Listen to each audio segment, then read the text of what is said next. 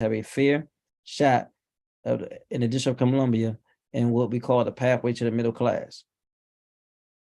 This agency works across all government agencies to bridge the equity gap, connect residents to economic opportunities, and convene community organizations that advance health, wealth, education outcomes, and education outcomes to African Americans in our city.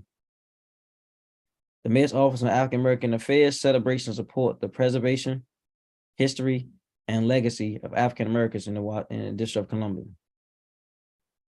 The Commission on Father, Men, and Boys was established in 2014 by the DC City Council for the purpose of addressing fatherlessness and disparities in education and economic opportunities, health and well-being, and public safety that adversely impacts fathers, men, and boys in the District of Columbia.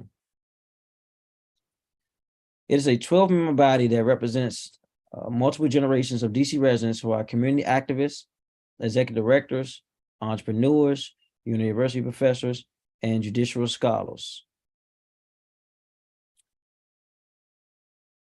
Created in 1987, the District Asian American and Pacific Island Affairs is committed to promoting and advocating for our Asian American and Pacific Islander residents in the District of Columbia. By supporting the residents and the business owners, they may have successful integration into civic, economic, and cultural life in the district. As the mayor's liaison to the AAPI community, they connect residents and businesses with district agencies to foster efficient and effective partnerships, improve access to services, and help break down language and cultural barriers.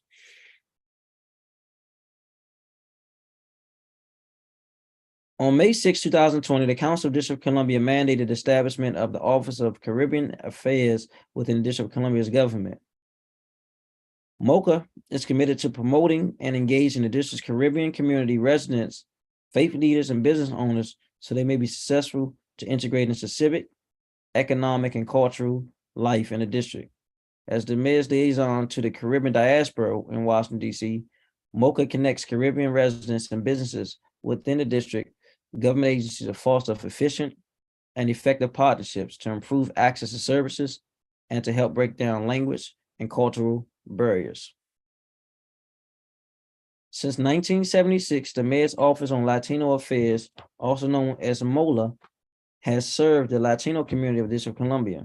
The mission of MOLA is to improve the quality of life in the districts, for the district Latinos residents by addressing a broad range of social and economic needs to strategic management of public and private partnerships, expertise on policy and community relations, civic engagement, and community-based grants.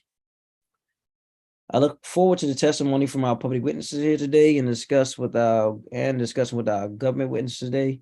We have a few public witnesses here today, or do we? Let me see.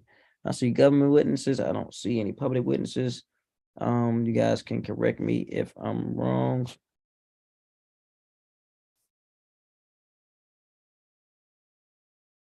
Okay, seeing and hearing none.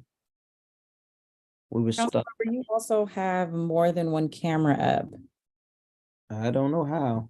Okay. No, I only have one camera up. It just decides displaying on the screen. One for TV and one for the Zoom. Oh, okay. Yep.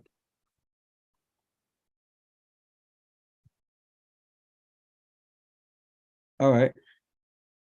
So for the Mayor's Office on African Affairs, we will bring in Ali Kaba. If you can start with your opening statement. Director.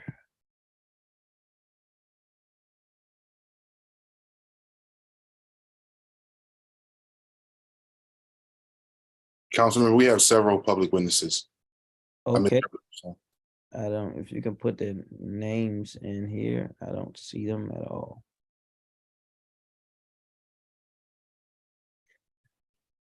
Forgive me, Director. Let me go to the public witnesses first.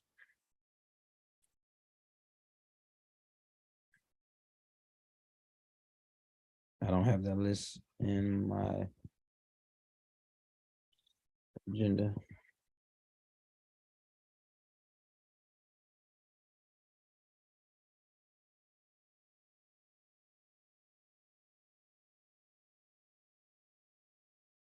No, that's from either. Give us 1 second. Ladies and gentlemen.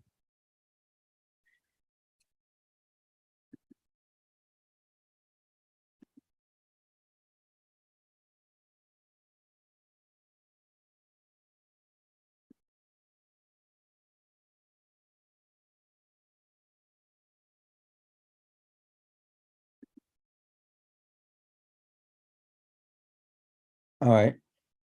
We're going to elevate our public witnesses. Nicole Roga. Hello, good morning, or good afternoon, rather. I'm not sure why my camera all of a sudden is not working, but if you don't mind, I'll just go ahead and give my testimony. Chairman White, it's good to see you. And good afternoon, members of the Committee of Recreation, Libraries, and Youth Affairs. My name is Nicole Quiroga. I'm President and CEO of the Greater Washington Hispanic Chamber of Commerce. On behalf of my team, my board, and my membership, I would like to thank the committee for the opportunity to talk about the importance of the Mayor's Office on Latino Affairs and the support through the neighborhood-based grants in our community. We are delighted to be a business partner of MOLA's, which remains committed to a comprehensive view of community development through its programming, professional staff, capacity building, and training opportunities for the district. The Chamber's partnership with MOLA continues to be an excellent fit with our mission to promote and facilitate the success of Hispanic and other minority-owned businesses in the communities they serve, and to build a more robust business network for the competitive future of our region.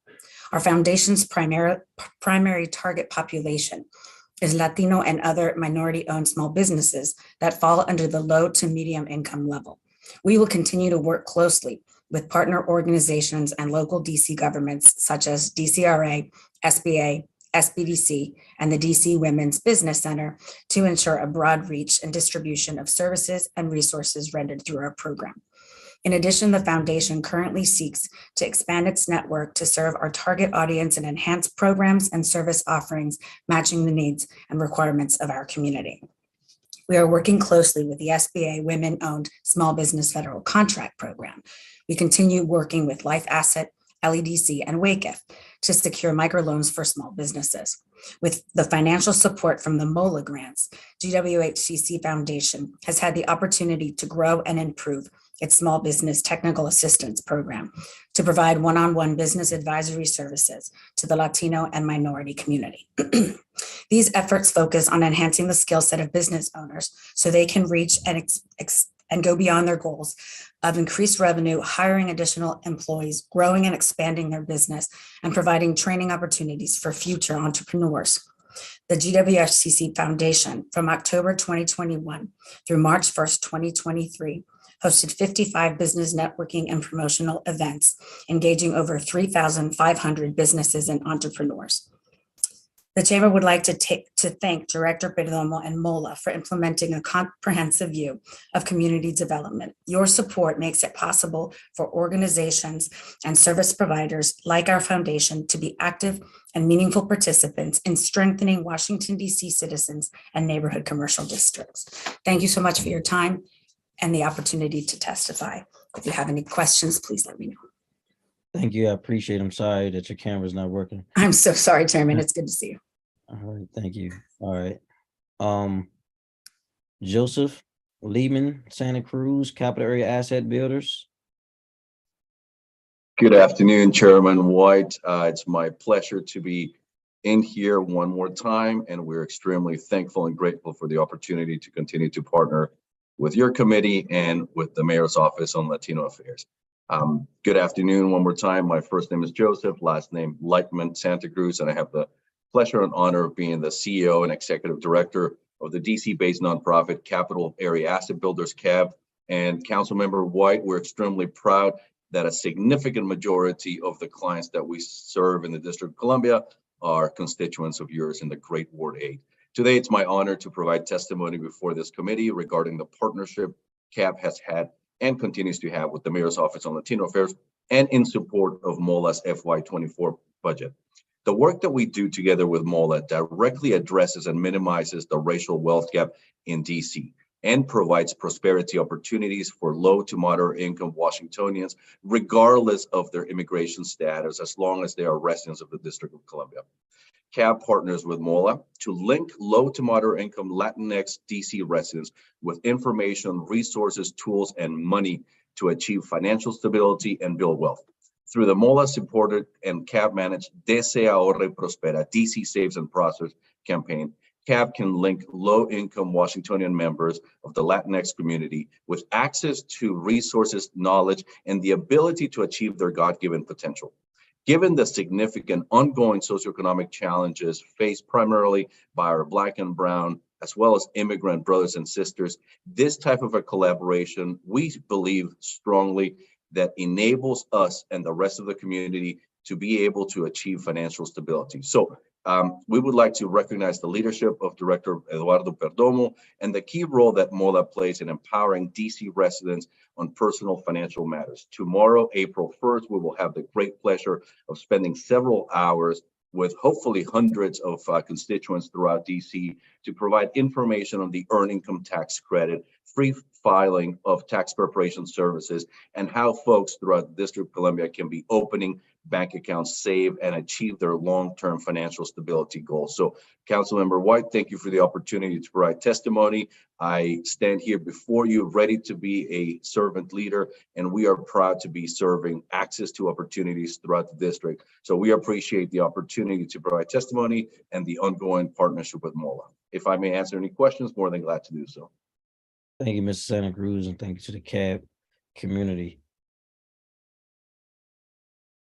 Sarah Tenen? Hi, my name is Daniela Huerta Garcia, and I'm testifying on behalf of, instead of Sarah. Okay, go right ahead. Okay, thank you, Chairperson.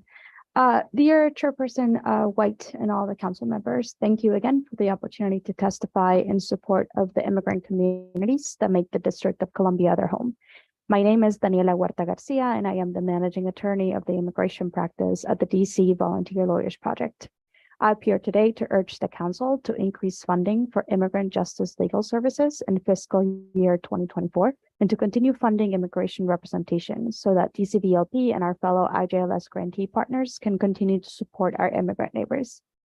The mission of the DC Volunteer Lawyers Project is to advocate for domestic violence victims, at-risk children, and other vulnerable individuals through comprehensive pro bono legal services, to empower victims with knowledge, resources, and ongoing support, and to broaden our impact by engaging, training, and supporting a strong and diverse network of volunteer lawyers and community volunteers.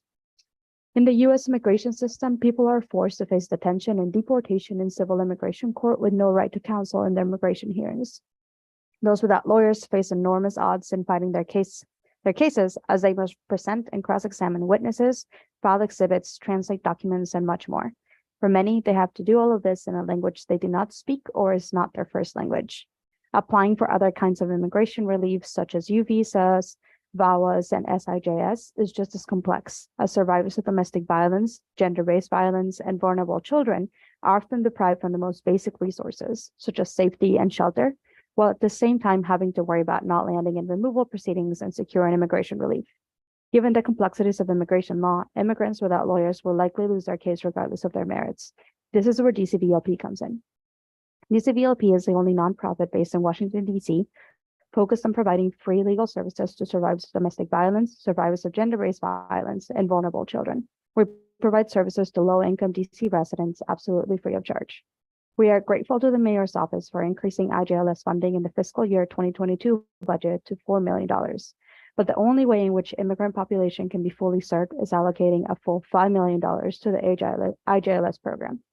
This number is rooted in the needs identified by organizations working on the ground in the DC community to support immigrants, such as legal representation, language access services, housing support, and medical support.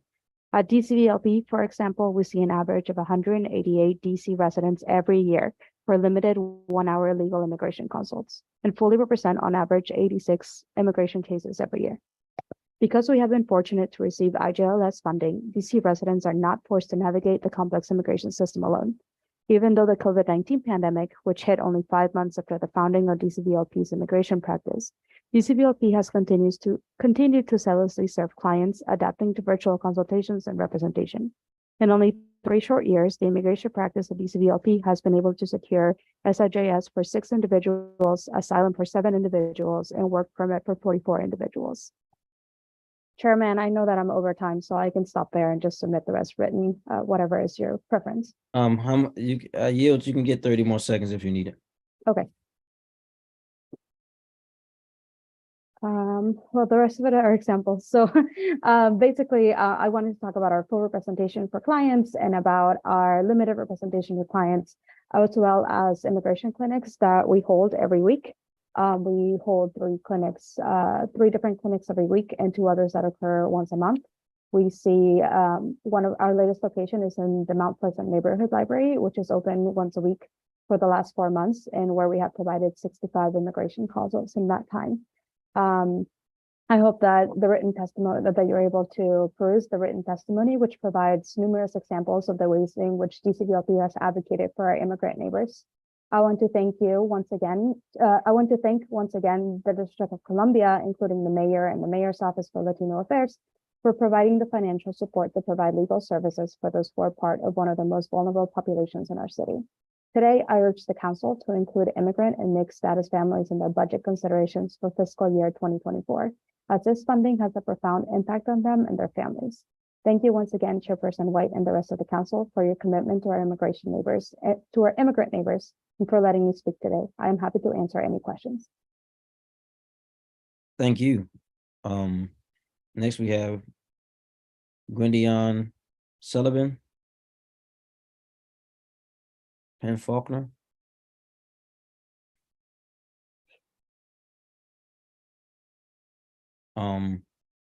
Abel Nunez, Central American Resource Center.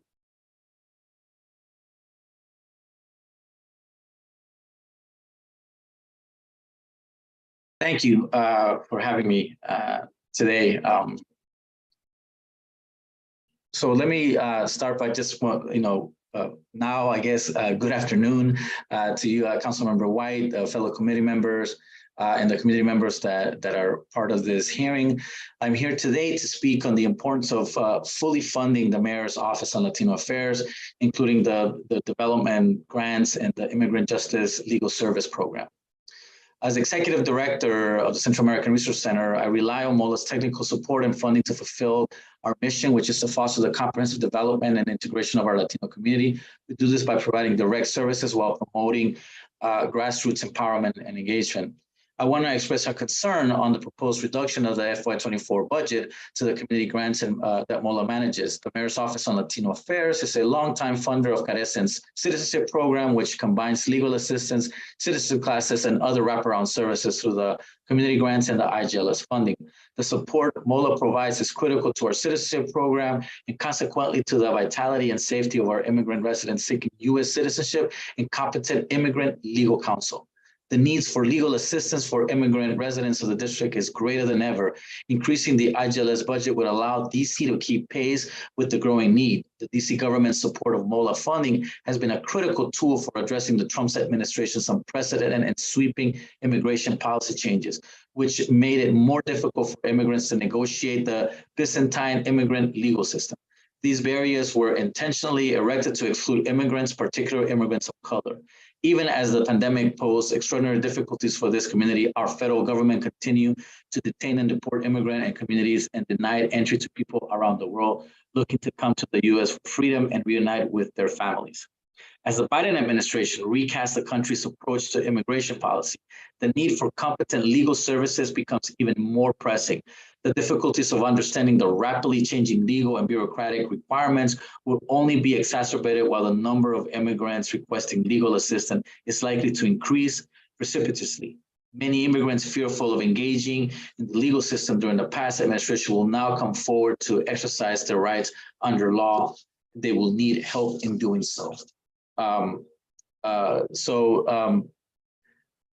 To give DC immigrants a fair shot, this funding must be protected. That is why Carecen requests that the cuts in MOLA community grants be restored and increase the IGLS funding to $5 million, up from the $3.5 million awarded in FY23, in order to enable the legal services communities to meet demands for services.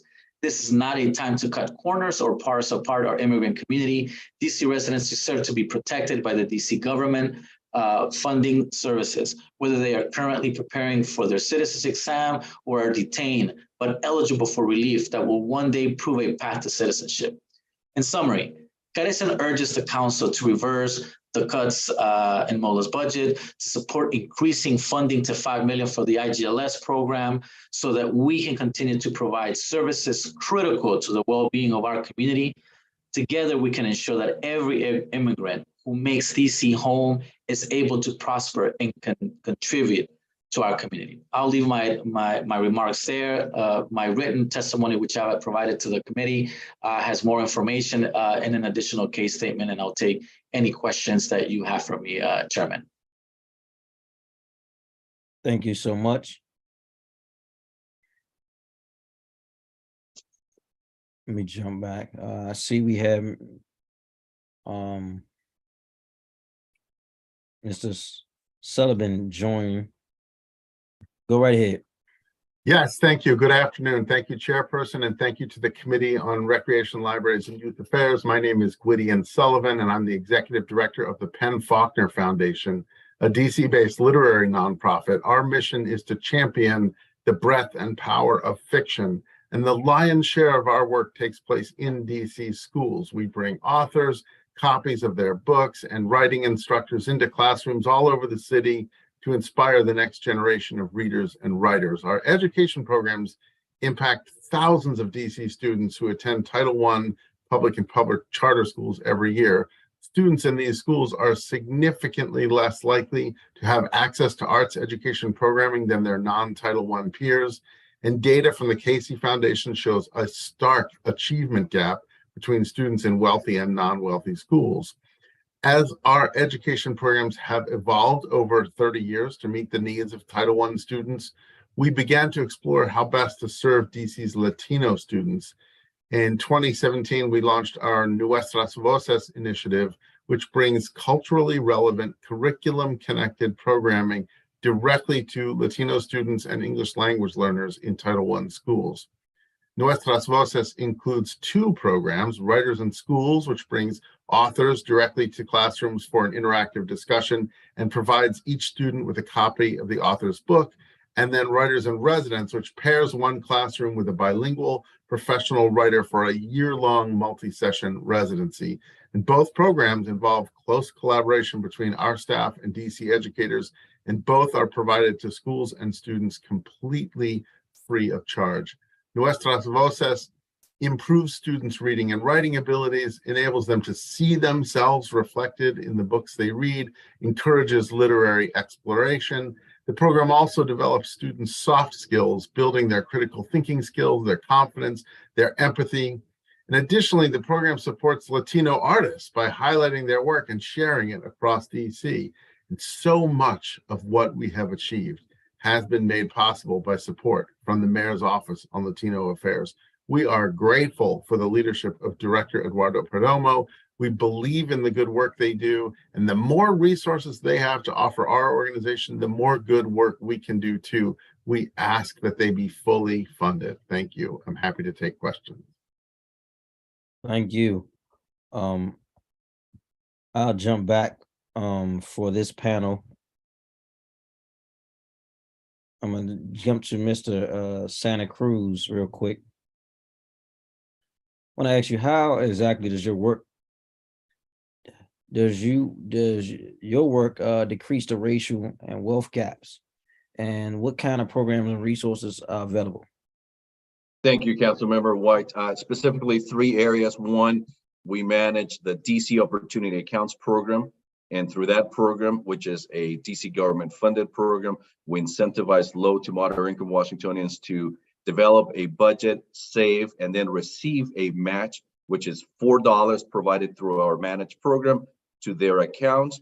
So we're incentivizing folks to save up to $1,500, and then we provide $6,000. The combined $7,500 can then be utilized for first-time home buying in the district, launching a small business in the district, paying for post-secondary education, or other allowable assets as well. So that is directly and intentionally creating wealth within Black and Brown and immigrant communities.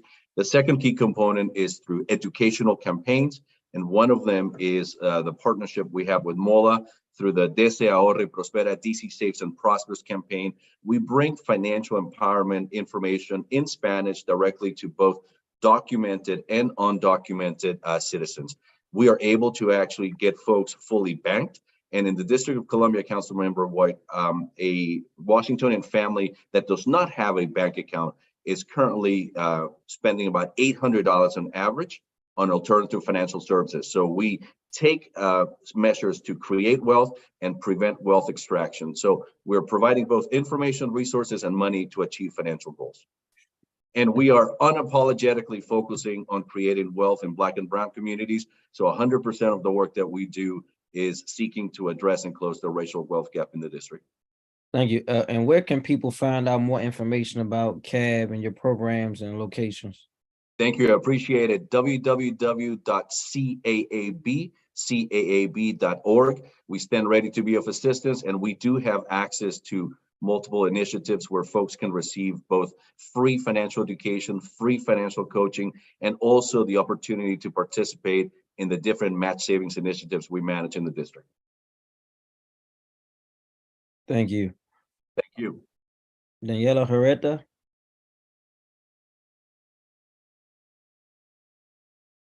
Hi, Chairperson, I'm here. Yeah, just wanted to know on average, how many residents do you provide legal services to, I guess, on a monthly basis? And what are your primary legal issues you see? Sure. Yearly, right now we have currently we're holding 119 immigration cases in our immigration practice. So, and all of those are active cases. So I don't know if that answers your questions. That answers your question Yes. about monthly. Yes. And then you said, what kind of cases do we see the most? Mostly we're looking at asylum cases. So we serve domestic violence victims and then survivors of gender-based violence, and that often includes LGBTQI survivors. So we have a lot of trans survivors, a lot of gay and lesbian survivors, and all of those folks usually have asylum cases, which then also come with the work permits. So we also do a lot of work permits for those same folks. We also see a lot of new visas, which is for victims of qualifying crimes, including within our scope of, again, survivors of domestic and gender-based violence. That includes rape survivors, sexual assault survivors, domestic violence survivors. We also see of our vulnerable children space, that is SIJS, which are essentially visas for those who are under 18 years old, who have been abused, abandoned, or neglected by one or both of their parents back in their home country. And are you guys spread out, or you have one central location in which people come to, or is this virtual? How do people interact to get the services? Sure. So we have one central office located in Friendship Heights, but we have 5 clinics total, and those are spread out throughout the district. So we have one in Mount Pleasant. We have another one near K Street, K and 22nd. We have another one in Columbia Heights, Children's National. We have one that is virtual, so it's on the phone in order to provide expanded access. And we have another one in Northeast, that one is for the migrants who are currently at the DHS shelters. And so that one is in the Brooklyn area. You don't have any east of the Anacostia River? We used to be in that area, and that location has been replaced by Mount Pleasant because we didn't really have anybody visiting our clinic in that area. I think historically we had a need in that area, and that need has shifted more to maybe like wards 1 and this Columbia Heights, Mount Pleasant area. Yeah, and I know you are primarily serving a lot of Hispanic residents. I know I was just in a school, yes, about 3 weeks ago now. We have a growing population. We have Hispanic people in the ward, and just people need these services in general. And so just want to work with you to figure out what we can do to bring the services, if not in 8, 7, or somewhere east of Anacostia River. Yeah, absolutely. We would be more than happy to do that. All right. Thank you. Thank you very much. Thank you. Nunez? Yep, there is. In your testimony, you spoke about need to have $5 million for funding. How did you come up with this number, and what was this number do that it don't do? Yeah, so currently the current IGLS funding is at 3.5 from the current budget. We requested that because we're part of a coalition called the DC Values Coalition, and we have a lot of the service providers that telling us how many more staff they can serve. Just to give you an example, we receive about 300 to 400 calls a month for immigration matters. A lot of them are handled at a consultation where we give them a consultation, even if we cannot take their services. But we're seeing an uptick of asylum applications, particularly with the buses that were coming in last year that were being sent by the governors of Texas and Arizona. And although not every person stayed in the District of Columbia, we had a significant number that are staying currently under the Office of Migration Services. They're housing about 1,200 individuals in 3 hotels. Many of them require legal counsel, right? And so for us, the asylum cases, we don't offer representation. What we do is we do what are called pro se workshops, where we teach people how they can actually file the applications, right? And so given the extension or the increase of that budget, we'll do 2 things. One, for the existing grantees, it'll increase their ability to hire more staff, but it also will bring more people into the cohort of organizations that are funded to provide DC residents with quality immigration counsel. The grant also supports people that are in detention. We have one of our member organizations that focuses on that. Now, although DC doesn't have a detention center, anybody that gets caught in DC gets sent to both to Virginia. There are a couple of detention centers in Virginia, which causes they're technically DC residents, but because of how the federal system detention works, they get sent to Virginia detention centers, sometimes even farther out to other states. So our ability to have funding to provide that service is critical. And the 5 million number comes from a compilation of requests that we asked our fellow organizations what more can they need it and where would they need it. So I heard you say that currently, I think you said 300 to 400 calls. And so the 5 million will bring it from what to what? For us, specifically for Carecen, we can double our efforts, right? We can serve 600 folks. And remember, a lot of the consultations are not cases that we're taking, but it's just advice that we give them to make sure that they understand where they're at in their immigration process. A lot of the problems is that we not only, there's not enough of us on the field, but we also have to combat what we call notario fraud, notary fraud. So we have a lot of actors in our community that pose themselves as providers of services and then leave people hanging, right? And the reason that is that in many Latin American countries, the word notary translates to the highest form of attorney in the countries of origin. But in this country, unfortunately, all they are is they can prove identity when you're signing documents. But people think that they have immigration or legal capacities when they really don't. And so we gotta make sure that the information that we're putting out there is one that puts people in the best place to make a decision for themselves and their families and how to move forward an application, or even if they're even eligible for any application. So do you interact them once they get off the bus? Because I heard you say calls, and I'm assuming that there are a number of people who come here that don't have phones that work. So how are you meeting their needs, or kind of, because I heard you say you're referring and giving information to those who may not have phones. Yeah, so the phone calls are it's a combination of people that have already been living here that have not connected to the buses. Those that are on the buses and under the care of the Office of Migration Services, we're partnering with them to actually provide workshops at the location, whether it's at hotels or another site that they manage, so that we bring that information to them, right? So I think that the buses is a separate entity that we're still providing, and many other legal providers are also assistant in providing more wraparound services so that the people become independent and not reliant on city funding to sustain their families and themselves. All right, thank you for the clarity. Thank you. Mr. Sullivan. I know we're running out of time here. I'm 1 minute over time. So real quick, how do you ensure the diversity of topics and representation among the authors? You can speak to that real quick.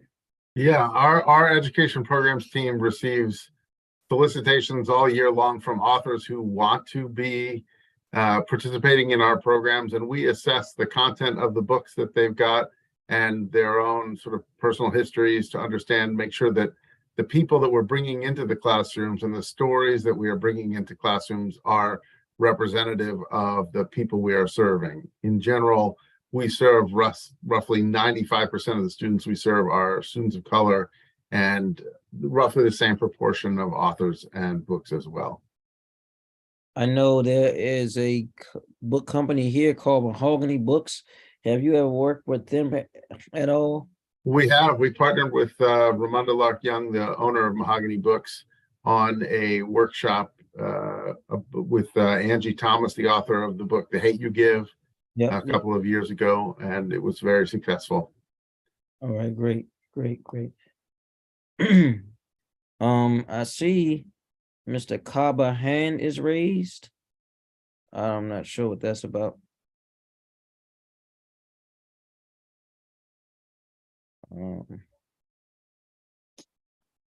Okay, I'm not sure. All right, thank you guys for this panel, for testifying. We're gonna go to our next panel.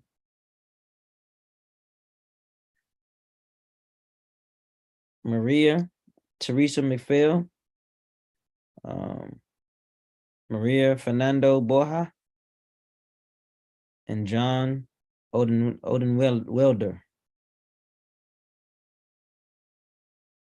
Hope I'm not doing a bad job with you guys' names. If I am, correct me.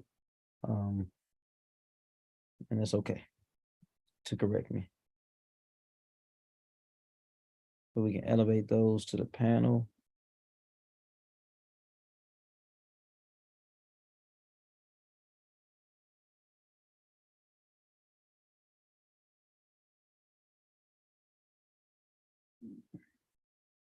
So I see Maria Fernanda, but I'm not sure if I see Maria McPhail.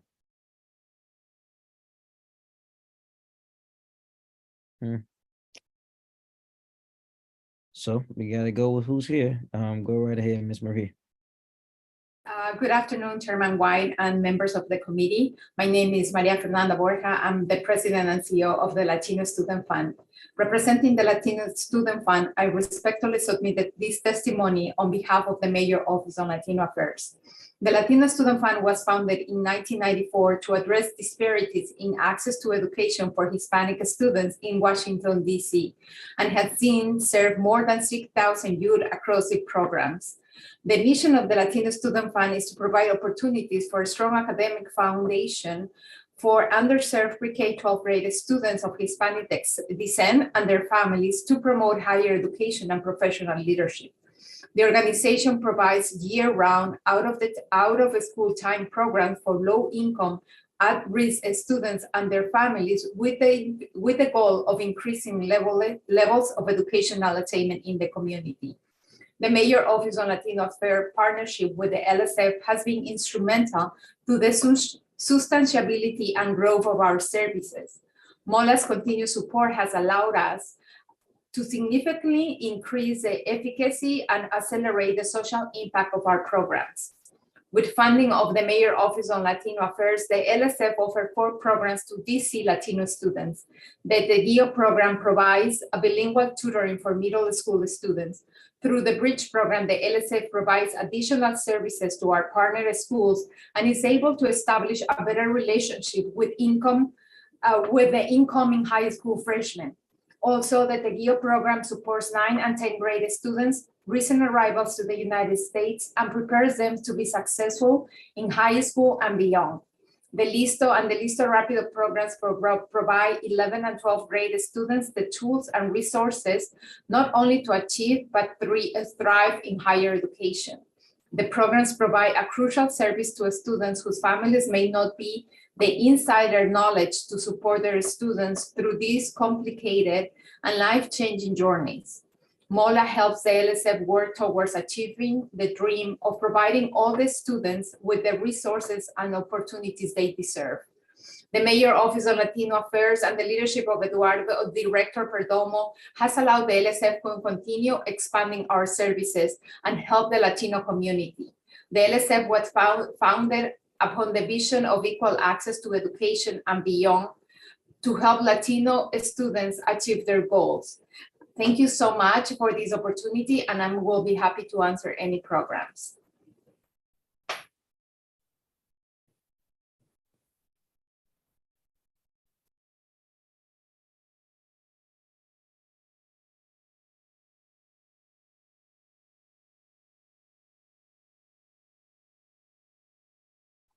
Maria McPhail, Vida, Senior Center.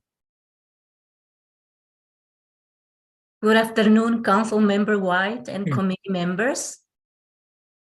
I'm Dr. Maria McPhail, President and CEO of Vida Senior Center.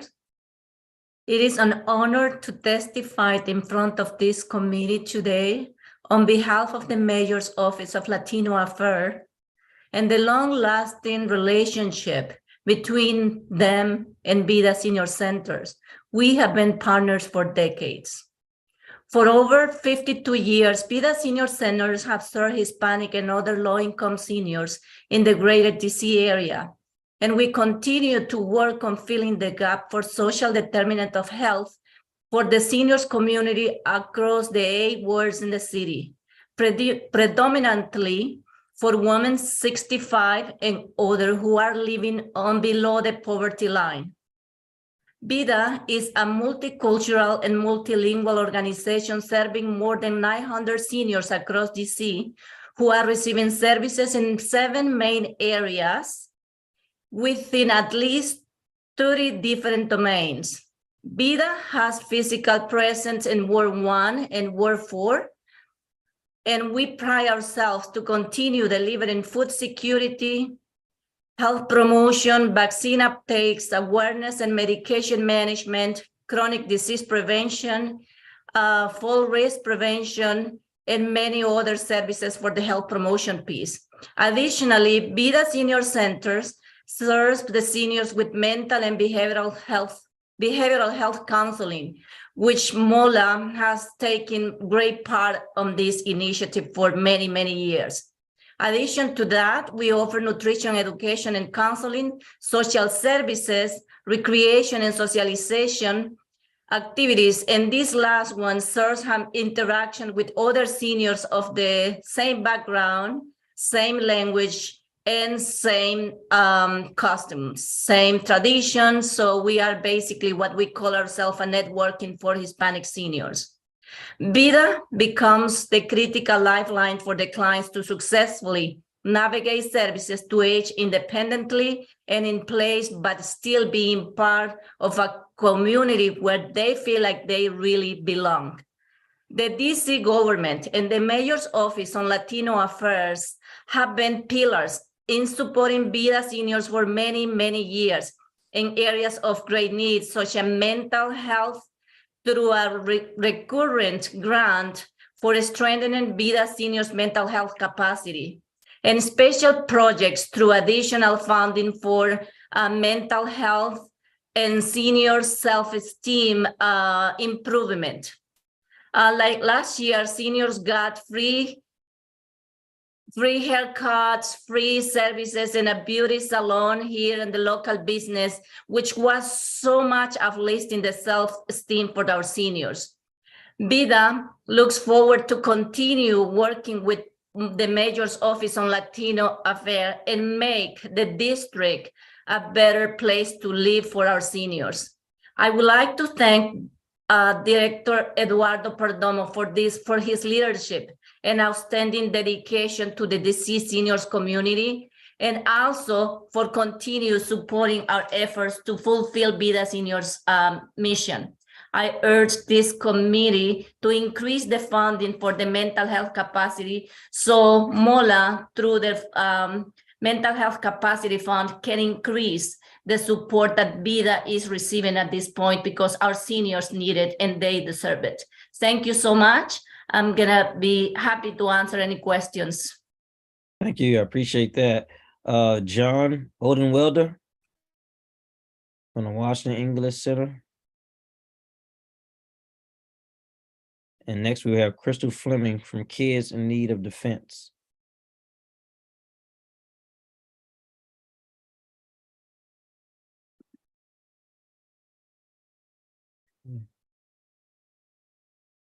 If you okay,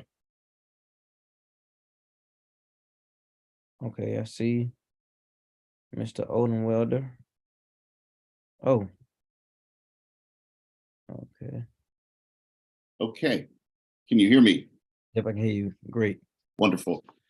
Chairperson White, members of the committee, and other attendees, I'm here today to talk on behalf of 3 organizations: the Mayor's Office on African Affairs, the Mayor's Office on Asian and Pacific Islander Affairs, and the Mayor's Office on Latino Affairs. But don't worry, I'm not going to take 3 times the time to do this. Over the years, Washington English Center has been the beneficiary of funding from each of these offices. This particular grant year, we have the privilege of being a grantee of all 3. So I feel qualified to share my thoughts on the impact that these 3 amazing organizations have on residents of the District of Columbia every day. WEC has served the DC community for the last 30 years. Our mission is to provide affordable English language instruction and workforce development programs to adult immigrants using volunteers from the community. WEC is a small nonprofit with fewer than 10 full-time equivalents on staff. So we're able to serve over 1,300 unique individuals each year, thanks to an army of dedicated volunteers. 750 of our fellow residents who, in a display of true DC values, donate their time and energy to welcome newcomers to this city. Back in 1993, our volunteers taught Central American immigrants, primarily from El Salvador. In the 3 decades since, our student population has expanded and diversified. We now serve students from over 100 countries each year. Many of them, including recent Venezuelan, Afghan, and Ukrainian arrivals, have escaped political strife. Others have fled natural disasters or are looking simply for better economic opportunities for themselves and their families. While the world around us is ever changing, our purpose remains constant: to embrace immigrants and refugees from anywhere in the world and support them in achieving their goals. Our students live in all 8 wards of this city. They staff the hotels and restaurants of neighborhoods like Penn Quarter, where we're now located.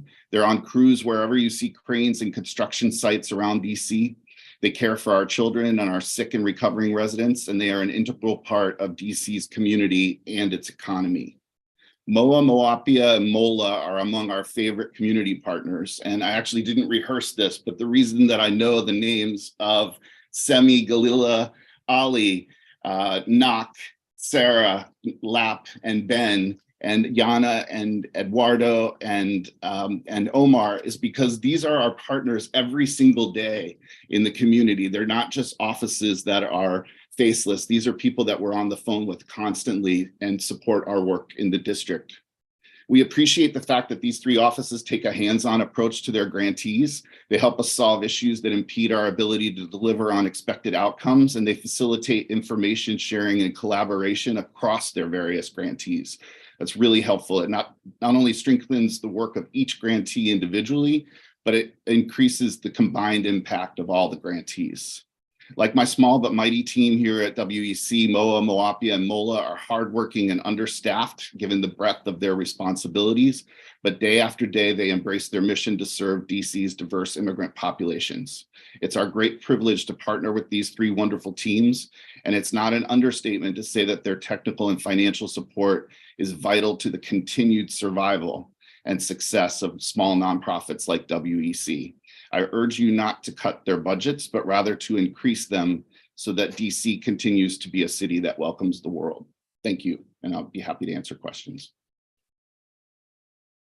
Thank you. Ms. Fleming. Good afternoon. My name is Crystal Fleming. I'm the managing attorney for Washington, D.C. Office of Kids in Need of Defense, also known as KIND, which provides free legal and social services for unaccompanied children and youth who arrive alone to the United States. KIND has received IGLS funding since its inception in 2017, and we respectfully request that the DC Council increase IGLS funding from $3.5 million to $5 million for fiscal year 2024 budget and provide multi-year contracts for organizations.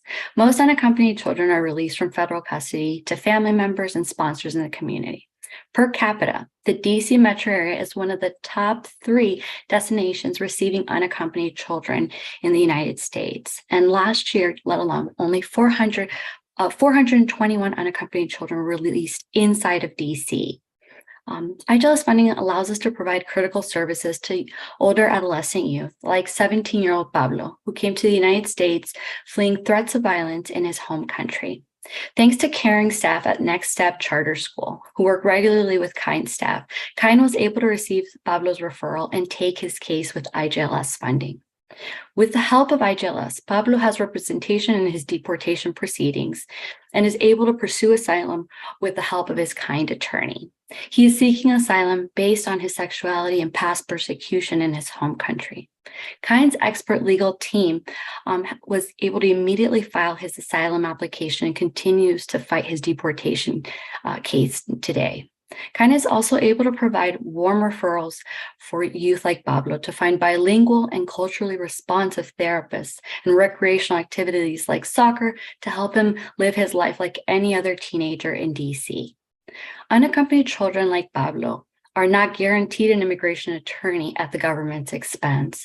And statistics show that without an attorney, Pablo is 100 times more likely to lose out on a pathway to citizenship. Multi-year contracts are vital because cases like Pablo can take anywhere from 2 to 5 years to complete. This is partly due to delays arising from past anti-immigrant policies and massive court backlogs. If Pablo wins immigration status, he will be eligible for federal benefits such as educational financial aid and will be able to pursue higher education. Pablo's story is a snapshot of the importance of IGLS funding and DC's dedication to supporting all the children that here in the DC area.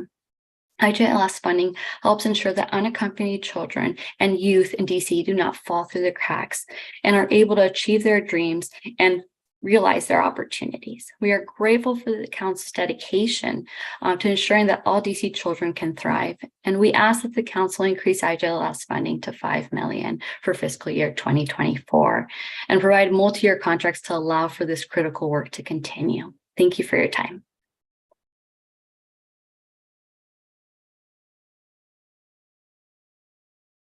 Thank you. Let me jump back real quick to Miss Maria Fernanda Borja. Yes. Yep, thank you. What kind of out of school time programs do you provide?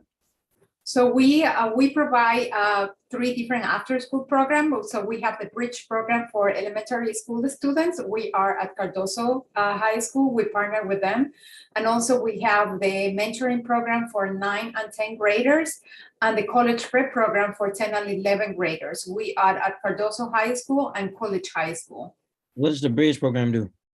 So we work with middle school students to get them. It's like a tutoring program to make sure that they are in the right track to go to high school. Okay. Are there any standout, unique challenges that you are seeing in trying to help, and even after the pandemic, transition from one level of learning to another level, especially doing the tutoring that you know of? Yeah, it was. The students are getting better, but the biggest issue with high schools is the attendance. So they are not attending the schools, and also it's very difficult for them to stay in the after school program. So we try to give them incentive, make sure that they have different activities that help them so they can stay in the program. Got it. And I heard you also speak to after school, which has been concerning for me. We have been pushing Office of Out of School Time to get more funding to the community to engage youth and young adults, students all over after school. But I've heard, I guess, last month in the DYS hearing, some of the barriers to after school program was transportation, public safety, and some were the parents didn't have the time to pick up students after school programs that were getting, I guess, transported or escorted home by other siblings. Are you seeing any of that, or if there's, are you hearing something different from yourself or staff? It's the same, and students prefer, well, now that, especially during the winter time, the students prefer to leave early because of the safety issues. And also, like, we have our high school program that a lot of the middle school students stay in the program so they can go to school with the siblings. Got it. Okay. Thank you. Thank you. Dr. McPhail? Yes. Yes. I guess we noticed that there's a lot of times that seniors have barriers to the internet, and in turn creates barriers to programming and getting access.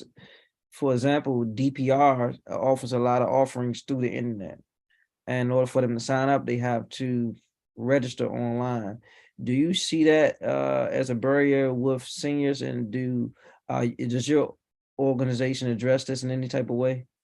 If you do. Yes, thank you for the question. Absolutely. We do have, through the pandemic, we were able to collect tablets, and we trained the seniors because we went hybrid, we went actually virtual, and then we remain hybrid. So we trained the seniors to use the tablet, and one of the biggest challenge was the internet connection, internet services. So some of these tablets that were donated by multiple agencies here, they had an internet only for a year. And then after the year complete, then we have challenge looking for internet services. We have partnered with a small program, government program, which give them free internet and a tablet. The tablet, they have to pay a small fee of $20. But the problem here is that the seniors cannot have enough bandwidth to participate on the activities virtual, because the bandwidth is very small. The memory or the internet that comes with it is very, very limited. I think it's 5 gigabytes. So now we continue to look for funding or for programs that will deliver services, internet free of charge for the seniors. They have, most of them that need services, they have the tablets. We need to look for the funding for internet services. I know you mentioned also, thank you for that, in your testimony about an increase in the need for services for mental health services. Absolutely. Can you elaborate on that? Yes, so our seniors, most of them, they have chronic disease and comorbidities. They are survivors of cancer, and many times, just aging in a place where it's not their barriers with language, with communication, navigating the system. So they found themselves overwhelmed while aging in place. So we provide a lot of the mental health support here. But MOLA has been giving us money for decades, and the amount of money that MOLA is able to support for the mental health capacity for VIDA is not enough. We cannot even afford a full-time mental health social worker full-time with that money. So I need to find additional resources or keep that person at very limited hours, but the need is greater because the seniors always are suffering from depression, anxiety, stress. The housing situation is bad for them, and they get anxiety as a result of these challenges. They have problems with chronic disease. They have problems with their families, passing in their country. They are not able to go and visit. So there is a lot going on mentally wise for them. So we need to have enough resources to support them and do more for the seniors. Got it. Thank you for that. I'm gonna jump around a little bit. Go to you, Mr. John Odin Welder. Yeah, perfect. Thanks. Thank you. How do you recruit your volunteers to support the work you're doing? Well, so the number one source is word of mouth. People do it. It makes them feel good. It makes them feel connected to their community, and they tell people about it over dinner. They tell family members and friends. We also use a lot of neighborhood listservs. But we've had a campaign for about the last 2 years to try and diversify our volunteer base, because we wanted, representation in the classrooms. We wanted more non-native English speakers, people who had a lived experience of being an immigrant and learning English in front of the classrooms. We've also reached out to all of the local colleges and universities. I would say American and Howard are our two biggest campus programs right now, where we have, affinity clubs on campus recruiting teachers for us. I think, when I first started here, it was a lot of retired government and private sector folks who were doing the classes, but now you see, young professionals coming here after work, and a real diversity of our volunteer base. Got it. Thank you. I appreciate that. Yep. I'm gonna jump to Ms. Fleming real quick. And I hear you saying, let me see the young man. Let me see. You said Pablo was an example, right?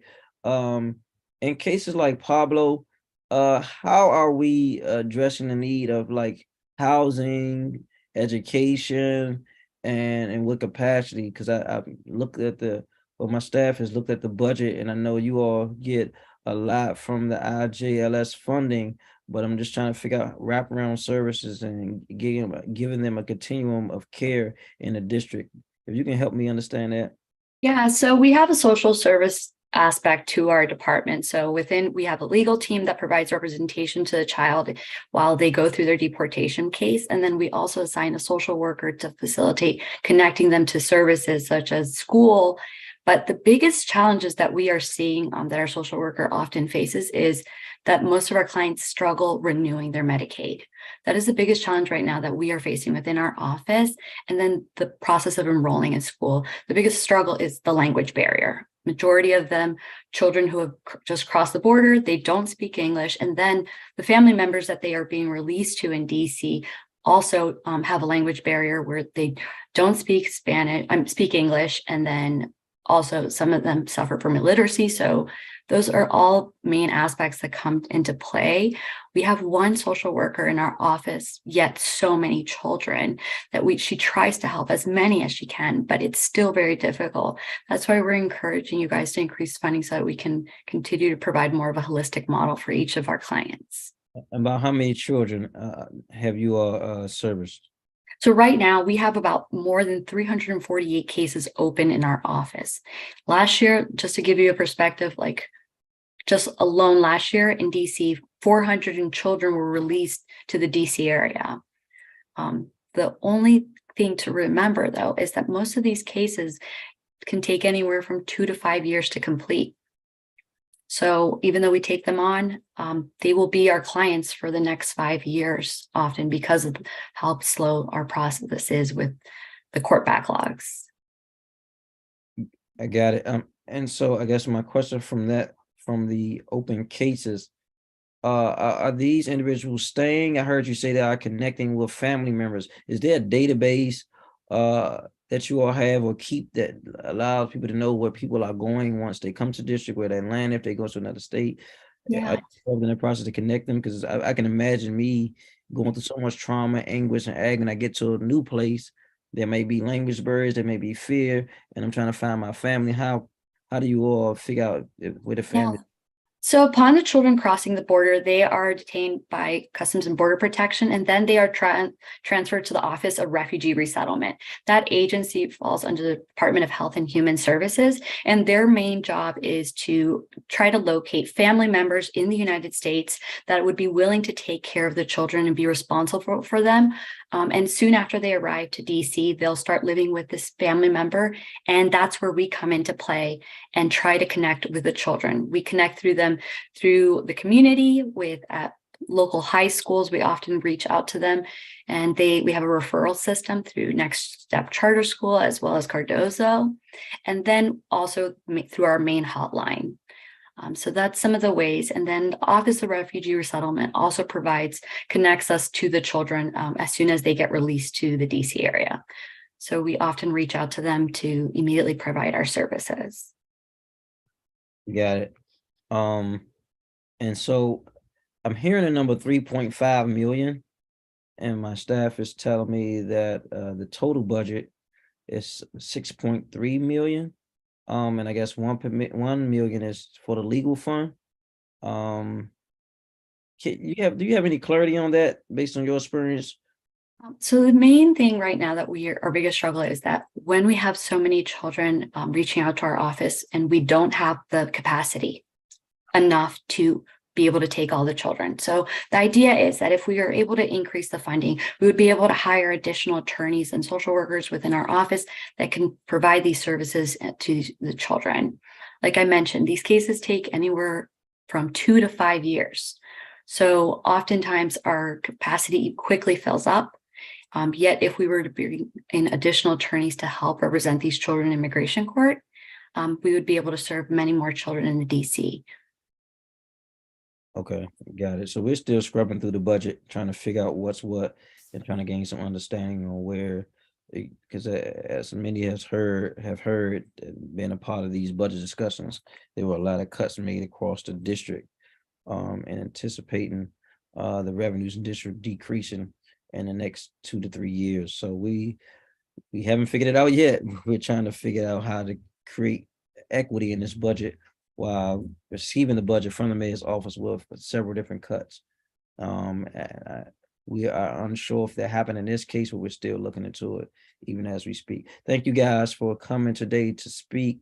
We're going to move right along with the next panel, and we're probably going to, for the sake of time, have to push through.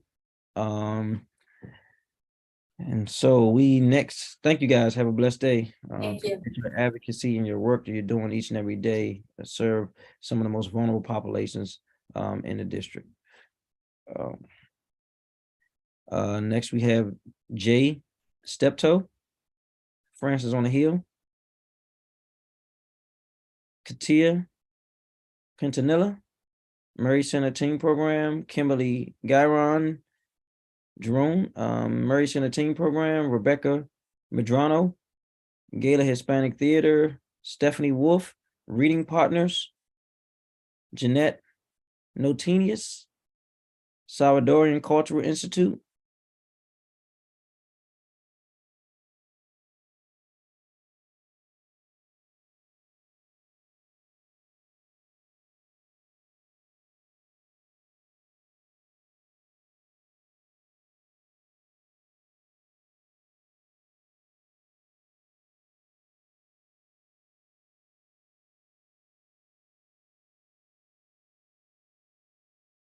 let me see who's still here. Jay Steptoe. And if your name is not in your Zoom as it appears in our list, that becomes problematic because my staff is trying to pull you to the panel. And some people have their organization, some people have other sign-ins, so that confuses us a lot. So if you can change your name to the name that's you submitted for testimony, that'd be helpful for us trying to find you. I appreciate it. Okay, I don't see Jay. Ms. Quintanilla. Good afternoon, Chairperson White and members of the committee and general public. My name is Katia Quintanilla. I'm here today representing the Mary Center Teen Program, a grantee of the Office of Latino Affairs.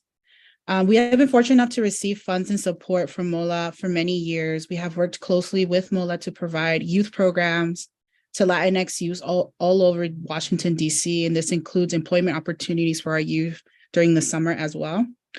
With the grant we received from MOLA, our teen program can provide health services to over 2,000 teens in need, including family planning, STI, STD testing, and HIV testing, and substance abuse prevention. Our family support workers have been able to give all these teens internal referrals for medical, dental, and behavioral health services. And if not provided by our clinic, external referrals for other services in the city. With this grant, we are currently able to provide 91 teens with after-school programming during the school year, and approximately 10 teens last year with employment during the summer. During the school year, we're able to provide students with assistance with college preparation, specifically targeting those students with immigration status or students with DACA whose road to college is a little more difficult than their peers, as well as a variety of workshops on family planning, pregnancy prevention, STI and STD prevention, drug and alcohol abuse prevention, nutrition, healthy relationships, mental health, and wellness. And these are just to name a few. And even last year, we have started going into the schools and also providing these workshops during advisory time, both in Spanish and English. This funding has been especially important during the past couple of years, as we have had our program virtually for 2 years and now are currently having it on a hybrid model. We have provided more one-on-one assistance with tutoring, college prep, and even accessing assistance for this from the city for the teens' families. Students like Alexis, who was a senior at McKinley Tech High School who graduated last year, he found many roadblocks when looking for financial aid or scholarships to fund his college education. Alexis came to our program as a sophomore. He immigrated to the US when he was just an infant and wasn't united with his mother until her third attempt in entering the country. He is an undocumented student, and at the beginning of last school year, he didn't know if college would be a possibility for him. But with all the work we provide and all the supports we provide, and after many meetings and guidance from our youth development team, Alexis applied to several schools and received acceptance letters along with small scholarships to attend those schools. But most importantly, he was able to receive the presidential scholarship at Marymount University, and along with that was awarded the Dream US National Scholarship. He is currently attending Marymount tuition-free, pursuing a major in biology. And throughout the summer, he was able to intern with us and help other students with similar situations in understanding the college process and scholarship searching. I see how much these programs continue to help our communities and impact the lives of young people in DC. I see every day how essential these services are not only for the growth of every individual that comes to our door, but the community as a whole. And many times our program fills the gap that exists currently within the schools in serving students, families who have just arrived to this country and to our city. We thank the Office of Latino Affairs for allowing us to continue to do this work, and for their support in our efforts to reach as many community members as possible, and for continuing to fund and cover the basic needs of our Latinx communities. Thank you. Thank you. Next, we have Ms. Jerome, Murray Center Teen Program. Yes, good afternoon, Chairman White and other committee members. My name is Kimberly Giron, and I'm here today also representing Mary Center, a grantee of the Office of African Affairs. For the past 5 years, the Social Services Teen Program at Mary Center has been fortunate to not only receive funds, but also support and learning opportunities from this office. We have worked closely with MOAA to provide the young African community in Washington, D.C. with health and programming services. As previously stated by my colleague, Katia Quintanilla, in the past year, our community health center has been able to provide teen confidential services to over 2,000 teens. Our family support workers do that initial contact with the teen, but are able to eventually enroll other family members into health services. Through our after-school programs, this grant allows us to continue providing educational support for teens in mainly wards 1, 4, and 5. Although over the years, we have seen students come from all the different wards in DC. In May of last year, we celebrated with 32 high school seniors their graduations from schools such as Banneker, Roosevelt, Bell, McKinley Tech, and E.L. Haynes. 100% of our students were admitted and are currently enrolled in college or university, with nearly a third of these teens receiving scholarships and 4 earning full rides. Our students were able to accomplish so much while in a pandemic and other tragedies still happened around them. But most importantly, while social justice issues continue to take place in their communities. One of these students is Bethel, an Ethiopian student who has participated in our program since her freshman year of high school. She is a bright and exemplary student who has the grades, the extracurricular activities, and the drive to continue her education.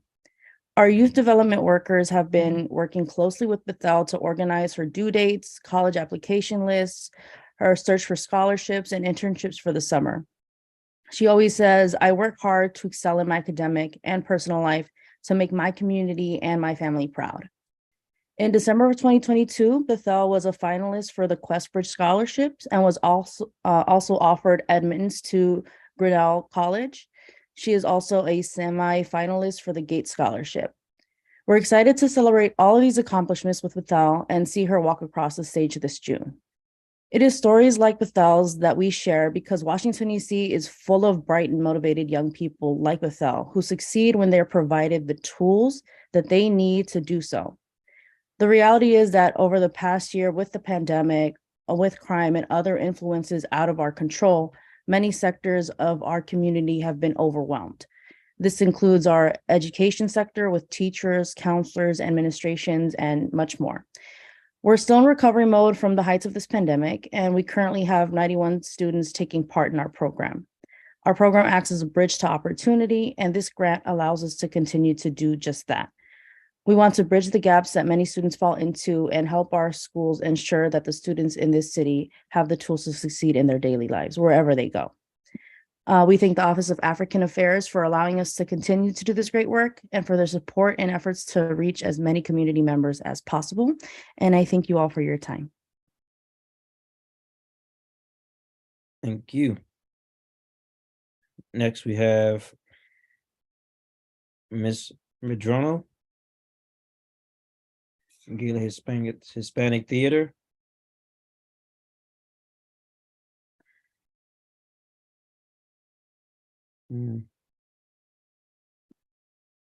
Okay, Ms. Stephanie Wolf, Reading Partners. Good afternoon, Chairperson White and members of this committee. My name is Stephanie Wolf, and I am the External Relations Director for Reading Partners DC. At Reading Partners, we work with 22 Title I elementary schools across the community, mobilizing community tutors and AmeriCorps members to deliver high-dosage one-on-one literacy intervention to K through 4th grade students. The work that MOLA has done since 1976 to really empower and work alongside the Latinx community in DC is immeasurable. During this current school year, MOLA's support has also strengthened our capacity to retain the experienced staff needed to manage our programs at Dorothy I. Height and H.D. Cook elementary schools, where we're expecting to serve about 50 students through this grant, as well as provide Take Reading With You books, a culturally diverse set of books that our students pick out after each tutoring session as they begin to build their own personal libraries. At Reading Partners, we learn the most from our day-to-day interactions with our students. The following story was shared to us this year by one of our AmeriCorps member literacy leads who is stationed at H.D. Cook.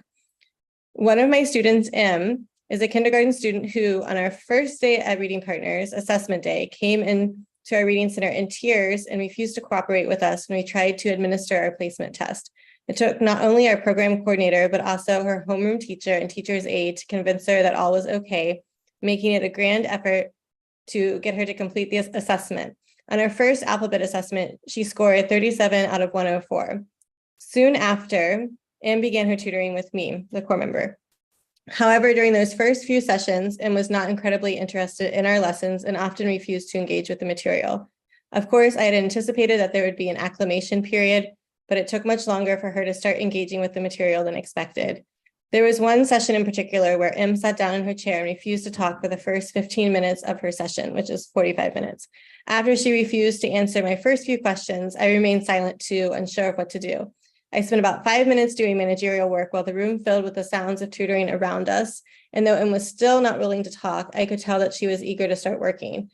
So I brought out plastic letter pieces that we have in the Reading Center and spread them out in front of her. I began by having her point to the appropriate piece each time I said a letter. Soon enough, she began talking, and we fortunately had time to complete a significant amount of the lesson we had scheduled for that day. I feel as though this session in particular changed her perspective of reading partners. After that session, Em started to become more significantly engaged with the material, and by the time she had finished her 7th lesson, she scored 100 out of 104 on her alphabet assessment. We have subsequently made a decent amount of progress, and I'm hoping this will continue. So this story from one of our core members highlights the important work that MOLA is helping to fund in our community as individual relationships are formed and our students develop confidence in their reading skills throughout the year. We are really grateful to see that the mayor continues to prioritize education in the recently released FY24 proposed budget, which includes $20 million to continue supporting schools feeling the effects of the pandemic, and $2 million increase in funding from last year. As we look ahead to the next fiscal year, we hope that the DC Council will continue to recognize the impact that government agencies like MOLA mean to our community, as well as the continued importance of engaging community stakeholders in an ongoing dialogue around the budget. Thank you so much for your time. Thank you. Let me see who's here, who's next. Jeanette Notinius.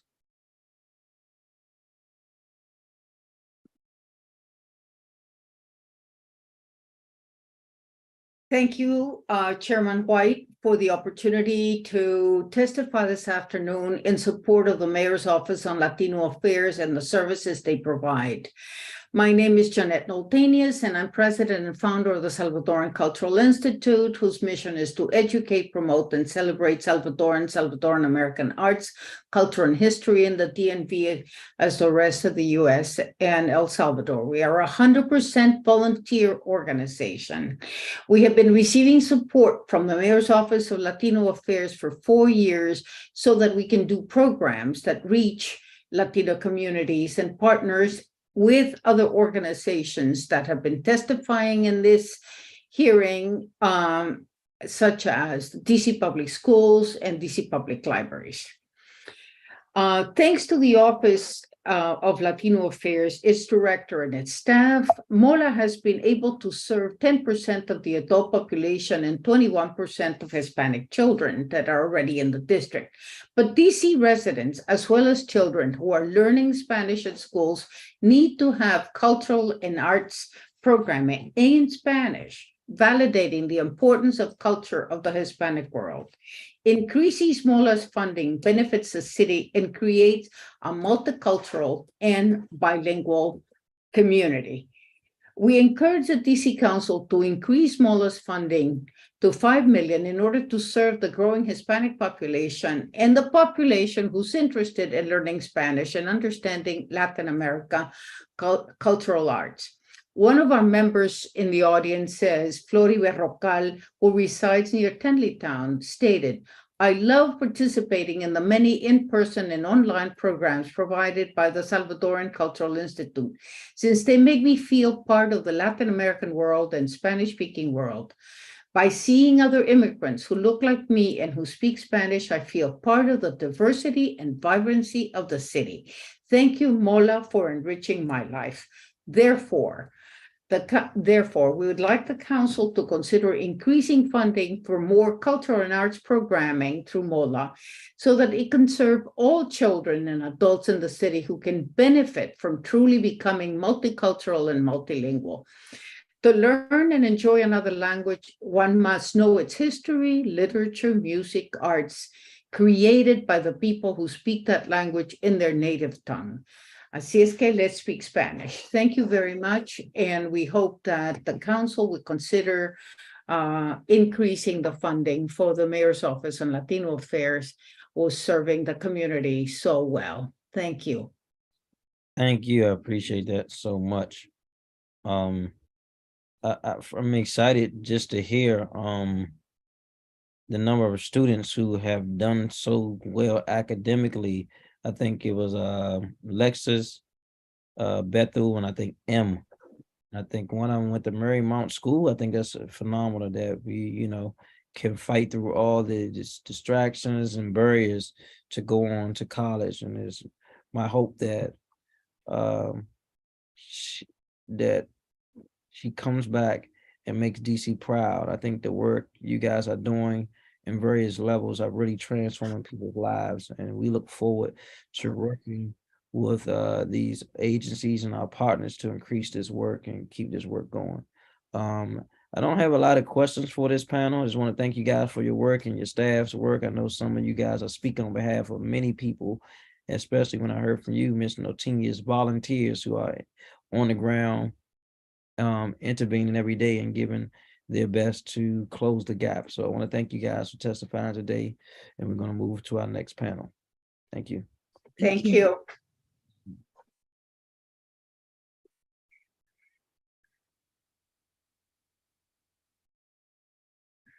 Christine Perez, National Hispanic Council on the Aging. Okay, great. Florentino Duarte Noguera, Cecilia Perez, Robin Griffin, Legal Counsel for the Elderly, Sandra Buenavente. I got to get my Spanish together, guys. Somebody got to come on here and commit to teaching me my Spanish again. I'm been a little bit rusty. All right, who else we have? Let me see who's coming on so I can know how we are doing on this panel. 1, 2, 3, 4. Okay, great. All right. So we will start with Ms. Perez.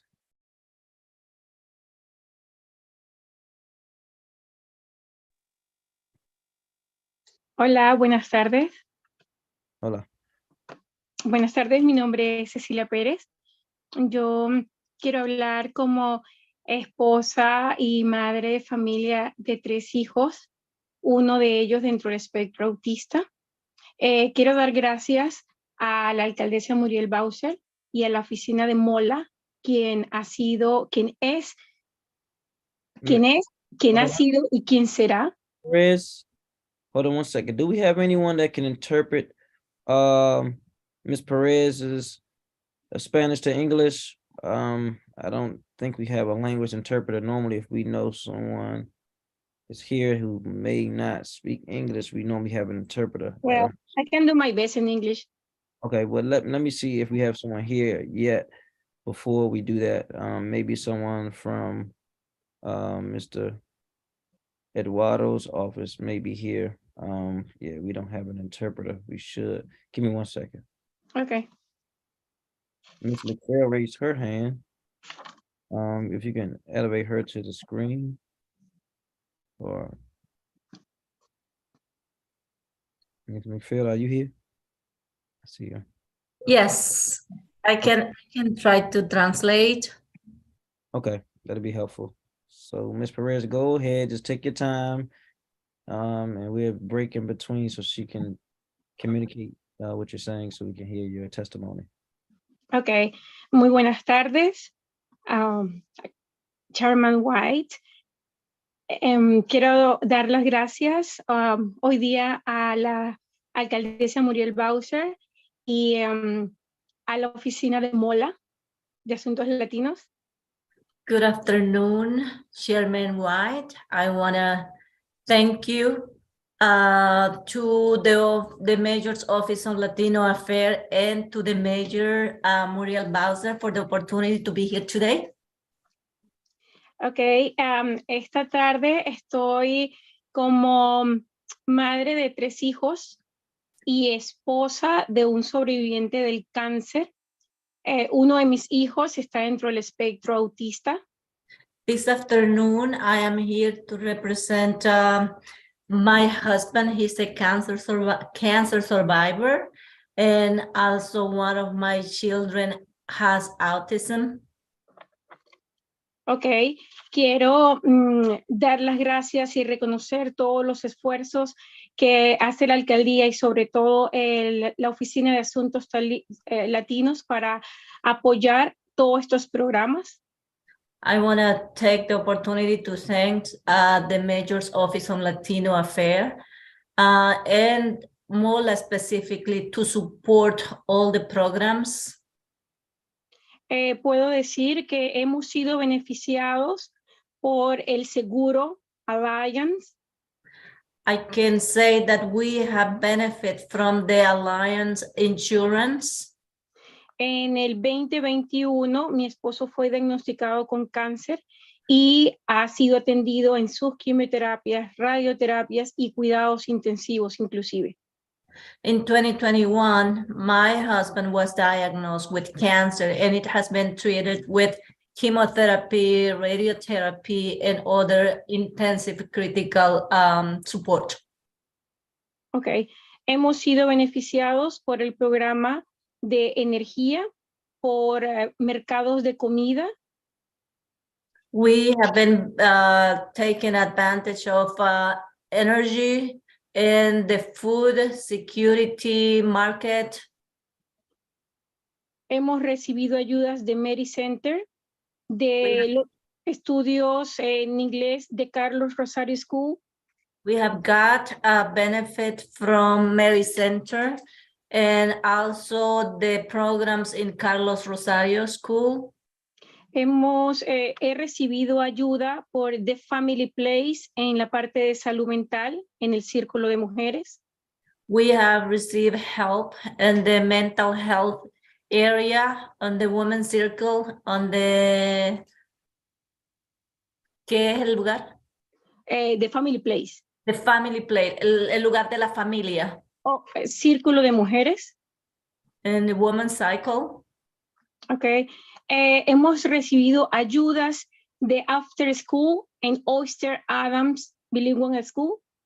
We have received help in programs after school.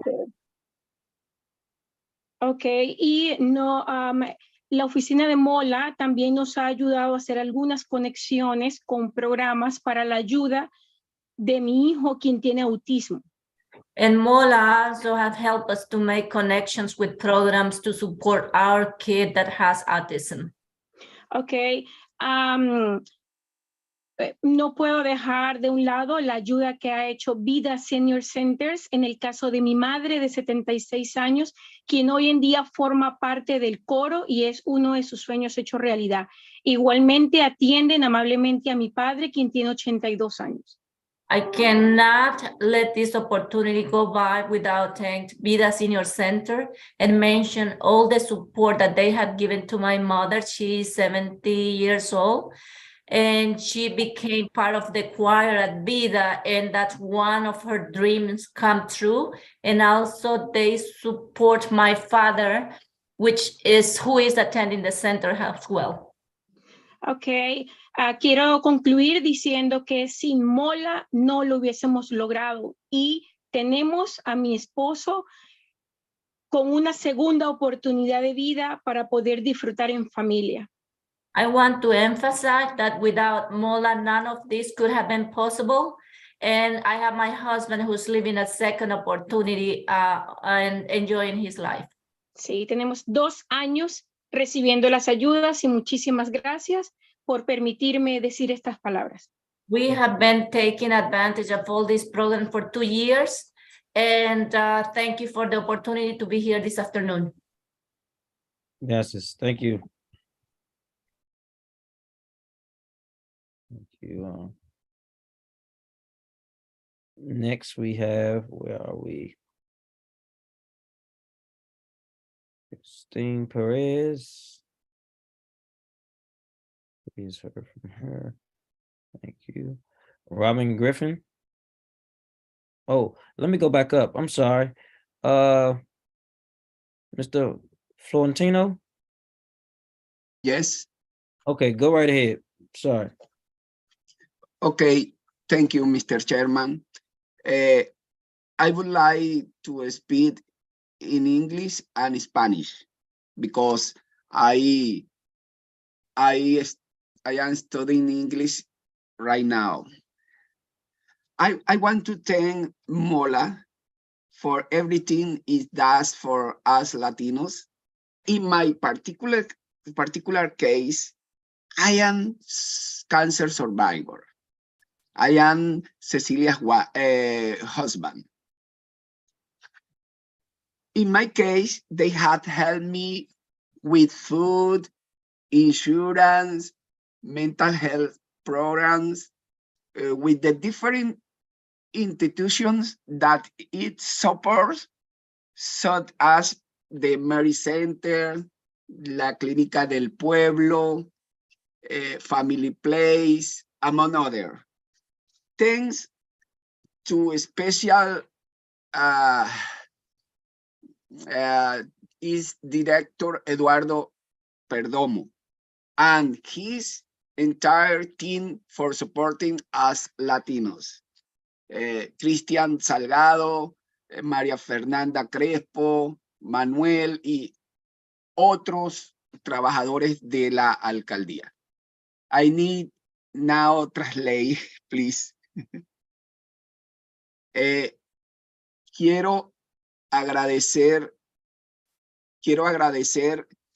que la oficina de MOLA nos atendió incluso en medio de la pandemia.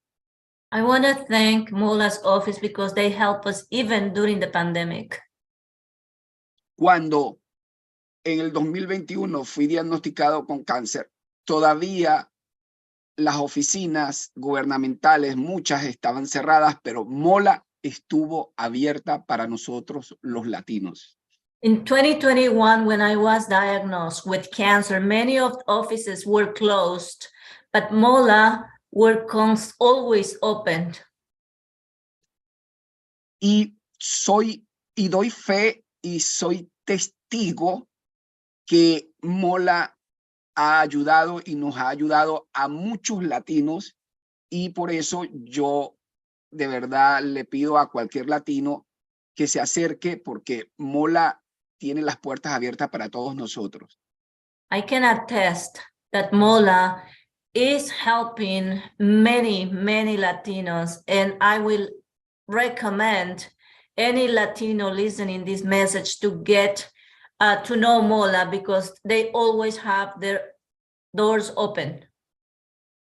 Y también quiero agradecer, por supuesto, a la alcaldesa Muriel por tener todas estas oficinas que nos ayudan a través de los programas que financian. I also want to thank Mayor Muriel Bowser for all the programs that she sponsored. Gracias a todos estos programas, nosotros, los latinos, podemos tener ese apoyo que necesitamos como migrantes, y no nos queda más que agradecer. Y en mi caso, me ofrezco para la oficina MOLA como voluntario número 1 para cualquier actividad que tengan. Thank you to all these programs. We Latinos can take advantage and have a better life here. And myself, I offer as volunteer number 1 to support MOLA in anything they need. Por último, agradezco a este comité y agradezco a Dios también darme la oportunidad de expresarme en este escenario. Muchas gracias a todos. Lastly, I want to express my gratitude to the committee and for setting the stage for me to come and speak myself. Thank you so much. Thank you. We're going to come back in a minute. And I want to thank you for helping us.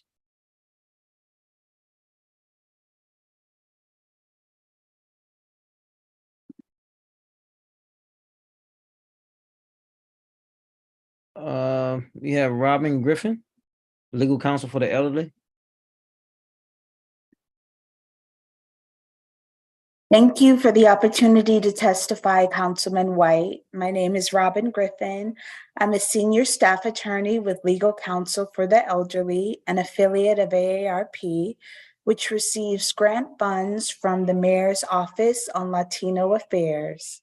At LCE, we impact the lives of nearly 10,000 people annually while advocating for citywide reforms and laws, regulations, and long-term care facilities. Thank you for allowing me the opportunity to provide this testimony on behalf of MOLA regarding the impact of their grant program on the district community, particularly the numerous older Latinos we represent at LCE. LCE provides legal representation and social work services to district residents age 60 and older. MOLA is a critical partner that enables us to provide our services.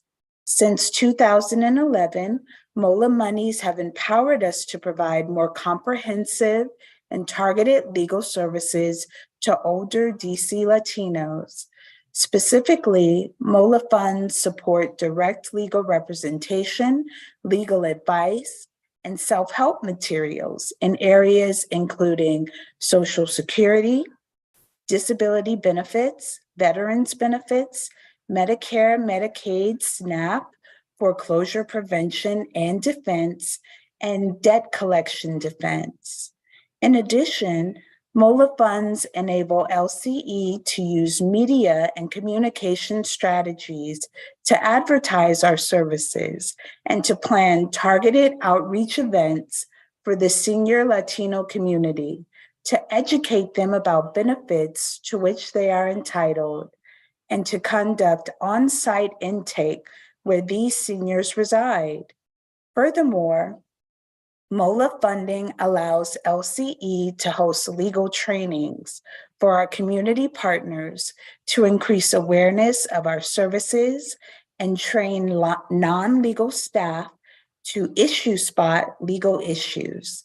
Without the financial assistance of MOLA, we would not have such a broad and impactful reach into the Latino community. We commend MOLA for its efforts to be responsive to and communicate well with its grantees, including direct referrals to us of vulnerable seniors they meet in need of our services, and coordinating new partnerships among its grantees. Together with MOLA support, LCE provides needed legal services to the Latino community in the district. Without MOLA's support and LCE services, many older Latinos in the district might go without the help they need to live productively, independently, and with dignity in the community. The following is an example of the types of legal issues which we have provided legal assistance for our Latino clients. LCE recently noticed a troubling pattern. Several Latino clients were unjustifiably denied their Social Security benefits by Social Security Administration. These clients have temporary protective status, also known as TPS, and are lawfully present in the United States. They are entitled to Social Security based on their work history and Social Security contributions like any other older worker. However, Social Security terminated these clients' benefits, wrongfully concluded that these individuals were not lawfully in the United States. LCE attorneys from across practice areas have worked with clients to restore their benefits by communicating or filing an appeal with Social Security. The assistance from MOLA grant directly contributes to our ability to improve the lives of older Latino DC residents by increasing awareness of and access to legal services provided by LCE through the community and educational outreach and culturally competent legal representation. Together, we can close the gap in access to justice that many of our lower income neighbors face. We urge you to continue strengthen funding for MOLA, and thank you for the opportunity again to provide this testimony in support of the Mayor's Office on Latino Affairs. Thank you. Thank you.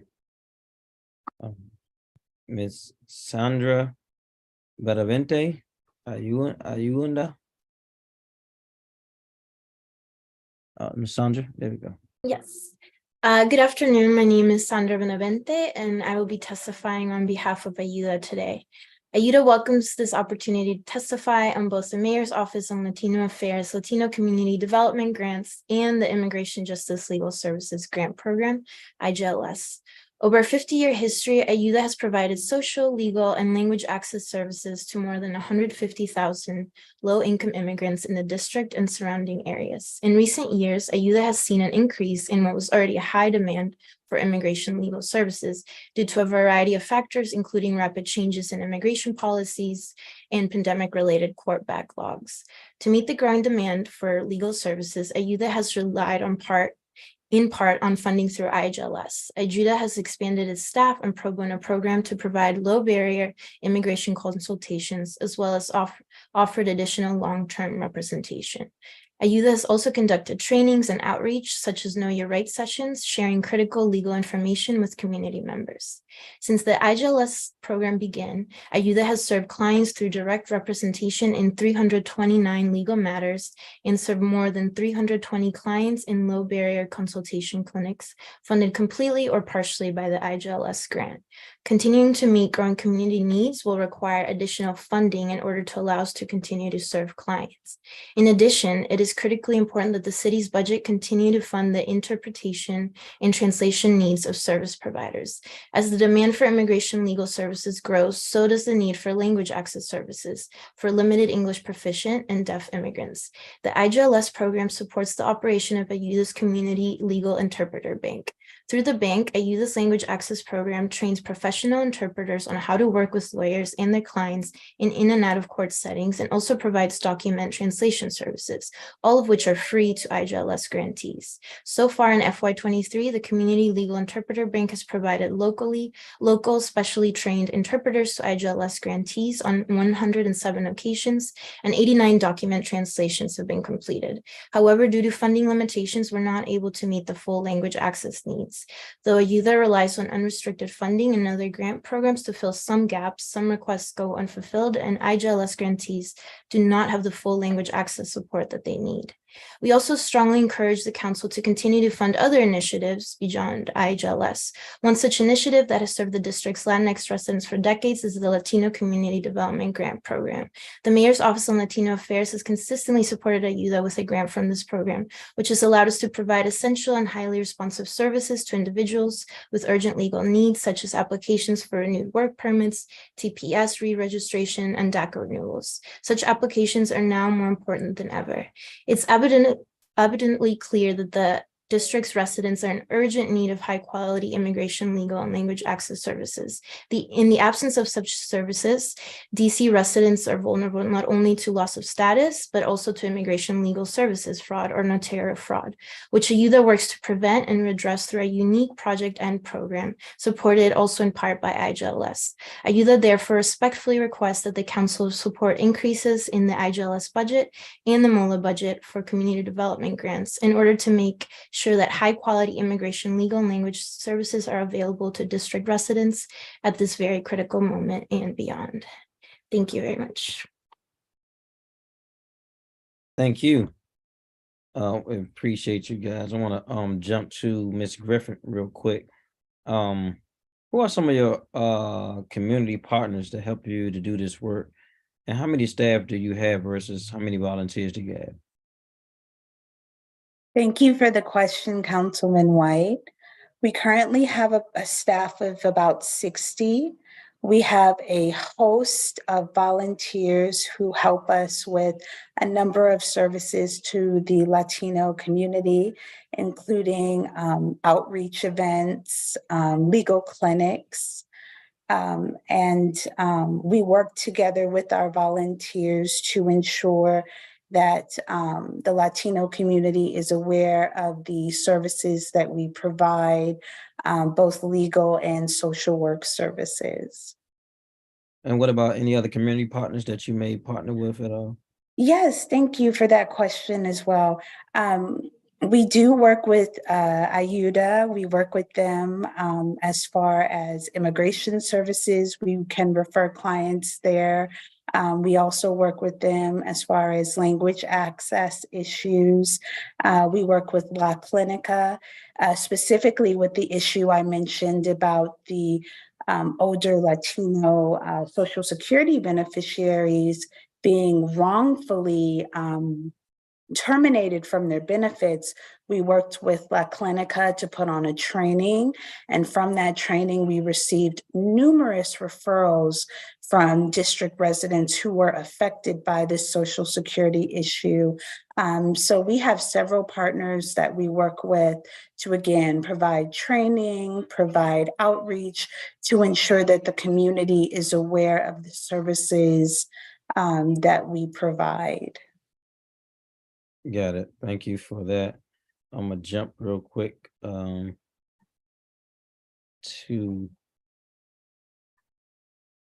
Miss Sandra.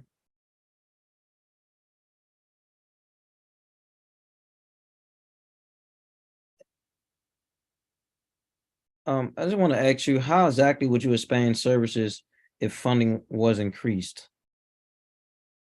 We would have more ability to meet the needs. For example, in the language access program, we would be able to meet the overwhelming need for our services in terms of document translation and interpretation to IGLS grantees. As the pool of IGLS grantees grows, so does the demand for our services, which are free of charge to those grantees. Got it. The same question to you, Ms. Griffin. Thank you. So with increased funding, we would be able to increase the number of outreach sites that we have throughout the city. We would be able to train more non-legal staff on picking up legal issues. For instance, we saw an increase of clients to come in after the ending of the emergency allotments with SNAP. So being able to get out in the community and educate district residents about the changes in laws and how it affects them, that would be something that we could accomplish with increased funding. Got it. Thank you. Is Mr. Florentino still here in Cecilia? Yes. All right, I'm gonna try my best with this. I didn't put together me some Spanish real quick, and I'm gonna try it. All right. Gracias, Cecilia y Florentina. Estoy agradecido de que MOLA lo haya bendecido durante un momento difícil con el cáncer. Ustedes dos hacen que este trabajo sea credible. Envío mi amor y oración a su familia y a su haya se bendecido. I don't know how good I did, but I want to thank you guys for joining. I want to send my love and condolences to you and your family during these difficult times. It seemed, and one thing I heard you say, when everyone else closed, MOLA stayed open. And I think that's important, that the government is able to be open, to be responsive, and to lend a help to people who are in need. That's the function of government. And I did want to note that I am going to an event for autism. It's called We Wear Blue on April 2 this weekend, and it will be at Dock 79. Dock 79 was on Potomac Avenue, Southeast Washington, D.C. by the Nat Stadium. And that's at 12 o'clock on April the 2nd at 12 o'clock, Dock 79, located at for autistic kids. We Wear Blue. So if you want to stop past, please come past. I want to thank this panel for your heartfelt testimony. I send my love and appreciation to you guys and continue to fight. And I want to thank all those workers and staff that work with you during your difficult time. Thank you. Gracias.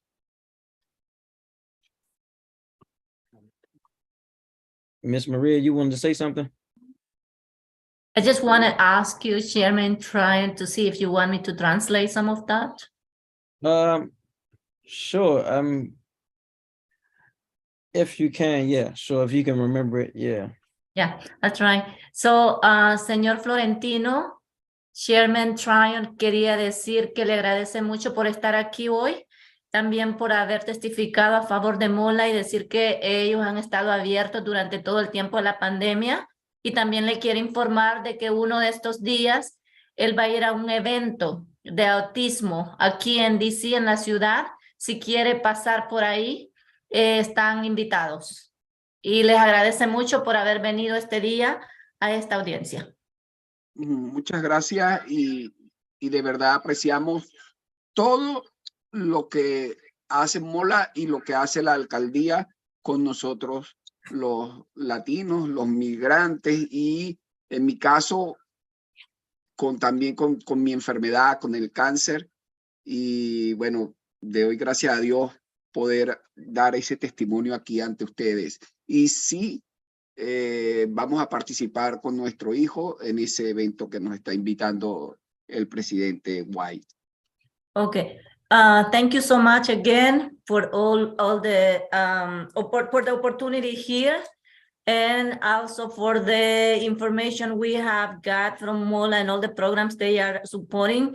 And definitely we will love to participate in that event where you, Chairman, are going, when you are going, and we would love to participate and bring our son to the event. Got it. I will also leave my number. Okay.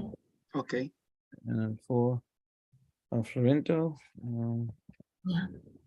Le va a dejar su número ahí. Okay. Para que lo copie y le Sí. puede llamar. Okay. Thank you. Muchas gracias. Okay. Okay. I got it. Gracias.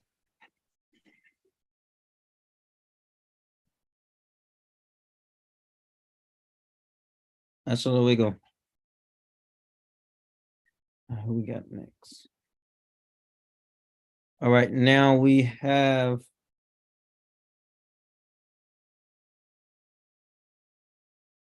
Yinsu, Neros, The Family Place,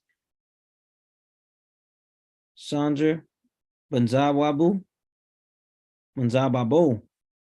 Dance Law from 14th, Rubio Gomez, Collaborative Solutions for Communities, Angela Nera, Life Asset Incorporated, Ava Todd, JTCC, Jean Rivera, Carson DC,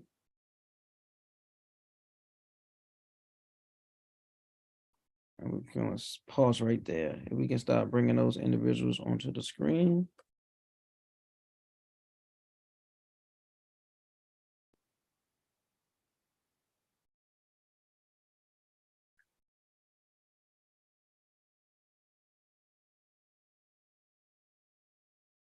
And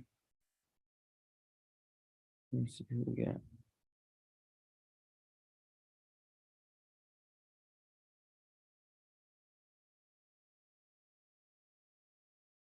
Okay, I don't see Yinsu. No Yinsu. Is that Yinsu? Oh no.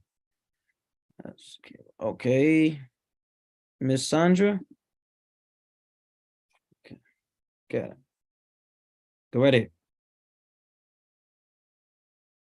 Hi, Chairman. Thank you for the opportunity to testify. My name is Sandra Bazuwabo. I'm the Rentals, Facilities, and Events Manager at Dance Off on 14th. We are a nonprofit organization in Ward 4. Our mission is to expand access to dance and the performing arts in Washington, D.C., and more specifically in Ward 4. Our history with MOLA has been pretty extensive for the past 5 years. MOLA has been supporting us since 2018, which has helped provide the opportunity for our colleague Carolina Hernandez to create the bilingual program that Dance Loft offers to local public schools in our area, in our neighborhood in Ward 4.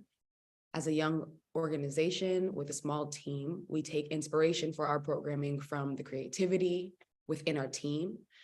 And as a Colombian, Carolina has had a great passion for this program, and that's been made clear by choosing music, dance, videos, and songs that are kid-friendly, but are specific in their discussions of things that kids are aware of, such as emotions, body parts, verbs, and other such things that kids are already learning in class.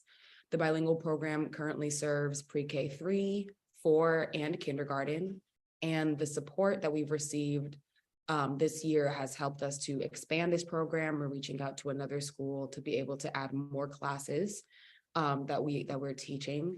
And outside of our grant-based work, the contribution of more programming specifically geared at Latin American residents in the DC area in Ward 4 has allowed us to expand some more programming in other areas of our facility.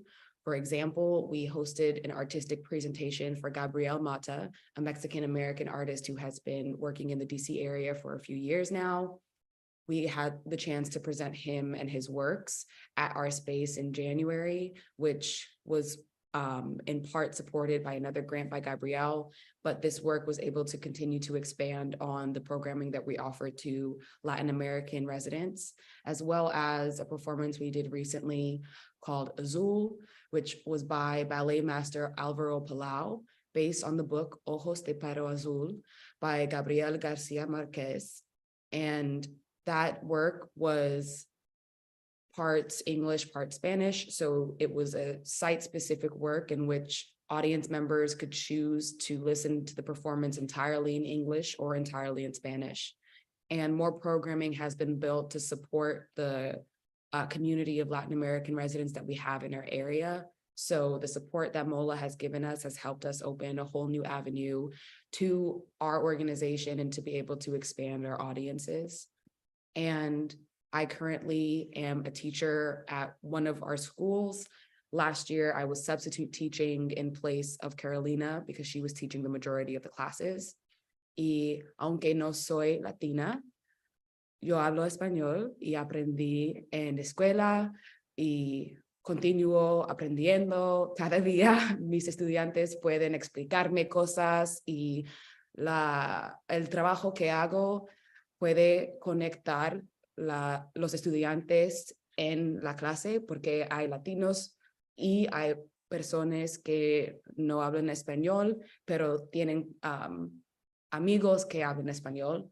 And just what I just said is that even though I am not a Latin American teacher or dancer, I've learned Spanish in high school. I've always had Hispanic friends and people in my community. And so my students, my pre-K and my kindergarten students, they teach me every single day, and I'm continuing to learn with them. And the work that I do with the kids, the work that Carolina does, is able to help the Spanish-speaking students and the non-Spanish-speaking students to connect more because they're all learning similar things.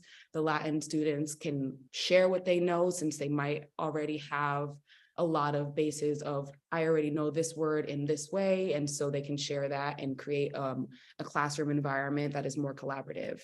And I'd like to thank you for the time to speak, and we hope that the Mayor's Office of Latino Affairs is able to continue doing this great work, and I'm open to questions as they're had. Thank you. All right, thank you. Rubio Gomez, Collaborative Solutions for Communities. Good afternoon, all. Thank you for your time. Good afternoon. My name is Rubio Gomez. I'm a DC resident and program manager for the Youth Divergence Soccer Program at Collaborative Solutions for Communities. CSC has served at youth ages 14 to 19 since 2013 with the support from the Mayor's Office on Latino Affairs. Over the years, the program has helped deter our youth from gangs and providing pathways such as pursuing a college career, exposing them to soccer overseas, and instilling in them disciplinary lifestyle.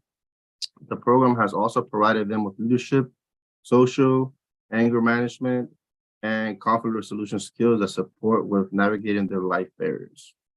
Through the years, CC has observed the youth commitment to the program and the desire to continue growth in soccer. One quote that we have here from one of our participants, MH, of the Youth Divergent Program, where he was a timid youth. As he participated in soccer practice and high school health curriculum classes, he began to interact with others and take leadership roles. He began voicing his opinion, leading drills, and encouraging others to persist in their participation in the program. When asked if he will recommend our program to a friend, he indicated, "I will recommend this program to my friends as we don't just focus on playing, we also learn and have a good future for our lives and stay away from bad vibes." He also shared he liked the program because it's fun and learns new things every day. The soccer coach also shared how his participant this year has become more enthusiastic and motivated after the first scrimmage, and how the team has grown into timely, respectfully, and hardworking, eager youth from what it was at the beginning. We are appreciative for and look forward to a continued partnership with the Mayor's Office on Latino Affairs that has been vital for the development for our youth in the city and serve as a protective factors to the families we serve in the District of Columbia. Thank you all for the opportunity to provide public testimony today. And I'll look for your questions. Thank you. I'm gonna jump back to Yingzhu. Hi, hello. Hello. Hi, good morning, members of the committee and any other attendees. Thank you for the opportunity to testify today in the MOLA hearing. My name is Jean Soneros. I'm the Director of Family Services at the Family Place. The Family Place mission is to empower low-income families and foster the optimal development of their young children through education and other supportive services. The Family Place was established in 1980 as the first nonprofit organization that support families. We are located in Ward number 1, and we primarily serve Latino and Latin American population. Our clients are family with the young children that come primarily, especially from Central America and other Spanish-speaking countries. They arrive to our organization with linguistic, social, and economic disadvantage, and we try to help them to overcome the barriers and enjoy the full benefits of living in the U.S. To achieve this mission, we provide different services, and we try to ensure the optimal development of the kids and support the families and the adults to be self-sufficient and civic engagement in the community. In 2022, we serve over 1,000 participants. We serve around 700 active participants in our programs, and we serve around 350 walk-ins that arrive to our locations. We also provide support in home visitors. We have a HIPPY program of home visitors, and we provide support to 50 families during 30 weeks program. We also have a women support group that is a women of domestic violence support group that we have enrolled around 150 participants. And last year we have over 40 new enrollment to the group. It's primarily in Spanish, and they have monthly meetings as well.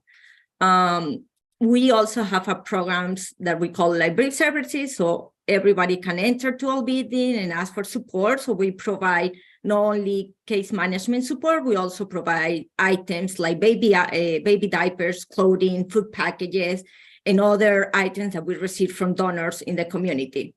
In this pandemic era, with more immigrants arriving to the district, we need to increase the needs, and the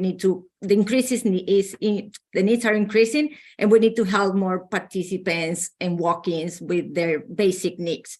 We are always grateful with the programs in the mayor office, with the city council, and with MOLA that has been supporting these residents, regardless the immigration status of the families. Also, we need to keep in mind that our clients, they don't have the language skills or the resources to make informed choices. So we always try to have programs and services where they can learn and keep moving forward in the community. And we always offer a culturally respectful environment in which all clients feel comfortable to ask for help and to be assisted. We has been working with MOLA since 2002, so it's more than 20 years working with MOLA. It has been an amazing organization and support for us, and we have programs that includes education programs, the domestic violence and case management. We urge that the funds be expanded to support and continue working with MOLA in supporting immigrants, especially in this difficult time when they are arriving with a lot of needs to the district. And we are increasing the Latino community and Latin American community in the district. We can work together to find ways to include these adults and families in our educational options. And we also are working to include them in workforce programs around the district. Thank you so much for this opportunity that you gave me to share the family experience today. And let me know if you have comments or questions. Great, thank you so much for that. We want to move to Angela Nera, Life Asset. Yeah, thank you. Thank you very much, Mr. Chairman White and everyone here. So thank you for the opportunity to testify in support of our microloan program for Latino entrepreneurs in the district that has been supported from MOLA office. They've been really support with us. My name is Angela Nera. I'm representing Life Asset, where I serve as a Reach and Partnership Director. Life Asset is a nonprofit organization with the mission to provide microloans and training to low-income entrepreneurs, creating jobs and financial self-sufficiency through business ownership. Life Asset clients face many life changes. 100% of our clients are low income. 55% are unemployed. 23% are seniors. 12 are disabled. 75 are immigrants. And 13 of our clients are homeless. By investing in the entrepreneurial spirit that already exists in low-income communities, we are making a lasting difference. In the past 12 months, we have helped start or expand over 45 Latino micro businesses in the District of Columbia by providing microloans with training to entrepreneurs who are having difficulties qualifying for a loan anywhere else.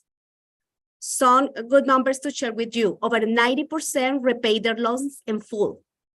On average, our clients see a 33% increase in annual revenue as a result of access to loan and trainings. Over 90% of the businesses we have support are still in operation after 2 years, finally. Each micro business that we support with loans and trainings employs on average 2 to 3 people, counting temporary and seasonal jobs. The positive impact of our work is not just financial, but also leads to a greater sense of self-worth and dignity, a sense of belonging, a more positive outlook on life, and hope for the future. The impact of our work is not just on our clients, but also on their families and friends and the community at large. Our goal for 2023 is to double our impact by helping to create or expand at least 20 micro businesses, which will create or retain over 400 jobs, including temporary and seasonal jobs in DC. Life Asset goal in 6 to 7 years is to support an active network of over 2,000 micro businesses in the district. So I just want to share just one history about one of our loans. So we have this client that we do loans up to $10,000, and this client, Luz Marina, she received a loan for $1,500 loan to start a nail salon.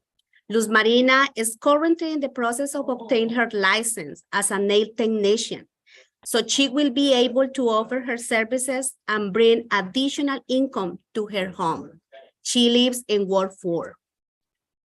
So council member and everyone that is here, every day at Life Asset, we are so inspired by people who have very little money, but who strive for better life by becoming entrepreneurs and by growing their businesses. The proposed microloan program will be tapping into the same entrepreneurial spirit. On behalf of Life Asset clients, I welcome to the community of entrepreneurs the new businesses that microloans program will help create and expand. Thank you very much. Thank you. Next we will have Ava Todd, DTCC, Junior Tennis Champions. Good afternoon, Chairman White and the Committee on Recreation, Libraries, and Youth Affairs. My name is Ava Todd. I'm the Community Outreach Manager at Junior Tennis Champions Center, or JTCC, in College Park, Maryland. For the last 8 years, the Mayor's Office of Latino Affairs has generously supported JTCC's Game On program, which delivers free grassroots tennis and educational instruction to youth in Washington, D.C. The Game On program began in 2009 at 2 sites and now operates at more than 15 schools and recreation centers per year. The goals of Game On are, number one, to introduce tennis to children who may not otherwise be exposed to the sport due to financial or other barriers. And number two, to use tennis as a vehicle to the development of social and emotional learning competencies, such as responsible decision-making and collaboration. In the 2022-2023 school year, Game On has reached 118 youth so far across 5 sites: Capital City Public Charter School, Meridian Public Charter School, Tacoma Elementary, Thompson Elementary, and Truesdale Elementary. 27% of students in our programs identify as Hispanic or Latino. With MOLA support, our programs are making a big impact on DC youth. 77% of our participants report practicing sharing and taking turns during their tennis lessons. 78% report working in a team and making friends. And 77% want to keep playing tennis beyond the program. For the remainder of the current grant cycle, funds from the Mayor's Office of Latino Affairs will support the delivery of tennis and educational enrichment activities to another 250 DC youth. Grant funds offset the cost of coach and teacher salaries, as well as the purchase of equipment such as rackets, tennis balls, nets, and school supplies for the children. Additionally, funds support the opportunity for students who display enthusiasm for tennis to participate in free training at our facility in College Park, Maryland, at the conclusion of programming at their respective schools and recreation centers. MOLA shares JTCC's dedication to ensuring that all children, regardless of race, ethnicity, or financial situation, have quality educational and athletic opportunities. We are grateful to MOLA for their ongoing support of our Game On program and our organization's mission of tennis for everybody. Thank you. Thank you. John Rivera. Good afternoon, Chairman White and all the council members. Thank you for the opportunity to testify in support of the immigrant community of the District of Columbia. My name is Jan Rivera, and I am the Senior Staff Attorney for the Central American Research Center. I am testifying today to urge the council to increase funding for the Immigration Justice Legal Services in fiscal year 2024 and to continue funding organizations that provide immigration legal representation services through IJLS so that Carecen and our fellow IJLS grantee partners can continue to provide the much needed services to the immigrant community in the District of Columbia. As we all know, the District of Columbia is a very diverse community that many immigrants call home. These immigrants and their families are a huge component of the social fabric of the district. It is evident when walking around the neighborhoods like Columbia Heights and Mount Pleasant, where a good amount of businesses were founded and owned by first or second generation immigrant families. These same businesses provide much needed services, resources, unique experiences, and entertainment for residents of DC and tourists alike. They also create jobs and provide part of the revenue that is then redirected into making our district what it is today. The contribution of the immigrant community in DC cannot be overlooked. Immigration law can be very complex and continually evolving. In addition to that, government agencies that process and have the responsibility to provide due process to immigrants are currently backlogged and overwhelmed. Immigration nonprofits and charities are also overwhelmed and backlogged. Many of our immigrant neighbors that need legal services to stabilize their status and become part of the fabric of the DC society are swimming against the current. In some cases, immigrants that have a concrete opportunity to obtain legal status miss out on said opportunities because they run out of time to submit their applications or simply aren't able to obtain the necessary guidance. These missed opportunities break up families, make individuals vulnerable, and leave people out in the fringes of society.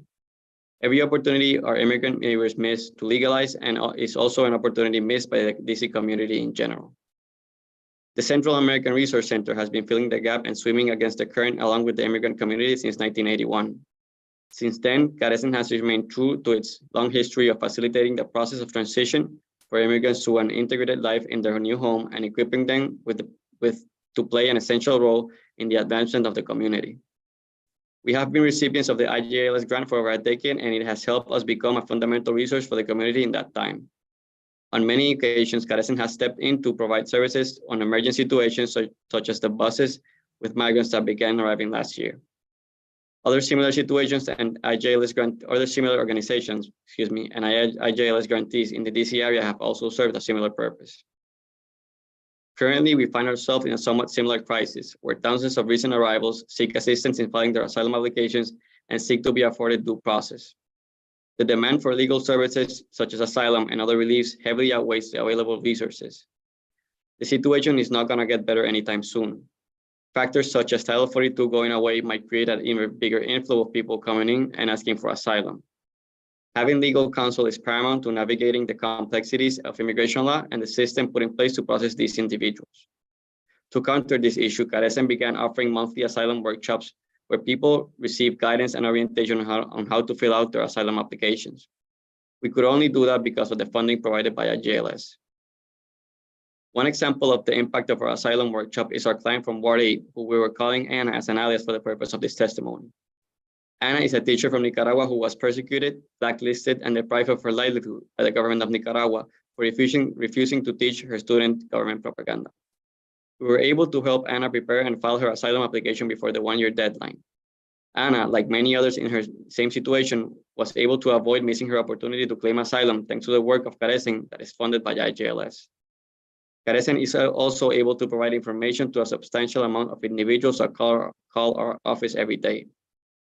We are dedicated to assuring that every caller can speak to a legal staff member within 1 to 2 days of initial contact. This assures immigrants don't find themselves in an endless cycle of phone calls to just get a simple answer on whether they're eligible or not for a specific relief. Our family reunification program is as strong and efficient as ever. As of now, individuals are having to book full service consultations 2 months in advance. We're firing on all cylinders, but we still can't get to where we want to be due to the overwhelming demand. Our asylum, family reunification, humanitarian parole, victims of crime services, and renewal services, among other things, allow the immigrant community in DC to live stable, prosperous lives that allows them to fairly contribute to the DC community in general. We have our work cut out for us for the coming year. Additional funding from IJLS will allow Carecen to expand its full representation offerings and ensure that those seeking our services would have the opportunity to seek immigration benefits and reunite with their families, which could in turn result in the improved financial health for many immigrants. We urge the Council to continue to support our work as well as the work of our fellow IJLS grantees and consider increasing our resources so we can continue to work and have the necessary tools to make a positive impact in our community. Thank you. Thank you so much. I want to jump back to you, Ms. Bazu Wabo. I want to ask you, how many participants do you have in your program, and in what schools?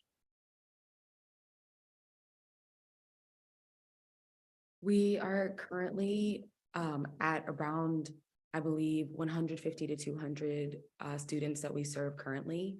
And we are at Powell Bilingual Elementary School, the Spanish Education Center on Kansas Avenue, and we are expanding to John Lewis Elementary as well. Okay. And how often do these programs happen? At SED Center, it's currently Monday, Tuesday, and Friday. At Powell, it is currently Thursday and Friday afternoons. We do service both classes that are during the school day as well as after school. And at John Lewis, we will be there in the morning during the school day, Wednesday, Thursday, and Friday mornings. Got it. And do you have other funding sources that support you guys as well? No, currently MOLA is the only grant that we're using for the bilingual program. All right. And have you applied for other funding, From MOLA or from other grants? other programs? No, yeah, currently MOLA has been able to fund the program, yeah. And then this is just me as a former executive director of a nonprofit. Just want to encourage not just you, but those who are on here to always, diversify your funding. Because government priorities change. It's for, we get new mayors, new council members, new agencies, new priorities, new presidents. And sometimes when government priorities change, the budgets change. And as we know, we just came out of pandemic, what could have been catastrophic for our budget, but we've been healthy, thank God. But I also think about those we are serving, because what happens is once the funding get cut, we can't keep a functioning organization like we was, and the youth keep coming and keep calling and keep asking, because the relationship and the work we are doing is heartfelt and is real. And so I always encourage those, to always diversify your funding with public money, private money, even, we have a lot of foundations here in DC that are national organizations, but that foundation is here. I also serve DC, which is a agency in the government that has the funding alert. It used to be the Office of Partnerships and Grants. And so we want to be able to encourage you to tap into that, to see what public agencies and public organizations and private agencies and organizations are giving funding to your cause, so you can grow it and diversify it. But that's just me giving a plug right there. All right, let me get back to business. Want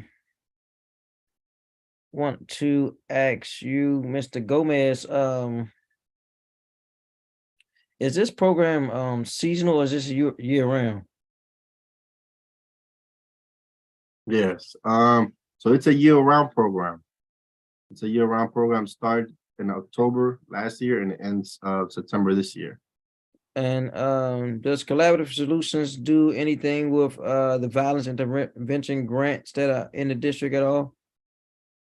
I believe so. We also have Collaborative Communities have Safe Passage. We have the Safe Passage program, and we have the Children Exposed to Violence program as well. Okay. And what schools are you serving? For the soccer program right now, we have some kids from Cardozo, mostly. We have about 2 or 3 from Czech, and I believe 1 or 2 from Haines. Okay. And do you because I heard you say you're doing like gang violence intervention. So are you partnering with any other organizations? Because sometimes in that work, when their issues arise with youth and young adults, they may be fearing what someone else that may not be in the cluster of kids you serve. So how does that work in your partnerships to ensure that you are having reach in other areas where Collaborative Solutions may not be working? Well, we're not working with other organizations. We mostly work is with the school directly. So we're inside the school as well, to try to give mentorship. We work inside the schools through Safe Passage as well, because we have 2 workers inside our main high priority schools like Czech, Roosevelt High School, Cardozo. So that's how we were able to work with the schools. All right, got it. There was someone who spoke about the microloans.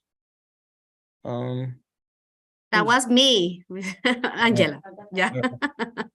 Thank you. Yeah. Is there some type of businesses that are more? What type of businesses are you giving microloans to? Well, actually, we are doing microloans in a micro scale. So we do loans up to $10,000. That means that all these clients, that's people that nobody else wants to lend money to them because different reasons. Maybe they have, poor credit score. They have some financial difficulties. They just got here and they just need to understand exactly how the system works.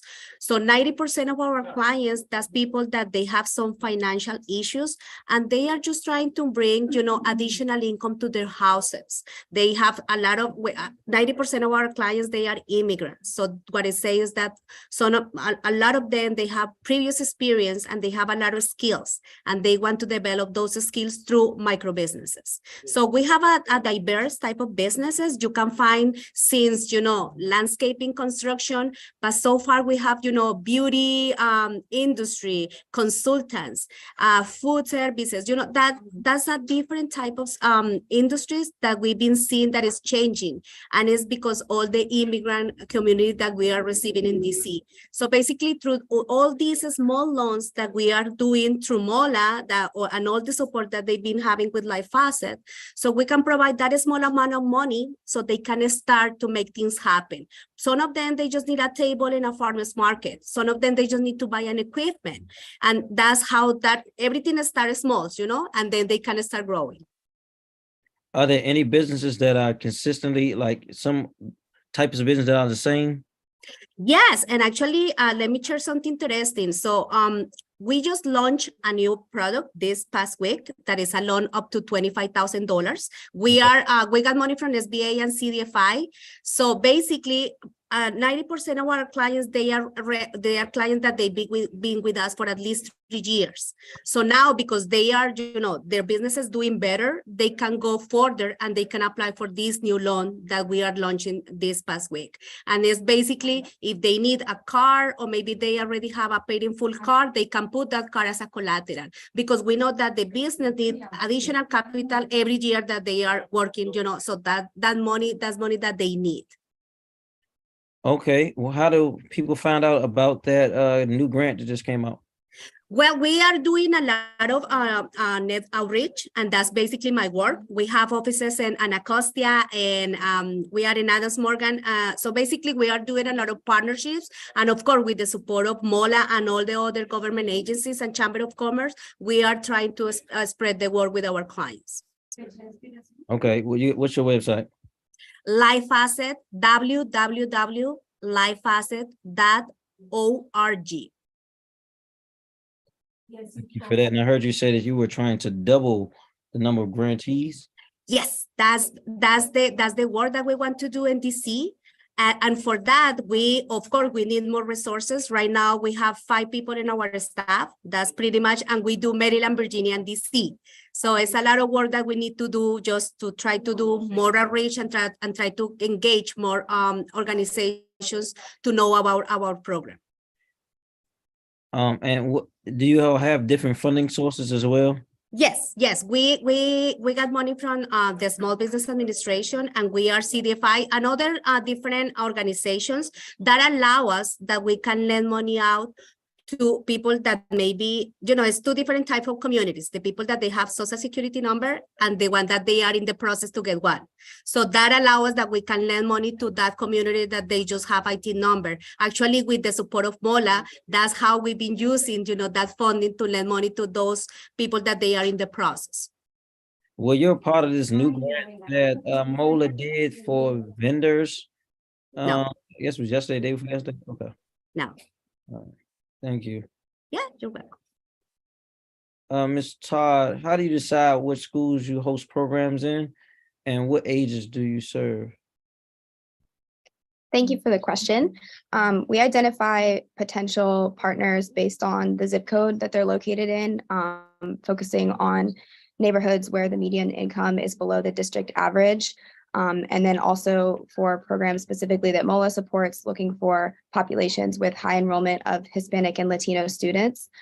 We are mainly in elementary schools. We started as an elementary school program exclusively serving ages 5 to 11, and that's still our main population, but we have also expanded into a couple of middle schools and 1 high school program, and are looking to really expand that and serve more students ages 12 to 18.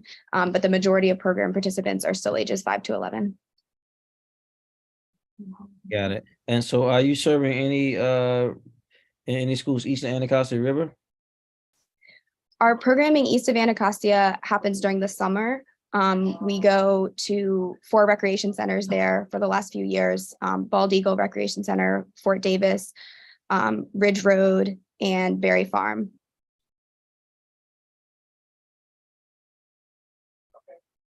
And is this through DPR summer program or is this SYEP? Through DPR summer program. All right, thank you. Mr. Rivera McCoy. You talked a little bit about the difficulties in helping residents get asylum. I wanted to know, what is your relationship and how do you advocate through, not just through the district, but through our federal government employees to help residents get the services they need?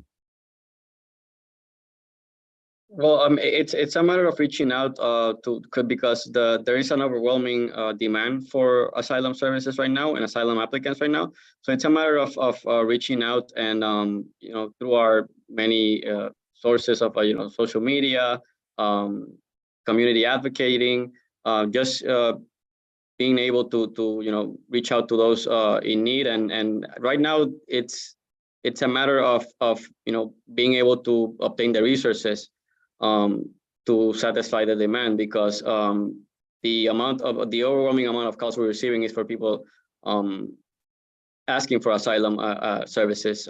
So it is not a matter of even looking for those clients. The clients are just coming to our door every day, calling to our office every day. Yeah, I guess my question was around the interaction with the federal government. I know you said you sit down to help them to navigate the application process, but do you actually intervene with them through the federal government? No, we are doing, as of now, we're doing it only pro se. We are basically giving them orientation on how to fill the application pro se by themselves, without us going in as attorney of record in UIR or the immigration court. Now, additional funding from the MOLA or IGLS would allow us to start a program, possibly that we could, provide full representation in the immigration court with from our attorneys. Got it. All right. I'm over my time. I want to thank you guys for joining us today. I know one last question, if I may, Miss Yingzhu, real quick. You said you provide programs for families in a 30-week program? Yes, that's a HIPPY program. It's a home visitor program for parents of kids between 2 and 5 years old. So we have 3 home visitors that go directly to the house of the family, and they work with the family during 30 weeks with a curriculum that is established by HIPPY USA and HIPPY International. And every week they go to the house and try to teach the parent to be the first and the best teacher for the kids. Okay. All right. Thank you. Thank you. Bye. Yes. We're going to move to our next panel.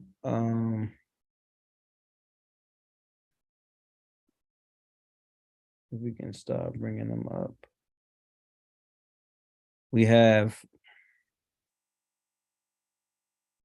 Gabrielle Manjeski, DC Affordable Law Firm, Abigail Cushing, Capital Area Immigrants' Rights, Brenna Hill, Young Playwrights Theater, Emily Lobo Castillo, Open Goal Project,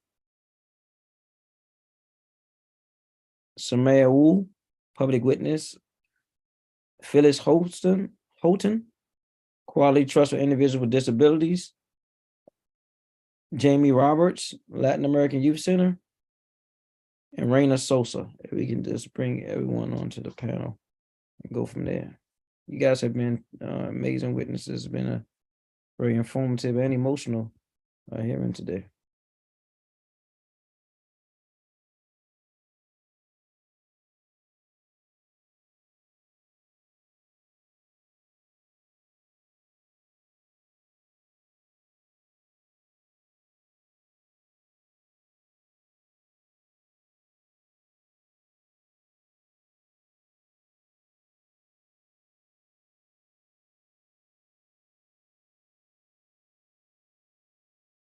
All right, is everyone in? And if my staff can let me know who I'm missing?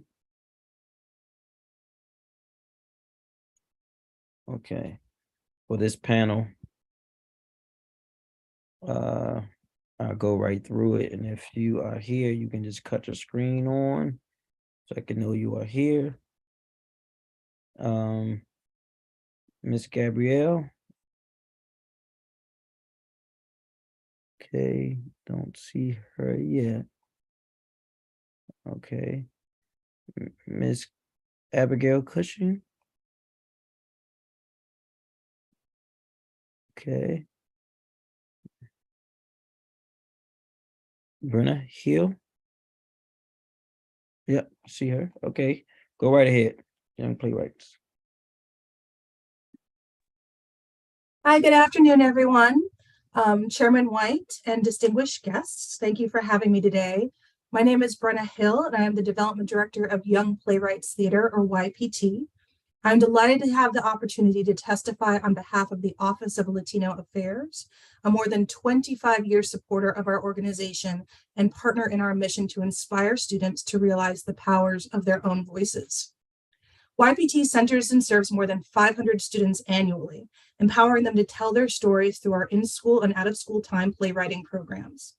We also reach nearly 500 audience members through our annual performance series and deliver more than 200 hours of anti-racism and anti-oppression consulting to direct service organizations in our region. Recognizing that art is inherently powerful, YPT equips young people to use the power of their own stories in ways that positively transform them, their audience, and their community. YPT was founded by a Latina playwright and makes a special effort to reach Latino youth. Our program model gives students the freedom to write about anything, fostering cultural competency by empowering students of all backgrounds to tell their stories.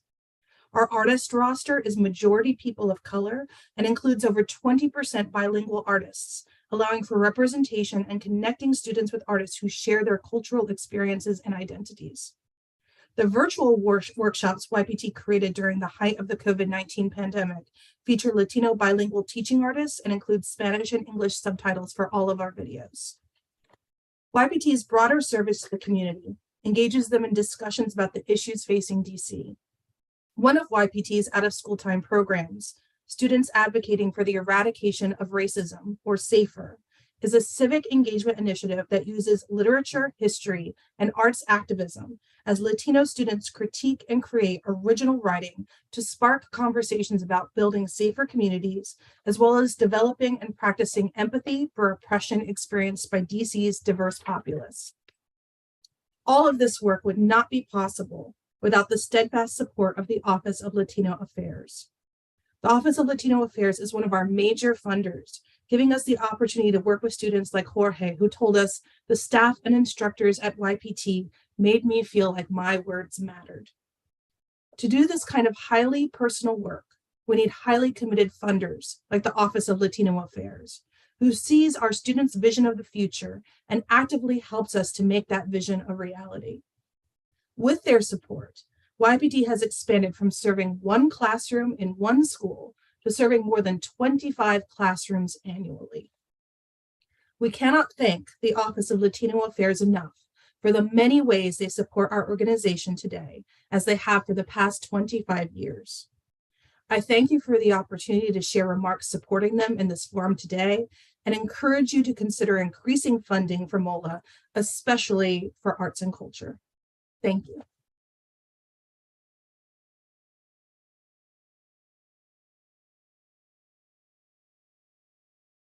Thank you so much. All right.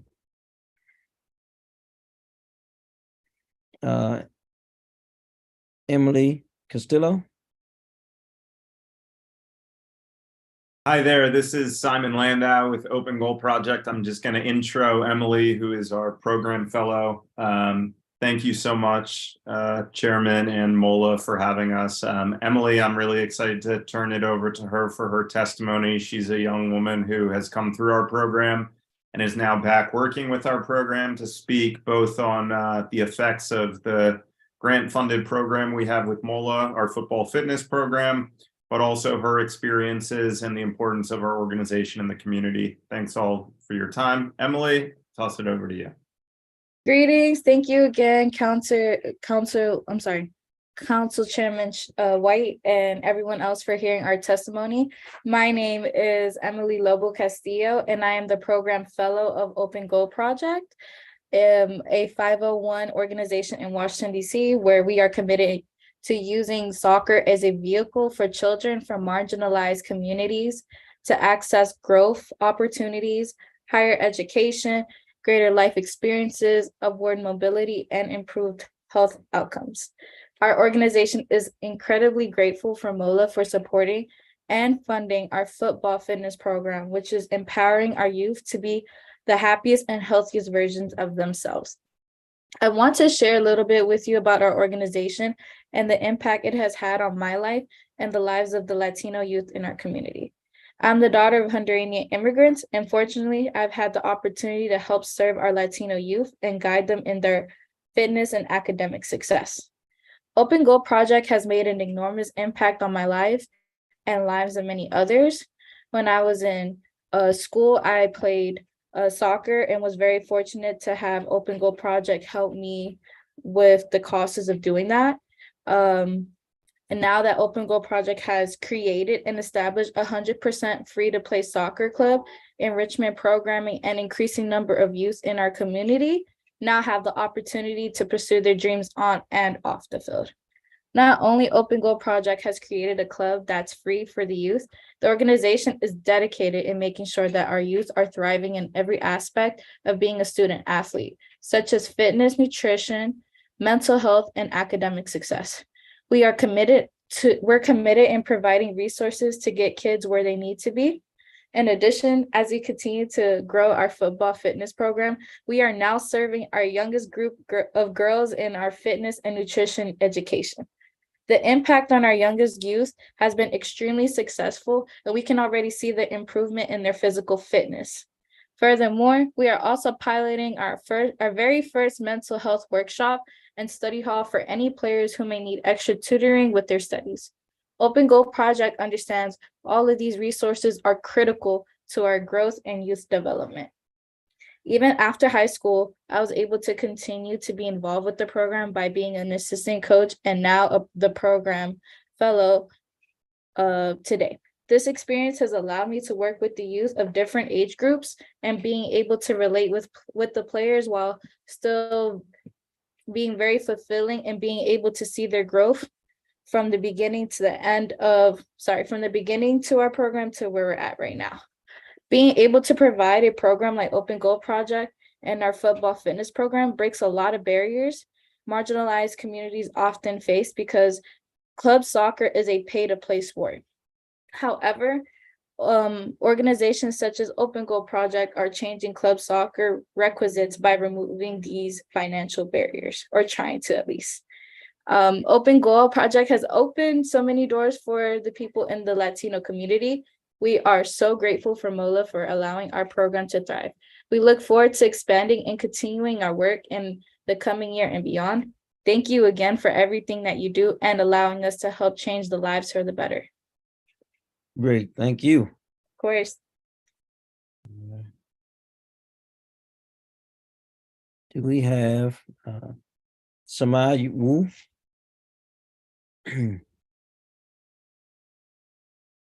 Okay. Phyllis Holton? Good afternoon, Chairperson White and other committee members. My name is Phyllis Holton, and I am the Deputy Director of Outreach for Quality Trust for Individuals with Disabilities. Quality Trust is an independent nonprofit advocacy organization supporting District of Columbia residents of all ages who have intellectual and developmental disabilities, including autism, cerebral palsy, Down syndrome, and their families. We have provided critical advocacy services in the District of Columbia for over 20 years, and I'm happy to be here today to testify on behalf of MOLA. We are a strong ally for people with disabilities and families that have a loved one with a disability. We assist people with disabilities to solve problems and get the tools necessary to lead a life full of promise and meaningful experiences. We assist people with disabilities to apply and receive Social Security benefits, therapy, and accommodations to succeed in school. We help their families identify accessible housing and equipment and ensure they get full access to live the best life possible in the nation's capital. We are most grateful for the grant funding we receive from the Mayor's Office on Latino Affairs. This funding supports the work of a bilingual advocacy specialist on our staff to advocate directly with adult Spanish-speaking residents who have developmental disabilities and with family members that have a minor age child with disabilities. We assist people to apply for various government benefits and supports, get Metro access, transportation, explain and translate materials, and accompany people to appointments to apply for benefits to help them get stable housing, medical care, and other essentials they must have to live well. The grant funding from MOLA is very important to Quality Trust budget and is critical to our advocacy outreach to hundreds of Spanish-speaking members in all 8 wards of the city. Please ensure that the MOLA budget is fully funded to support continuing advocacy work in the District of Columbia for people with disabilities and other nonprofits who receive and depend on MOLA's grant funds to do their critical work. Thank you for allowing me to share my testimony today, and I'm happy to answer any questions you may have. Thank you so much. Jamie Roberts.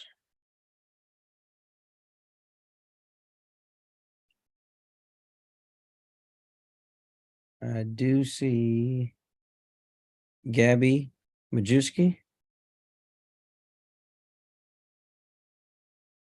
Hi, good afternoon, Councilmember White and DC community members. I'm Gabby Molnick-Majewski, the proud executive director of DC Affordable Law Firm and also Ward 5 resident. It is an honor to join you today to speak about our collaboration with the Mayor's Office on Latino Affairs and the Mayor's Office on African American Affairs.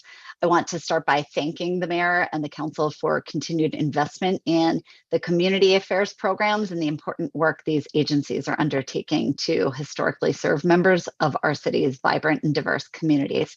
I'll be augmenting the record with written testimony and have also contributed to the written testimony offered by the DC Values Coalition regarding the Immigrant Justice Legal Services Program. At DC Affordable Law Firm, we believe everyone deserves access to justice and that income should never be a barrier to an individual or a family's receipt of high quality legal representation.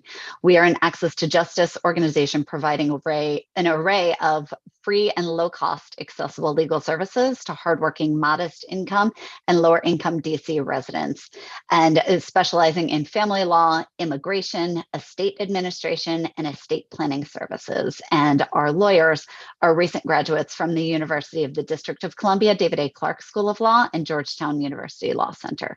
So we have a twofold vision to eliminate inequities in DC's civil legal justice system while launching the careers of the next generation of public interest attorneys committed to accessible justice.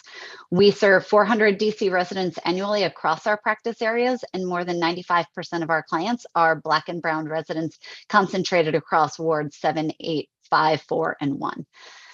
We believe in the power of partnerships, and so much of what we are able to do as an organization derives from the strong partnerships that we have developed with MOLA and MOAA in various ways over the past few years. Specifically with MOAA, it has been an honor to work with the team there for the past 2 years to deliver free family law and probate legal services to modest income Black DC residents. 97% of community members are unrepresented when they are probating small estates and large estates. And in the family law arena, more than 80% of community members appear for family law hearings without legal representation. So the need for high quality legal representation in these two practice areas is significant. And MOAA has played a critical role in helping us open the door to be able to empower community members with information, as well as provide representation when we are unable to serve folks through other streams like access to justice funding. So we have many examples of clients that we have been able to serve and reach and touch differently through our partnership with MOAA, and I'll include that in my written testimony. But I will say that MOAA in particular has really enabled us to get into the community and empower community members with more information about their legal rights in the family law and estate planning realms. We have been able to educate first-time BIPOC homebuyers about estate planning as a means to preserve and pass on intergenerational wealth within the Black community. And we have also been able to partner with linchpin community organizations like Building Bridges Across the River and the Mayor's Office on Returned Citizens Affairs to disseminate information and break down many of the barriers to legal services that exist within our community. As far as MOLA goes, MOLA has played an instrumental role in the city's delivery of the Immigrant Justice Legal Services Grant, which is a critical lifeline and linchpin for DCALF and many other legal services organizations, delivering an array of critical immigration services to folks from all backgrounds and ethnicities who call DC home. Just by way of statistics, in FY 2023, DCALF delivered more than 3,100 hours of free immigration legal services to qualifying DC residents, which was more than double the amount we had delivered in previous years, and handled more than 120 distinct immigration cases on behalf of DC residents. Through our work, we are able to provide compassionate humanitarian legal assistance to asylum seekers, crime victims, children, and other community members seeking legal protections to work, live, and maintain residence within our city and our country. During the first half of FY 2023, that demand for representation remains at an all-time high.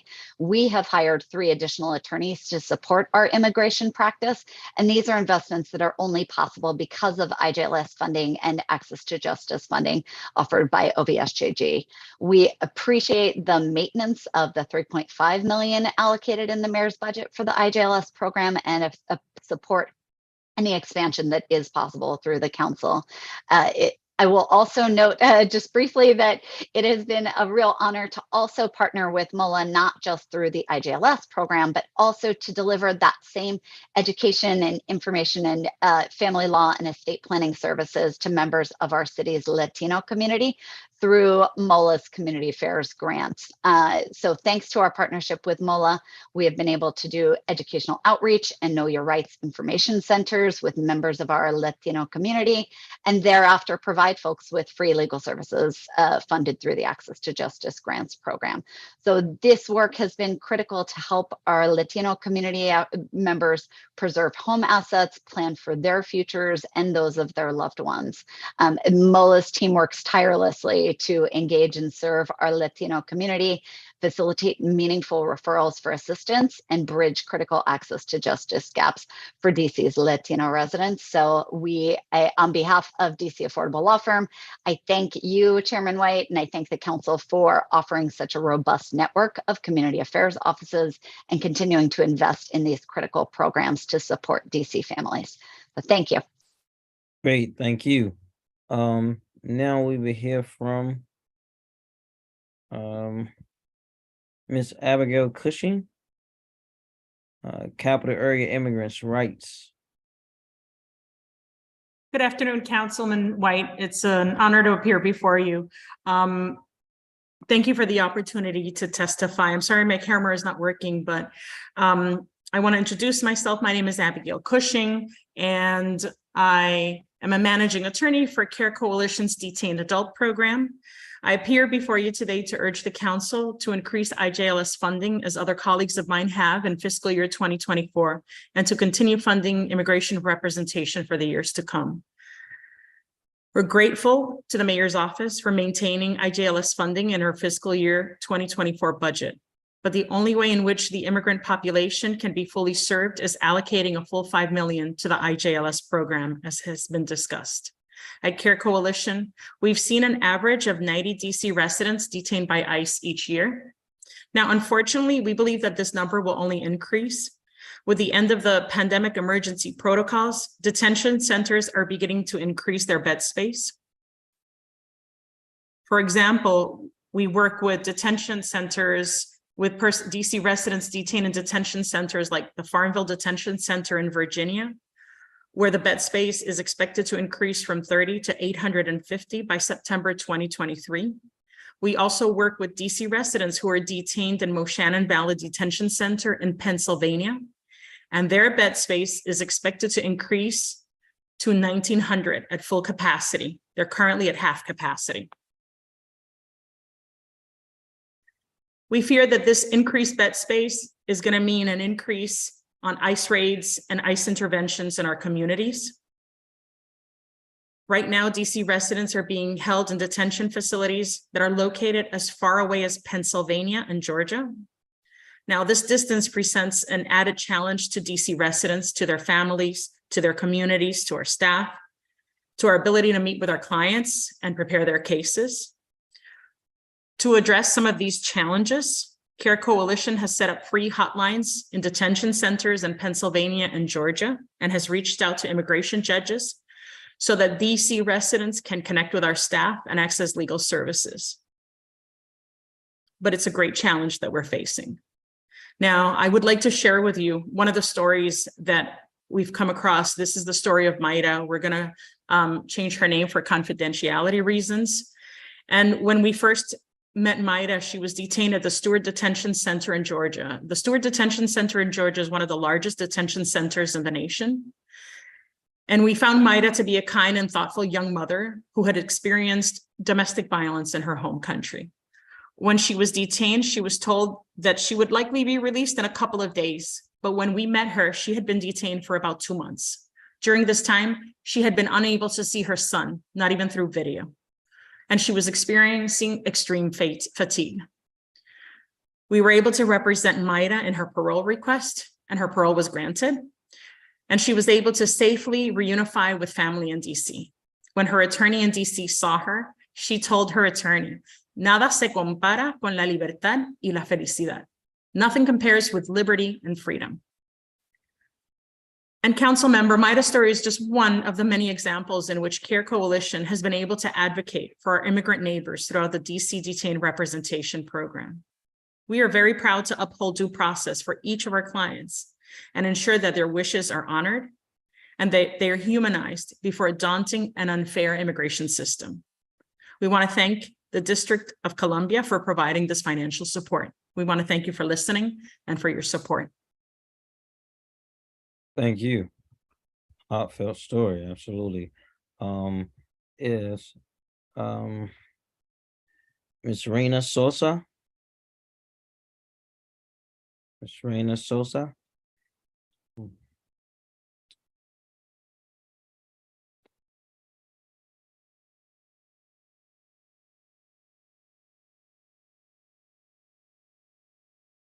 All right.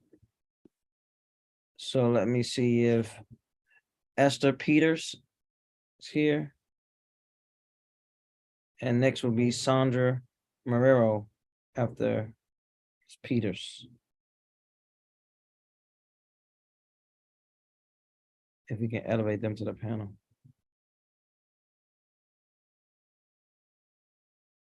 Esther Peters here. Okay, go right ahead. Thank you. Good afternoon, Chairperson, Mr. Trey White, Senior.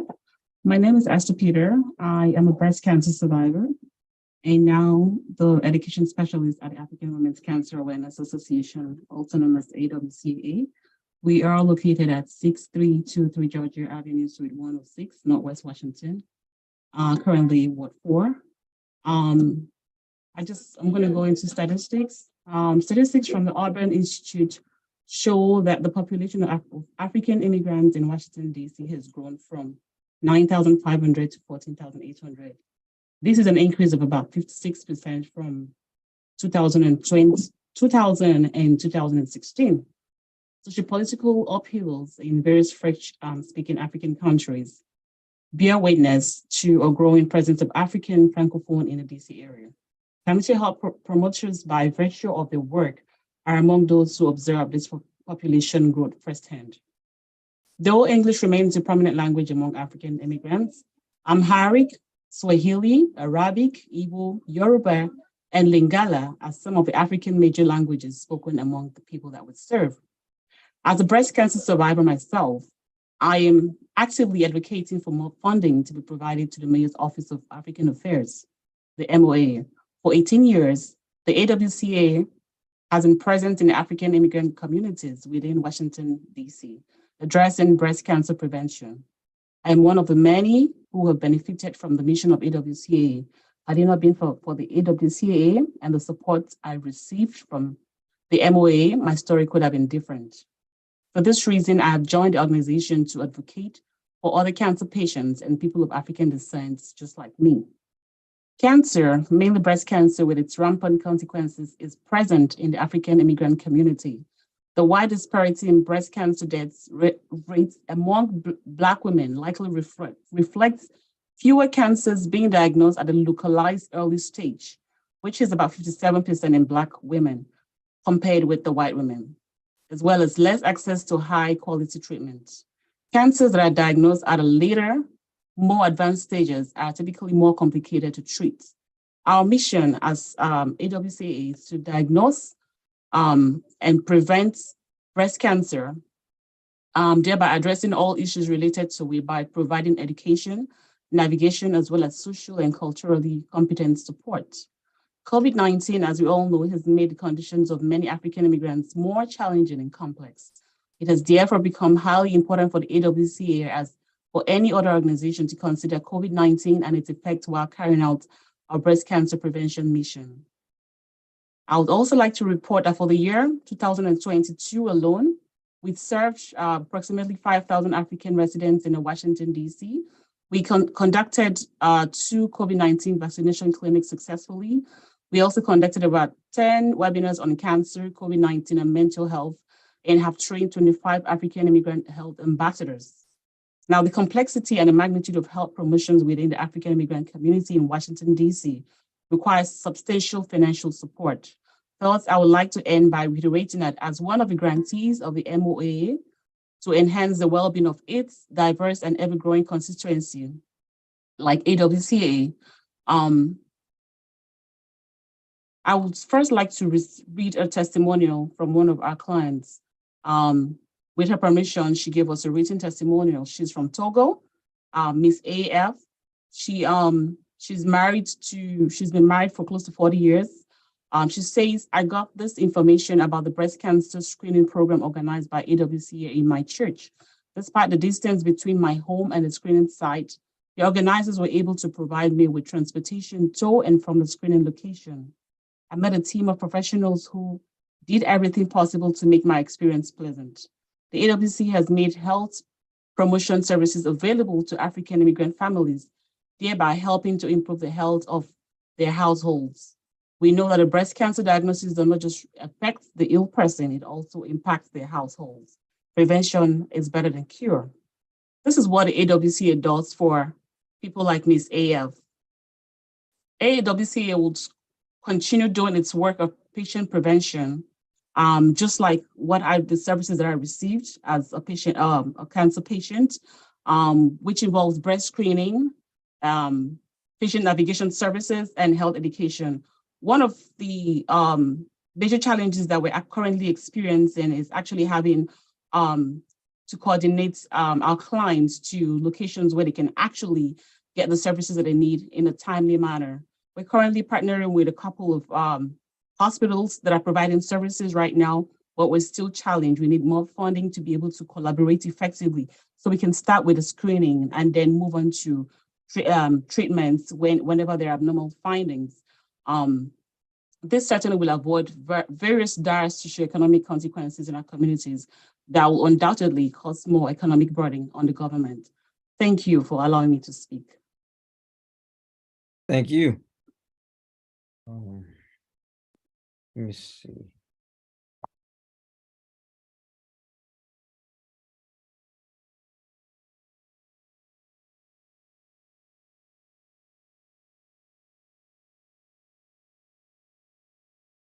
Did Miss Marrero arrived yet? I'm seeing people comment in the comments, but and the question and answer, but I'm not seeing them up on the screen.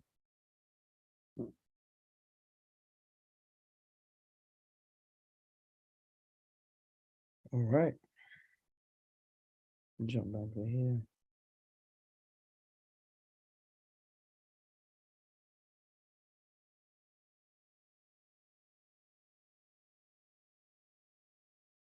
Miss Rena Sosa.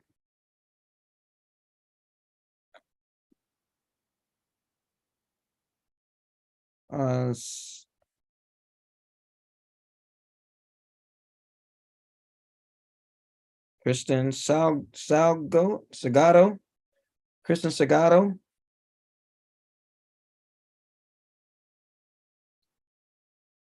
Hola, Reina Sosa. If my staff can elevate her, I'm seeing her saying hola, but she's not elevated to the screen. And also Kristen Sagado. We're in the technology age, man. I tell you, it's something else. I don't see Christian. There's someone with their hand raised as staff 3. Can we ask them to identify themselves? Perhaps that's the person. If you can catch your mic on, identify yourself, that'll be helpful. Staff 3.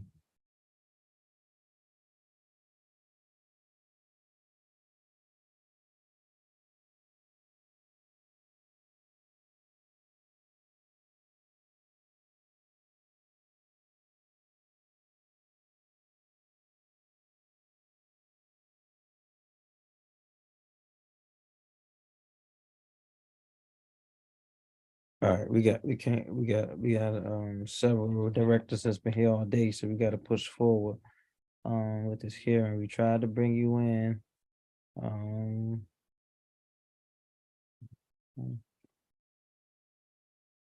Okay. So real quick, I don't have a lot of questions for this panel. I think you all have been remarkable and talking about your agencies and organizations' mission and vision, and how you have been partnering with our government agencies to provide services, right? I think that I've heard that I think it was you, Ms. Majewski, that you are identified 120 distinguished legal services. I didn't know what those services were, but I did want to question you about that. And that you said that was in addition to the other services you were providing, and Yeah. you doubled the number of services. You can talk about what those distinguished legal services are. I sure can. So the cases that we handle in the immigration realm span a number of different practice areas, but a number of different case types, I should say. But the majority of clients we are serving right now through our immigration practice, they are asylum seekers in either a defensive or affirmative defensive posture, and special immigrant juvenile children seeking special immigrant juvenile status, as well as folks who are seeking to qualify for U visas. And additionally, we handle adjustments of status, so green cards, renewals to be able to work through EAD renewals, employment authorization, and some naturalizations as well for individuals who are seeking to become citizens in the country. And so the majority of the work that we have seen and the demands have certainly been most regular in asylum and SIJS work. And I think that is critically important for the folks who are here in the district, and to be able to stay in the district and to be able to get on a path to legal status.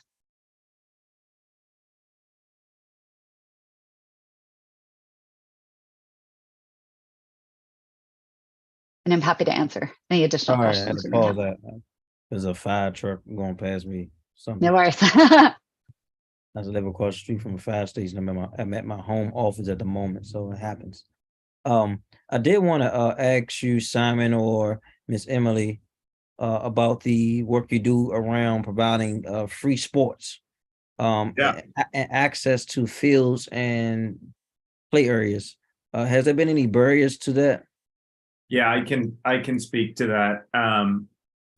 It definitely it's there's been some positives and some challenges, right?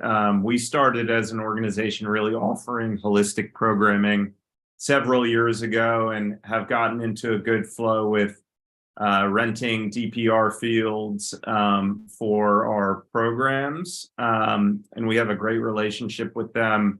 You know, our challenge is just as we grow and serve more youth is having access to the number of fields and the amount of time necessary to accommodate, you know, our growing number of participants. So we've run into challenges in the past, renting specifically large fields from DCPS schools. It's getting easier this spring, actually. Tonight, we have our first permit at Bundy, which for us is a huge win.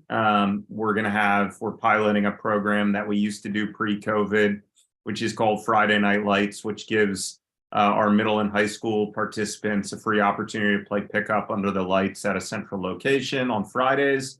And so that's been really important. But, you know, as we grow, we've scaled from having, you know, 50 participants over the past couple of years to now we're reaching a variety of age ranges and are over 120 participants in year-round programming. So obviously we need more coaches, we need more space, and, you know, to try to give the kids the opportunities they need.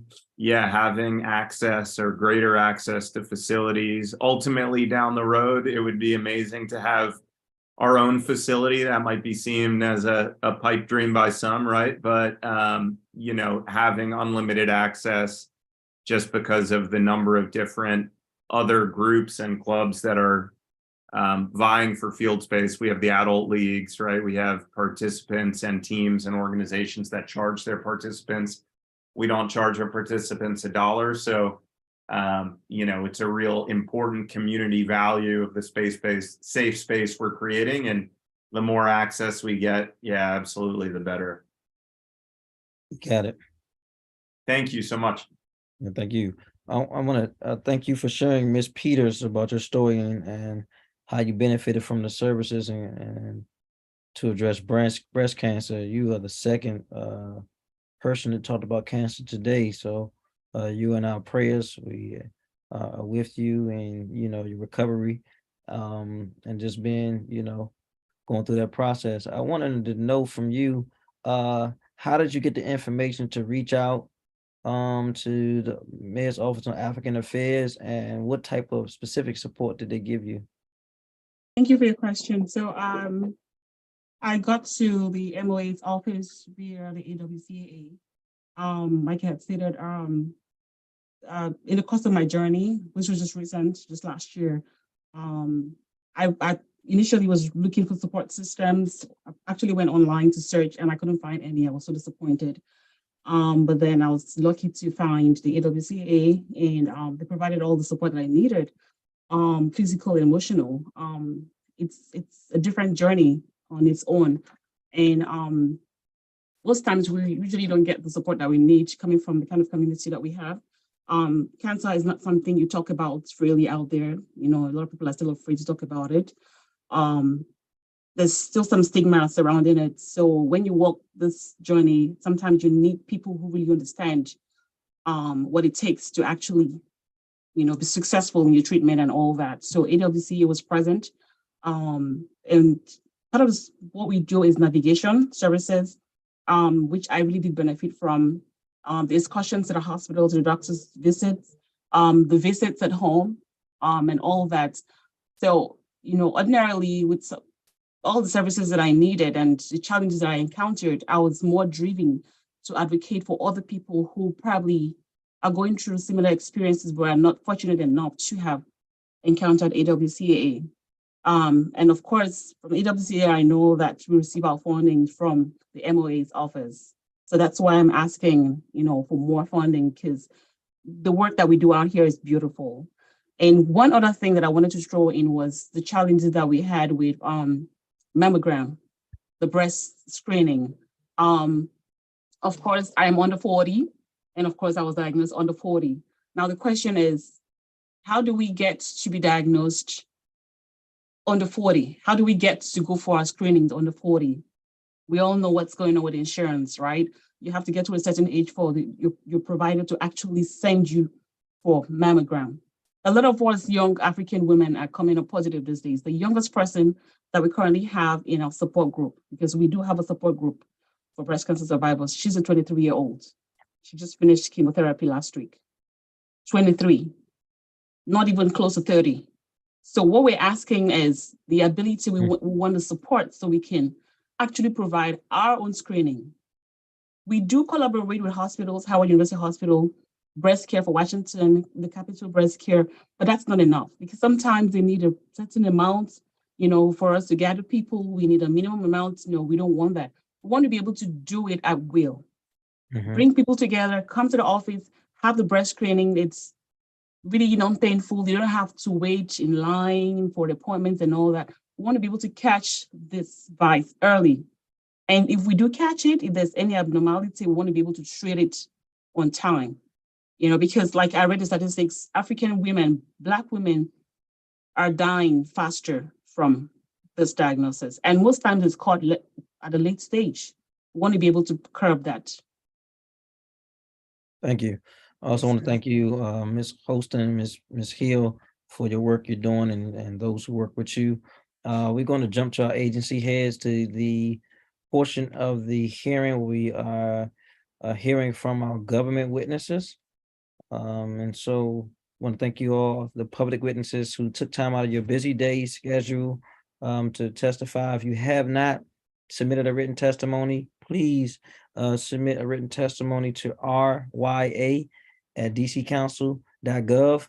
There are other members who are part of this committee that are on other hearings right now currently going on that may not was able to join this hearing, but can look back and hear your testimony and advocate for you as well. Thank you guys. You guys be safe. Happy Friday and be blessed.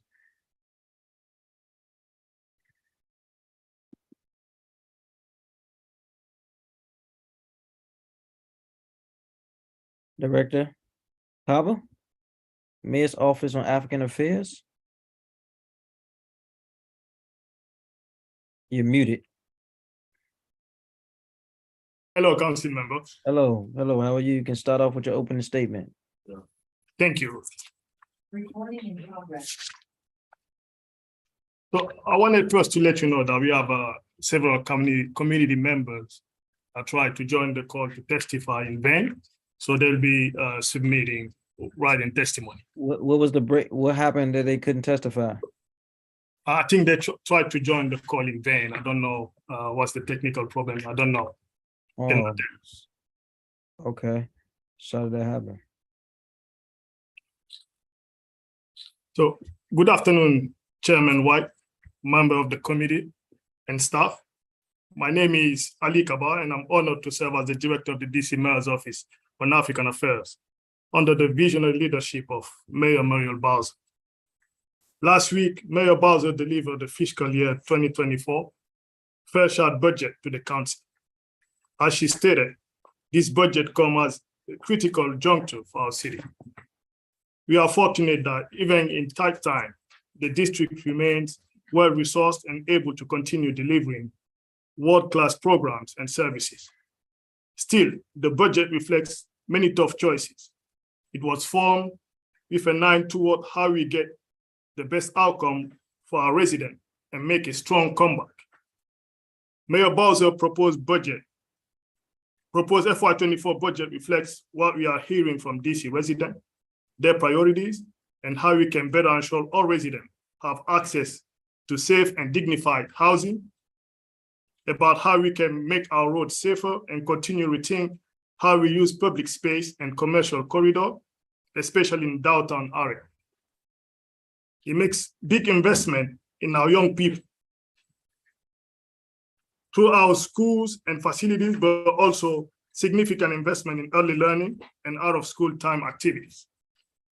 The offices in the MOCCA cluster serve as a direct link between the diversity of new African Washingtonian and other special emphasis population, including but not limited to LGBTQA+ Washingtonians, the nightlife industry, the deaf, blind, and hard of hearing immigrant and women. MOCCA offices work to directly engage constituents and foster relationships. Means MOCCA offices are an entry point that allow us to become trusted messenger between government and the community.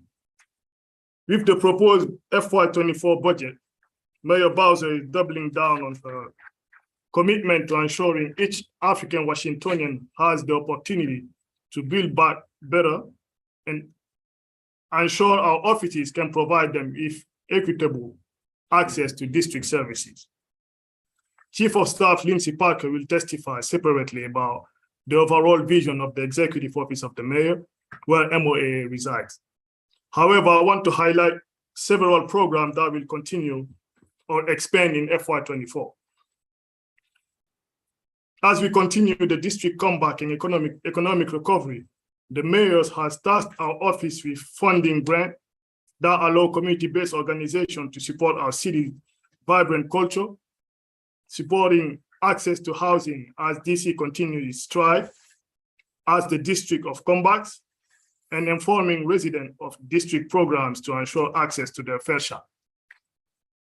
Our offices will continue to partner with district government agencies to bolster outreach, provide feedbacks, and inform residents of key district-wide efforts to address our residents' most pressing concern in public safety, health, and human services for the vulnerable, our children's educational aspirations, transportation and environmental developments, housing affordability concerns. The Mayor's Office on African Affairs proposed budget funds 5 full-time employees responsible for providing linguistically and culturally tailored services to the African community. The budget also allocates $145,000 to fund the African Community Grant Program. The proposed budget provides the resources that MOAA needs to fulfill our FY24 mandates and strategic goals. In FY24, we will utilize fiscally responsible strategies and effective partnership to engage and provide services to the underserved African communities by partnering with African community organizations, grantees, members of the Commission on African Affairs, and other district agencies. MOAA will increase linguistically tailored outreach effort to engage with business owners about government programs that can benefit them. We'll also engage with diverse ethnic and faith-based organization groups, particularly the Amharic and French-speaking communities, to make full use of the Language Access Act and leverage community resources. The Mayor has ambitious goals, and the FY24 budget provides MOAA with the necessary means to ensure our residents emerge from the pandemic stronger and ready to thrive. MOAA stands ready to deliver on this goal by engaging and fostering relationship and serving as a trusted messenger to our residents in all 8 wards. In closing, I want to thank Mayor Bowser for her leadership and for the opportunity to serve in this capacity. It is an honor to serve my neighbor and our beautiful city in such a direct way. I also want to give a special shout out to the MOAA team who work tirelessly to make sure the community has the support and resources needed to execute their duties. Thank you, Councilmember White, for this opportunity to testify. I welcome any question from the committee. Thank you. Thank you. I did hear a statistic. I don't know if you can speak to this or not. One of the service providers testifying said that the African community has grown from what was 9,500 in the district to 14,800. Can you speak to the validity of that? So according to the Urban Institute, state of the immigrant report in the district, the African community in the district is the fastest growing immigrant groups. So the community went from 9,000, 2,000 to over 16,000 in 2016. So that's the data we got from the report. So the population, especially, particularly the Ethiopian population in the district, doubled since 2000. You said Ethiopian? Right, that's the largest African immigrant group in the district. So the Ethiopian community doubled since 2000, but overall, the African community district went from 9,000 to over 16,000 in 2016. And how does your agency partner with other agencies to address the needs of the population doubling in the district? I've seen your budget has grown in 3 years from 560,000 to 775,000, but not that much proposed this year with the mayor.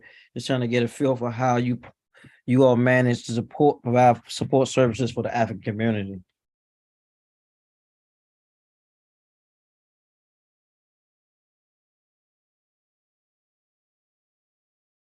Director, I think you froze.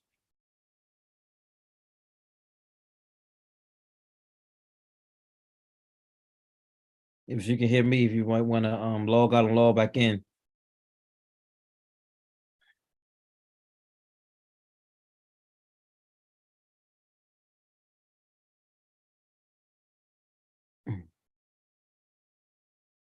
Director, were you able to hear my question? Can you repeat your question, please? Yeah, I was just asking, due to the increase in the rapid growth of Africans in DC, I noted that I saw that your budget, I guess in the last 3 years, grew from $560,000 to $775,000. We don't see a significant increase this year from the mayor. How are you able to partner with other agencies to leverage your relationships and budgets to support the growing African community? Right. First, while the population is growing, the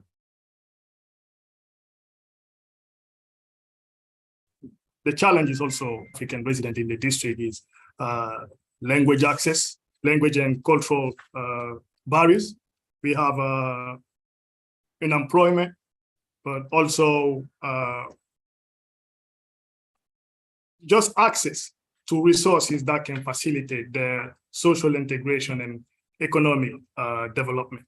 So we work closely with the different agencies leveraging the Language Access Act of 2004 that require DC government agencies to provide their services to African residents that don't speak English in the languages they speak. So partnership has been a key element. So we work closely with the different agencies that provide critical services to our community, including the Department of Health, Human Services, Employment Services, and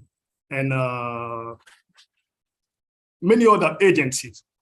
So it's just workshop that we organize, Know Your Right event, and whenever it's needed. I heard you speak about the growing Amharic speaking residents. What are we doing to, I guess, give service or help to their population? I mean, there is no exclusive service for the Ethiopian community. We deliver services to the African community overall. Are there any agencies or organizations that cater to, that you work with, that serve primarily Ethiopians or other indigenous African people that live in the district? Yes, we found one organization called the Ethiopian Community Center. Again, they don't serve exclusively Ethiopian, they serve any newcomers or young African in the district in need.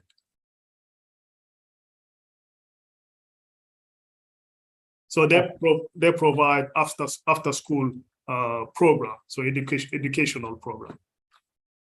Got it. Any other groups of countries that are growing in the city that's at a rapid pace? Right. So we have over 40% of the population that hail from Ethiopia. The second largest country of origin is Nigeria. Then comes Cameroon, Ghana, Senegal, Guinea, and few other countries, North African countries. Got it. What will be your biggest programs and events for this fiscal year? We have many events, programming initiatives coming up. First, we have a festival on Georgia Avenue, Ward 4, called Africa on the Avenue.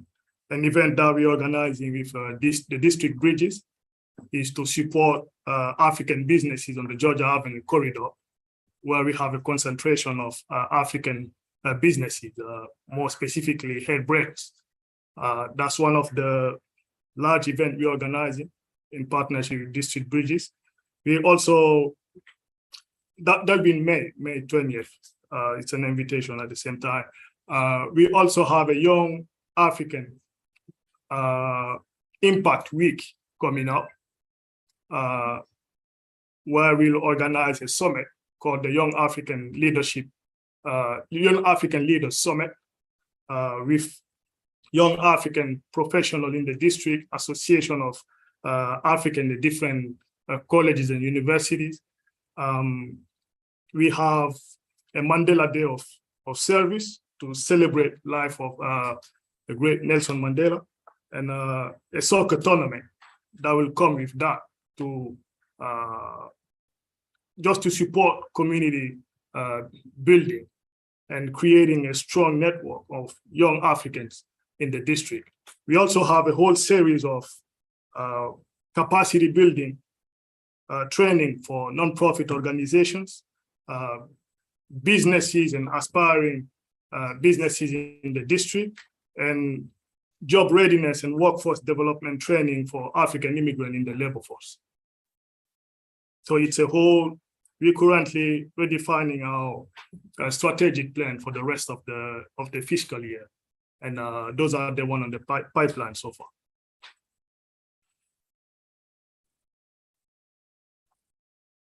Thank you. And how does, and I think I've asked this in previous hearings, how does one in the African community get in contact with your office, or how do they find out about your services usually? Right. So we have a different approach. We do a lot of grassroots work.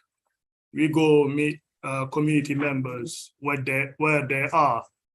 Working with the U.S. Census Bureau a few years ago, we were able to identify clearly where geographically our population are concentrated. This was Ward 4, 2, and 1.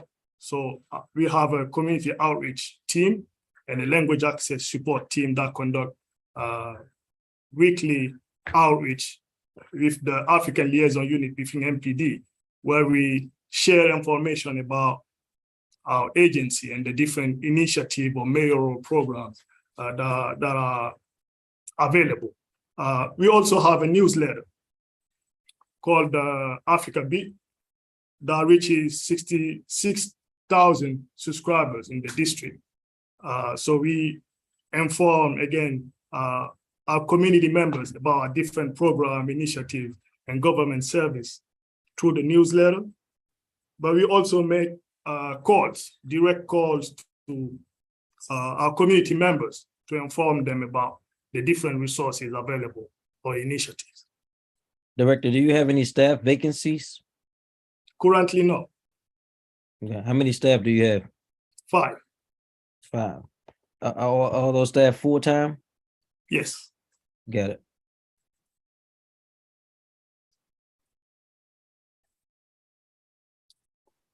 That's all I have at the moment, Director.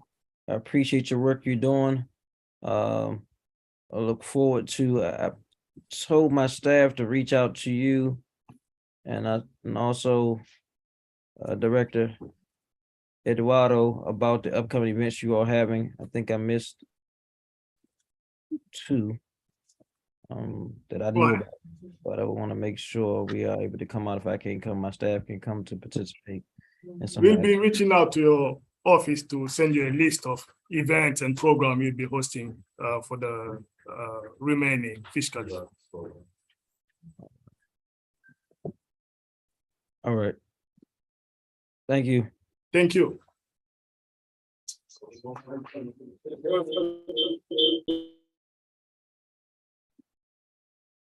Going to transition to next agency. Let's see what we got.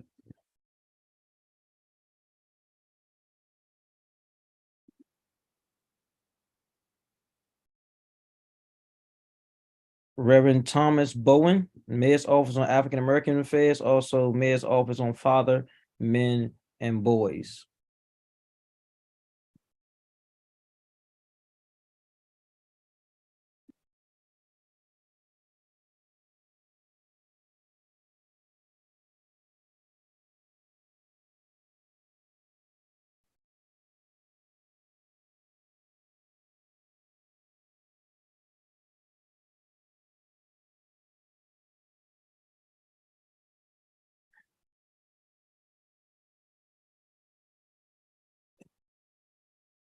Is Reverend Bowen available? I don't see him.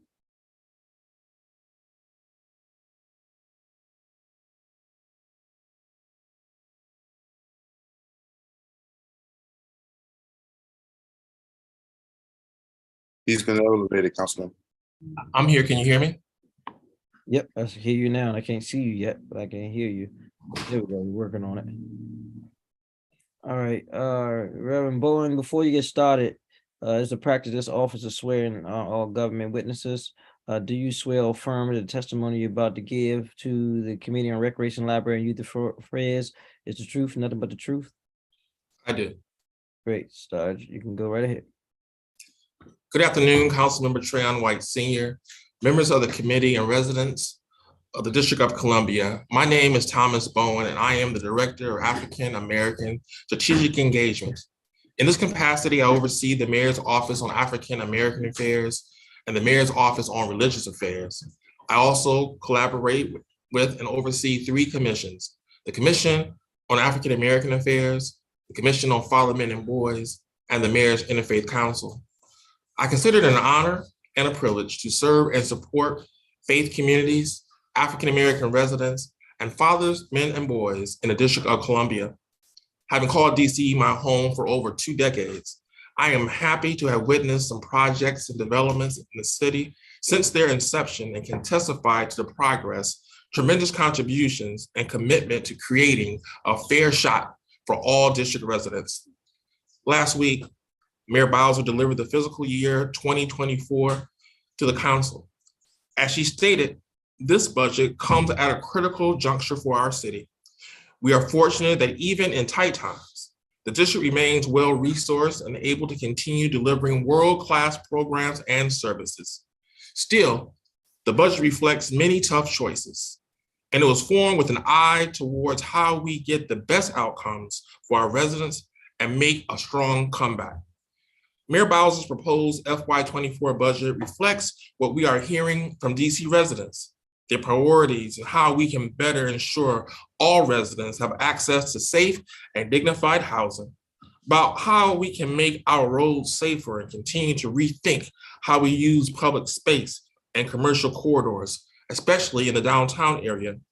It makes big investments in our young people through our schools and facilities, but also through significant investments in early learning and out-of-school time activities.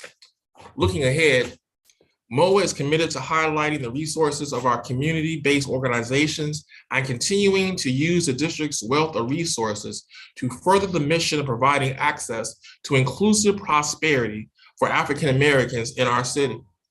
We will continue to serve as a liaison to important constituencies, including faith-based institutions and organizations and activists working on issues relating to African Americans and fathers, men, and boys.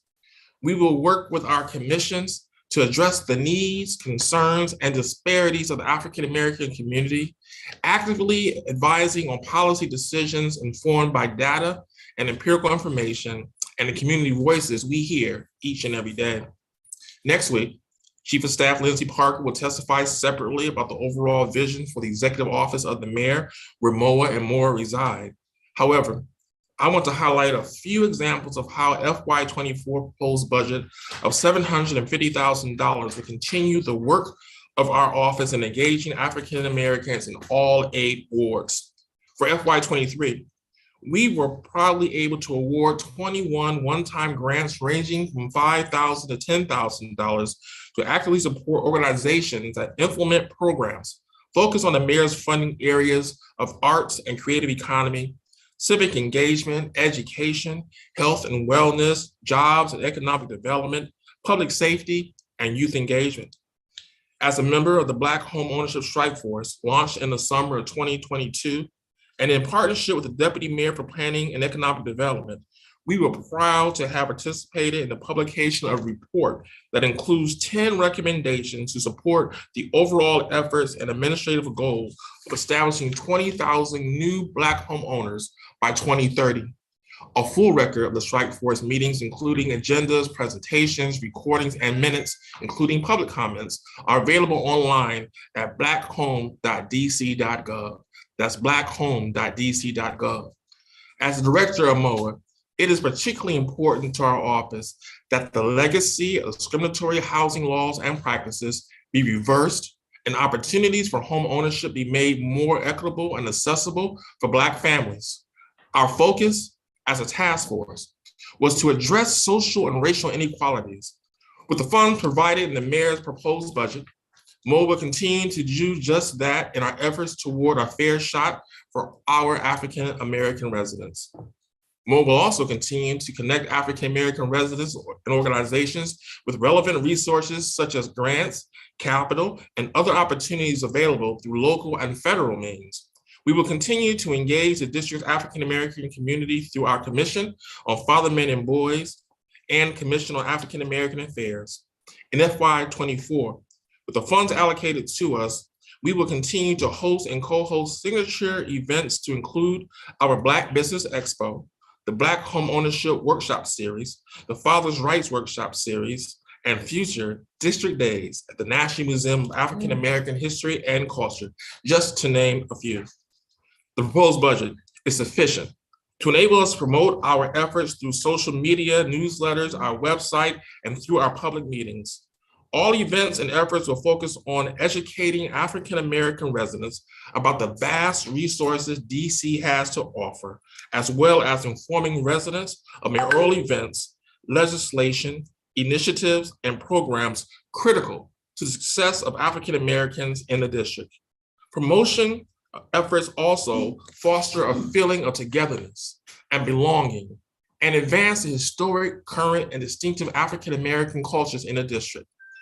Overall, the council and this committee have been key partners in our shared mission, and I appreciate your continued efforts to ensure African American residents maintain their place and space in our city.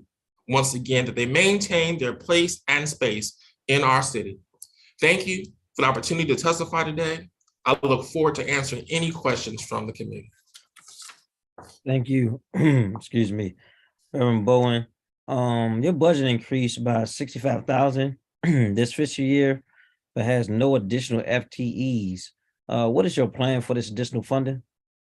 Well, what happened was that, as I stated from the outset, I'm a director of the Mayor's Office of African American Affairs and Religious Affairs, and we just moved the salary for the Director of Religious Affairs into the budget for the Office of African American Affairs. So that's what that reflects. Got it. Okay. How many FTEs do you currently have? Currently, in addition to myself, there are 3, but let me break it down for you. I have an FTE, which is an Associate Director for Religious Affairs, And then on the African American Affairs side, I have two FTEs, and we have one vacancy, and that vacancy is for a deputy director, which we're currently in the process of identifying and hiring. How long has that vacancy been in existence? It's been in existence since I believe perhaps the middle of last year, if not perhaps at the latest March, but it hasn't been that long a time. I'm just so happy to have staff who have continued to step up. What has been the hold up in getting someone to fill that position? I think that it hasn't, I wouldn't say it's a hold up, although it's been some time. I think that realizing that the office is about a year and a half, we learn as we go. So we want to make sure that we find the right individual, but with the work that we have, we've been pushing forward at such a pace that now we're able, getting through our hearings, to concentrate and to fill that position. I have every confidence that will take place shortly.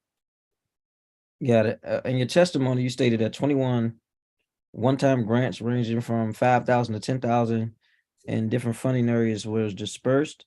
How do nonprofit organizations apply for these grants? Well, we have a call for proposals, just like we had recently, and they apply. We had a large number. I say large, and I'm sure you want to know that number, where I can get that number offline and then back to you. But we use all our avenues through our newsletters, not just African American Affairs, but particularly community affairs. I think that it's important for us coming forward today that we highlight how we work in partnership with the Office of Community Affairs. And so when we have our all hands on decks events, we're out in each and every ward where we're presenting information about what our office has to offer. When I'm going to meetings, be it the Ward 7 or Ward 8 Faith Leaders Council, where we're talking about us, every opportunity we have. And then when we encounter organizations who are looking for funding, because part of the role is to connect organizations in our community who are trying to work with funding opportunities outside of our own. So we use every possible resource that we can. We've gone to social media to let people know, and we had a wonderful group of organizations that did apply this year. And we use a lot of public notices as well. Is there some type of theme or most prevalent funding areas that you funded this year during your grant cycle? I think that as you could well see, that the priorities that I highlighted in my testimony, the areas of outreach and prevention and intervention and social service and cultural enrichment and residential activities, and how these intersect. So if you're doing an after-school program that's dealing with tennis, when you have young people involved in a tennis program and those crucial hours after school, that is a prevention program. It's also a recreational program. So we have a lot of programs, including programs in your own, in your ward, thankfully, that are engaging youth in after-school programs. And in some cases, they also engage them based upon their gender. Got it. Got it. We had a youth hearing last month, and one of the common themes was kids wanting to have more field trips. For your district days at the National Museum of African American History and Culture, I think that's an excellent outlet for our youth and young adults to participate in. What age did you serve, and how did you recruit the youth for that? Well, District Rate, thank you, Councilman, for bringing that up, because this will be the first year that we're having and offering our district day. I'm thankful and grateful for the National Museum of African American History and Culture. So on Monday, April the 17th, and you realize that that's a day that our schools are out of session. We looked at 2 days. We looked at Easter Monday and we looked at Emancipation Day. We'll celebrate Emancipation Day this year on the 17th. And this is something that we're very proud of, because residents in the DC will be able to attend the museum without having to have gone online to get one of those advanced tickets. Having your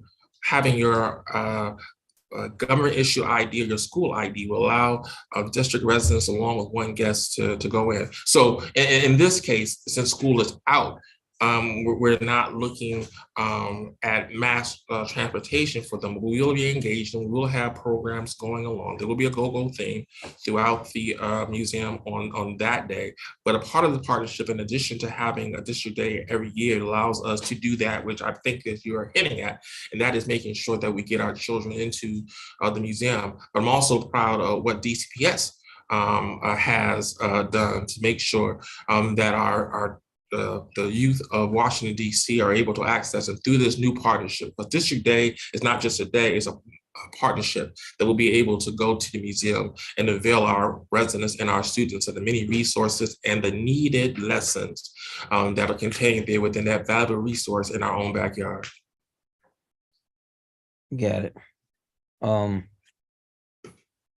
Can you, as you know, there has been a Black home ownership strike force. How are you working to ensure to get the word out, and what are some of the main plans and reaching your goals for establishing 20,000 new Black homeowners by 2030?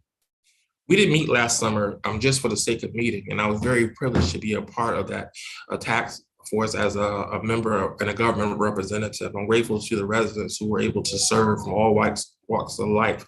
And I believe, and I can get this, but opendoor.com, don't quote me on that, but I'll get you the website for that. I continue to convey information to the Commission on African American Affairs.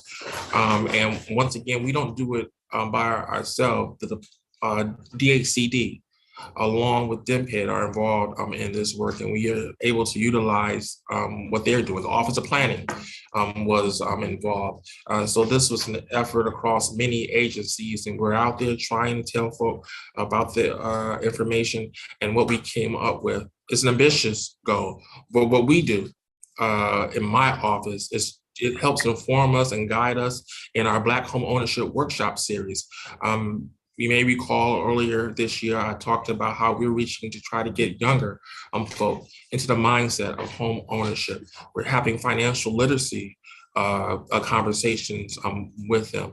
And we will continue to look at everything that poses a barrier. We know about the legal aspects and we dealt with that, but access to capital, money management, and people just having their own dream and desire, and having a process of home ownership broken down to them so it's not intimidated, to realize that there are people like themselves who continue to buy homes in DC. We're doing everything and all things that we think that are possible.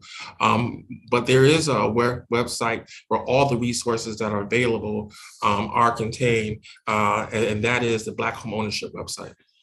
I'm gonna tell you, Director, one of the things that's been on my heart and conscience is the number of Black residents that are incarcerated. I joined Director Faust at the DC jail, I guess it was 3 weeks ago now.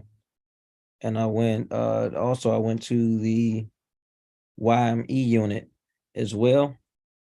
And it's predominantly African-American boys, women, and men there. And as you know, we have a population at DYS and some Latino as well.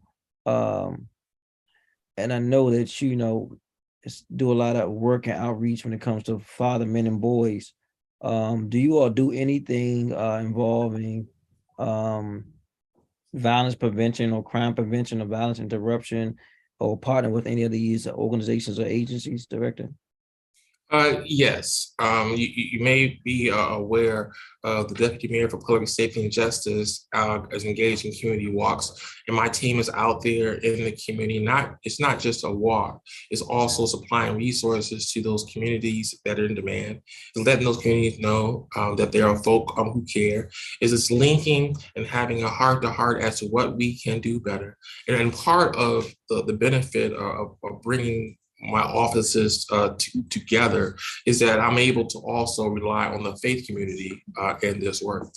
There is a brilliant faith leader, Delonte Golston, and we'll be working with him to make sure that clergy are trained and that they can take to the streets. I think about this because it's Ramadan, and Ramadan Mubarak to you, council member. The most a couple of the imams approached me because they wanted to make sure that the young men and women who are under DYRS supervision are able to break fast at a proper time and that meals are served. On today, we were able to work with the imams to ensure that those under supervision, DYRS and 2 facilities are also engaging in the congregational prayer together. This is part of our outreach to those who are in, and we'll be working with those imams for those who are outside of the facility. But this is an all hands on deck. Oftentimes, and when I hear of things happening in our community, I look at myself and see what I'm doing and what I can do more of, what I can do better. But we are engaged in our office in both African American affairs and religious affairs, and in trying to create opportunities for our young people. We're telling our houses of worship, open your doors, to give and let our young people in, to engage them. And we will be working with Barbara Williams Skinner on a guide that has resources for houses of worship, because there are many houses of worship who want to do things, they just don't know what to do. So this is something that will be a priority along with Black home ownership for my office. Got it. That's all I have today, Director. Appreciate your time and work you do in the community. I look forward to figuring out a way to better serve with you on the front line. Thank you, Councilor. Thank you.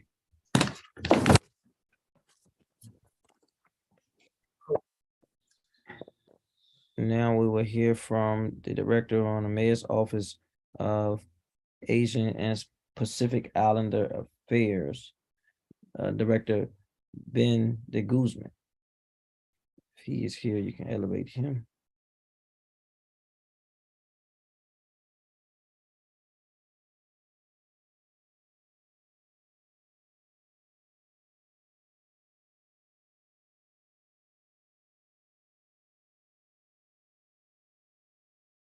No, the next person.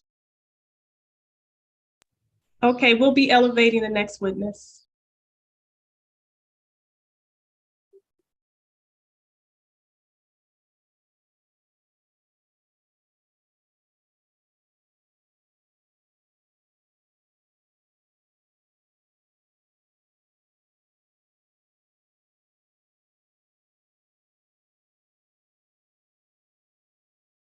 Hello, Director. How are you? You're muted. You're muted. Sorry about that. It's all right. I understood what you were trying to say. How you doing, sir? I'm good. Good. It's the practice of this office to swear in all government witnesses. You can stop raising your right hand. Do you swear or affirm under the penalty of perjury the testimony you're about to give to the Committee on Recreation, Library, Youth Affairs is the truth and nothing but the truth? I do. Great. You can start with your opening testimony. Great. Thank you, Councilmember. Good afternoon, Chairperson White, members of the Committee on Government Operations, committee staff, and district residents. My name is Ben de Guzman, and I'm honored to serve as the Director for the Mayor's Office on Asian and Pacific Islander Affairs, or as we call it, MOAPIA, under the visionary leadership of Mayor Muriel Bowser. I'm pleased to testify before you today on Mayor Bowser's fiscal year 2024 DC Fair Shot Budget Plan. Last week, Mayor Bowser delivered the fiscal year 2024 Fair Shot budget to the council. She's proposed a balanced budget for FY24 that invests in areas that affect district residents in many different ways, including significant investments in public safety, affordable housing, infrastructure, and education. These priorities matter to everyone, regardless of their backgrounds, ages, ethnicities, and beliefs from all 8 wards, including the Asian American and Pacific Islander community. As she stated, this budget comes at a critical juncture for the city. We're fortunate that even in tight times, the district remains well-resourced and able to continue delivering world-class programs and services. Still, the budget reflects many tough choices, and it was formed with an eye towards how we get the best outcomes for our residents to make a strong comeback. Today, I'm pleased to report that the mayor's budget for MOAPIA demonstrates her leadership and commitment to ensuring that all district residents, including the Asian American and Pacific Islander community, have a fair shot at full recovery from the economic impacts of the pandemic and the ability to continue on the pathway to the middle class. MOAPIA's team to this work brings a range of skills in pursuit of our mission and collectively speaks different languages beyond English, including Chinese, Vietnamese, and Korean, Tagalog, Spanish, Arabic, and Tok Pisin, a New Guinea pidgin. As a critical link to the API community, we work to assure that their specific needs, interests, and concerns are reflected in the day-to-day work of more than 70 agencies that serve DC residents. The API community continues to grow and increase in the district. According to the most recent data, the API population in the district is 46,959. MOAPIA constantly works with those residents to promote programs such as Stay DC, unemployment benefits, and a host of business grants such as Bridge Fund 3, Great Street, and Robust Retail grants, as well as social benefits application and renewal and translation requests for key documents. For Bridge Fund 3.0 alone, we reached out to over 600 AAPI businesses to promote the program and provided assistance with 96 applications. We received 3,621 calls for assistance and took on 901 cases, including over 700 for limited English proficient constituents in FY22. Since FY23 has started, we've already taken on 418 cases, including more than 320 for constituents with language barriers, and received 1,275 calls. Our outreach team produced 5,716 outreach efforts to residents. We visited 533 AAPI-owned small businesses and had 2,843 separate engagements for FY22 and 710 outreach efforts towards constituents since the beginning of FY23. We've hosted large-scale public events throughout the year that in FY22 reached 11,397 people. And just to date, in FY23, we've already reached 10,607 people.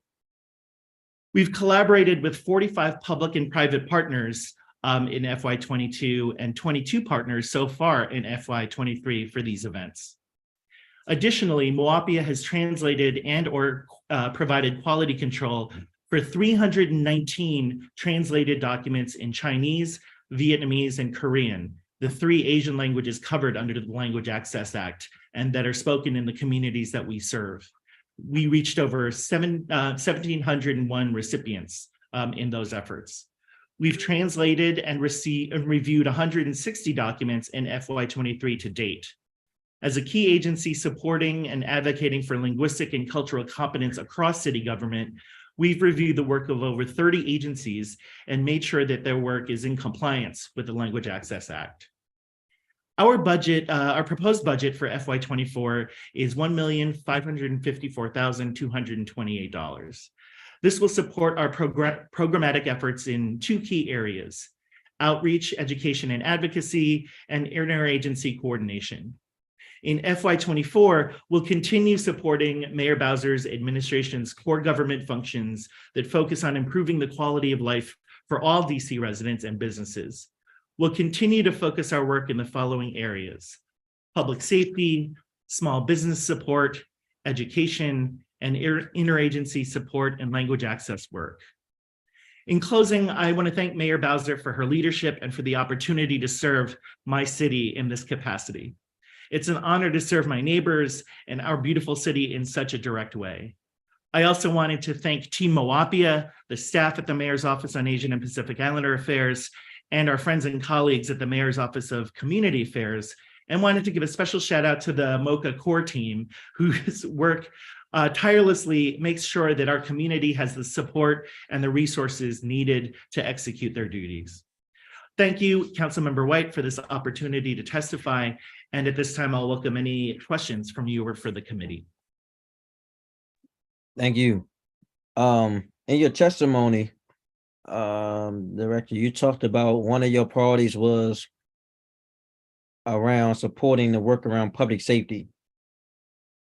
That is at the core of so many different conversations, from the mayor's office to the council member's office, to the ANC meetings, to just people walking down the street or going to the store. In what capacity do you all serve to help increase public safety in the district? So I think we try to do that in a lot of ways. We work closely with agencies like MPD to make sure that, especially when there are incidents that are reported that involve our constituents, that we're able to provide an additional layer of support to the work that they do to respond to incidents that happen in our community, especially when those constituents have language access needs. So our Chinese staff, for example, are able to call, if a Chinese speaking business owner, reports a robbery or something like that. But we're also mindful that that it's not just the police department that keeps us safe, but we want to make sure that we're coordinating with all the government agencies that can work together and have a role to keep our residents safe. So when we do things like community walks, that we're including folks like the Department of Behavioral Health or the Department of Human Services to make sure that we provide a holistic approach to public safety and that the residents know that that they can rely on many different agencies to meet the needs that they have. Got it. How many staff do you currently have? We have 10 full-time employees and we have 1 job opening currently. Okay, when do you plan on filling that job opening? Oh, hopefully as soon as possible. It's for a community outreach specialist that can particularly serve the Vietnamese community. Okay. And so, so we're putting the word out to all of our folks to make sure that people know that that's a position that's open and available for our office. Got it. Normally your budget is over $1 million, which it still will be, but I do see that you've taken a hit of $30,000. I'm sorry, that's not right. The hit is, oh, forgive me, that's inaccurate. Your budget increased by 3.5% this year.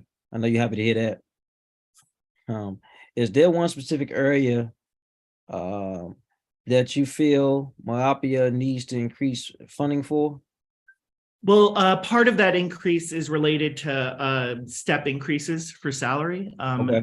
It's also related to make sure that our staff continue to remain competitive in the market, especially given some of the unique needs and expertise that our staff requires in terms of language ability. But the other increase will go to make sure that we're able to meet and step up our larger scale activities and our outreach efforts. Got it. In your testimony, you discussed Bridge Fund 3.0, Great Street and Robust Retail Grants. What's the difference between each grant? Well, each of those, and admittedly, I'm not fully up to speed on all of the details of the different grants that we support, provide support to in terms of applications for our residents. But, the different grants that are available have provide different needs for business owners, for residents, for different kinds of folks to make sure that they're able to participate in the kind of comeback efforts for DC, so that we're able to meet the needs that have been created by the pandemic. Got you.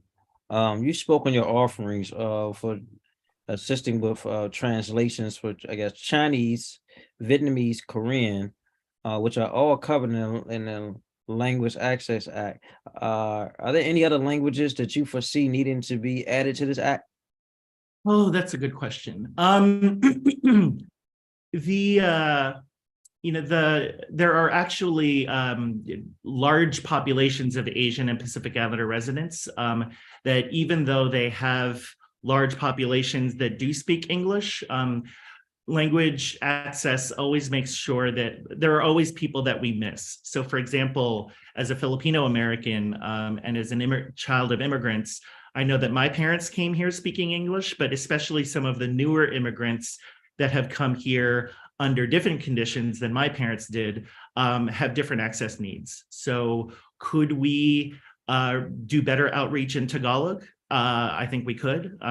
You know, there are other languages like other newer populations, especially from South Asian places like Bhutan and some of the other kind of newer populations that we're seeing that, you know, if we do a little bit more demographic research, I could provide more specific data.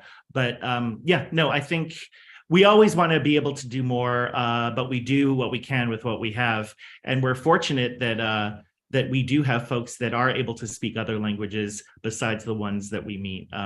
You know, fortunately, my Tagalog is sufficient enough to meet some of the needs that we've had. Like I've been able to provide case assistance for some of our Tagalog speaking residents.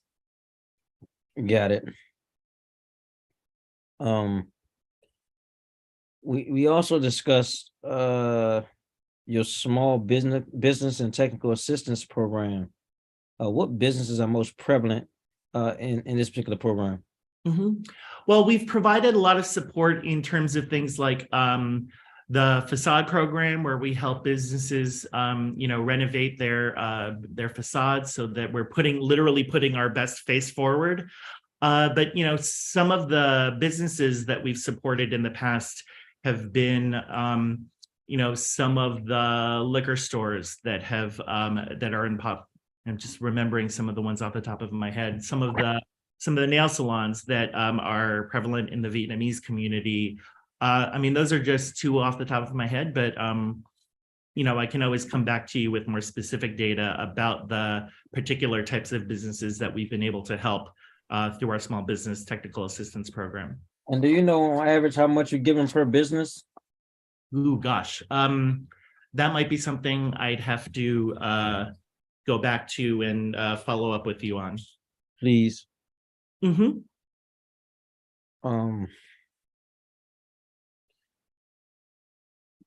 I know that you have done a tremendous job in providing assistance, especially at the height of the COVID-19 pandemic, which took a lot of time, energy, and just trying to help people locally, residents and the business community.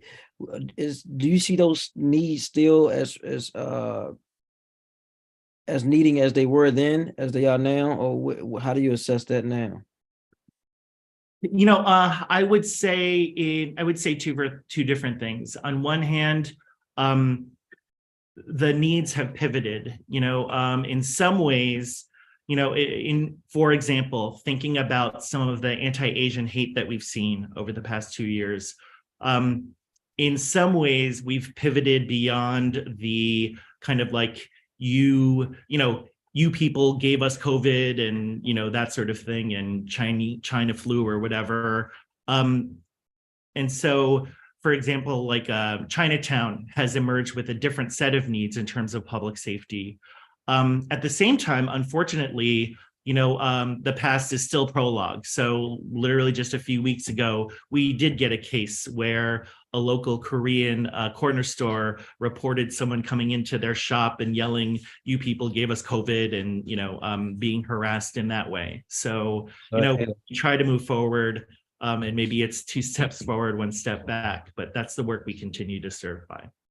What's your overall opinion of how the district is connecting to Asian and Pacific Islander population needs in the district? You know, I think we've been able to do a good job with what we have. You know, I'm always proud of the fact that that we are one of the few jurisdictions in the country that provide this level of service that centers AAPI communities.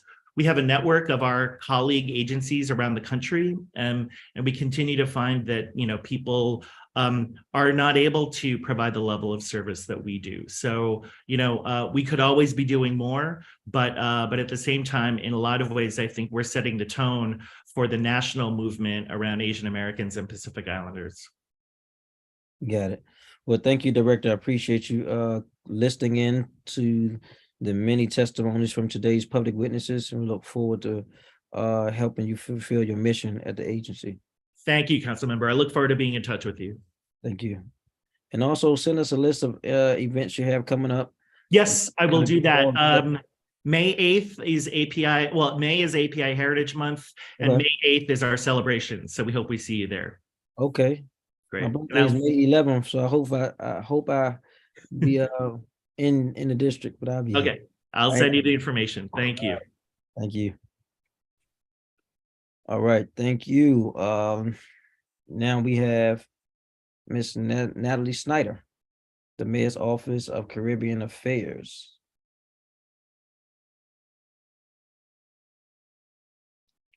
The Mayor's Office on Caribbean Community Affairs.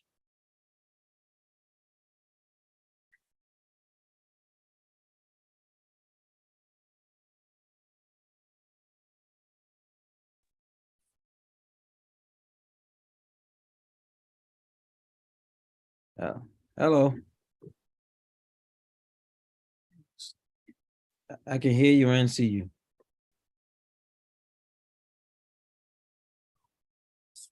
And I can't see you that good. I see the top of your head. The first angle was good.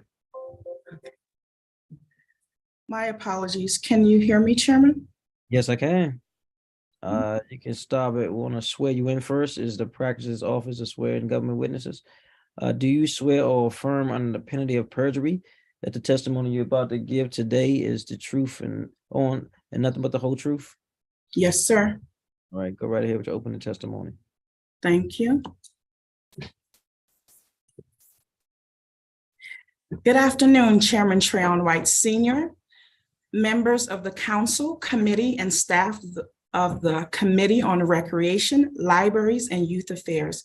My name is Natalie S. Snyder, and I am honored to serve as the inaugural director of the Mayor's Office on Caribbean Community Affairs, MOCCA, under the bold leadership of Mayor Muriel Bowser. Thank you for the opportunity to testify today regarding MOCCA's fiscal year 2024 budget and how we plan on continuing our work with the investments Mayor Bowser proposed in the larger fiscal year 2024 Fair Shot budget. Last week, Mayor Bowser delivered the fiscal year 2024 Fair Shot budget to the council. As she stated, this budget comes at a critical juncture for our city. We are fortunate that even in tight times, the district remains well-resourced and able to continue delivering world-class programs and services. Still, the budget reflects many tough choices, and it was formed with an eye towards how we get the best outcomes for our residents and make a strong comeback.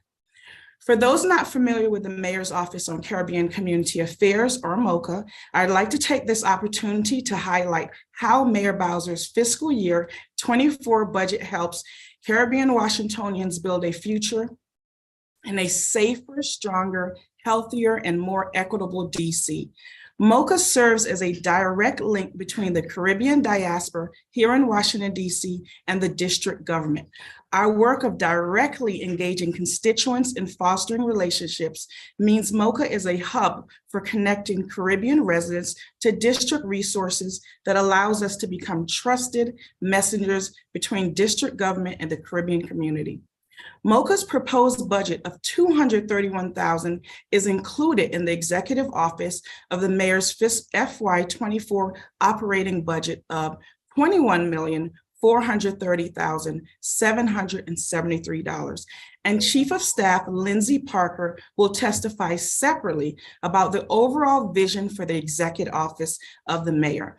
This budget supports our staff and necessary outreach expenses. We are thankful for Mayor Bowser's commitment to ensuring our office is fully staffed and has the resources needed to help connect the Caribbean community at large to the many programs offered by the district government.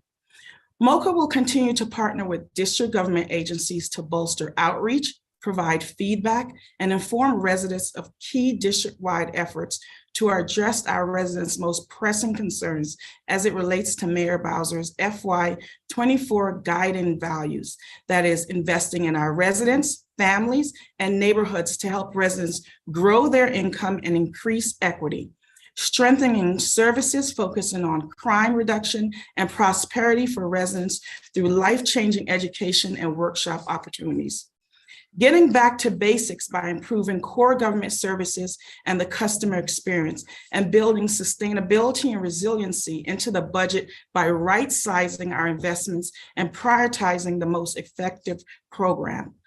MOCCA also recognized the cultural diversity of our 10,000 plus Caribbean community and understands the need to communicate effectively.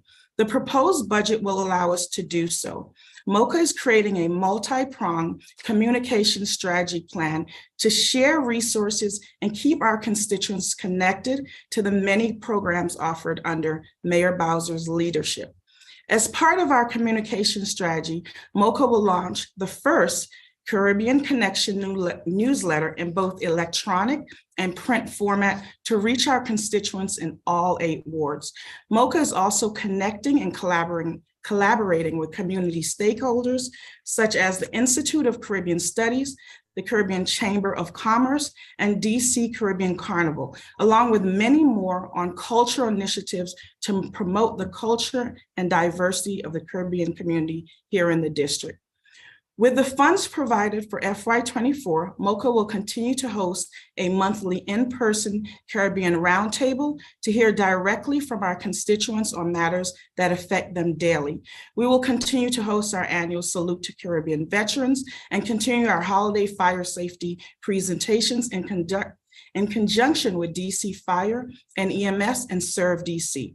With the funds afforded by the FY24 budget, we will table at community events and continue to alert residents to our existence and the services and activities we and partner organizations and sister agencies offer. MOCCA's FY24 goal is to continue connecting and collaborating with Caribbean Washingtonians to promote and link the Caribbean community with Mayor Bowser's programs and initiatives, and to help Caribbean Washingtonians succeed with DC's comeback plan. In closing, I want to thank Mayor Bowser for her leadership and for the opportunity to serve in this capacity. Although I was born in Kingston, Jamaica, I grew up in Washington, DC, and have always called DC my home. It is an honor to serve my community and our beautiful city in such a transformational way. I also want to thank you, Councilmember White Sr., for your work and for the opportunity to share our work in MOCCA here with you today. And finally, I want to thank the Mayor's Office of Community Affairs, my sister agencies, and all the Caribbean community stakeholders who are committed to making sure that the Mayor's Office on Caribbean Community Affairs has the support and resources needed to execute our vision, in addition to supporting every Washingtonian thrive in the best city in the world. Again, thank you all for this opportunity to testify. I welcome questions from the chair and committee. Thank you. Thank you. Thank you, Director. As a new director of this relatively new office, how has it been going so far? This has been one of the best experiences of my life. Okay. Connecting with my community to make sure they are connected to the resources provided by Mayor Bowser is a dream come true. When immigrants come to this country, sometimes we stick together and we don't necessarily engage with the government. And so having a trusted partner in government, myself and my sister agencies, especially the cultural agencies, it's just been a breath of fresh air. So it's been great. Thank you. That's great to hear. What are some of your biggest priorities in this upcoming fiscal year? My biggest priority at MOCCA is the communication strategy plan. We have, and I'm sure you know, Councilmember White, we have a ton of resources and opportunities in Washington, DC. We need to make sure that my constituents, our constituents, know about these opportunities. So we have a multi-pronged approach where we want to do, as I stated before, the Caribbean newsletter. We want to also engage with local media. We want to engage, well, we have been, we will continue engaging with our social media platforms so that any program, any initiative that comes up, our community is aware. So communications is the biggest goal. Okay. Got it. Do you feel that the Caribbean community is supported by the district? If so, in what way? If not, then in what way do we need to do additional support? I know the Caribbean community is supported by the district for the fact that this office exists, thanks to the stakeholders and Mayor Muriel Bowser. Because this office exists, it allows me to speak directly to our Caribbean constituents, like the Caribbean Roundtable. We host a roundtable monthly to hear directly from our constituents. I was in a hearing about a few weeks ago, and it was about a lady came on, and I want to say she was from Trinidad and Tobago. Yes. And she was a street vendor in Columbia Heights. Yes. And it is my understanding that the mayor's office of Latino Affairs gave out grants to Latino residents, and I guess she was trying to figure out was other agencies or organizations going to be supportive of her keeping her vendor's license. Are you up on that whole situation? Yes, I am. And I'm fortunate that the Mayor's Office of Community Affairs has partnered with all of our cultural offices to make sure that all the street vendors, including Caribbean street vendors, are well taken care of. We have at MOCCA, we have a street vending meeting planned for September.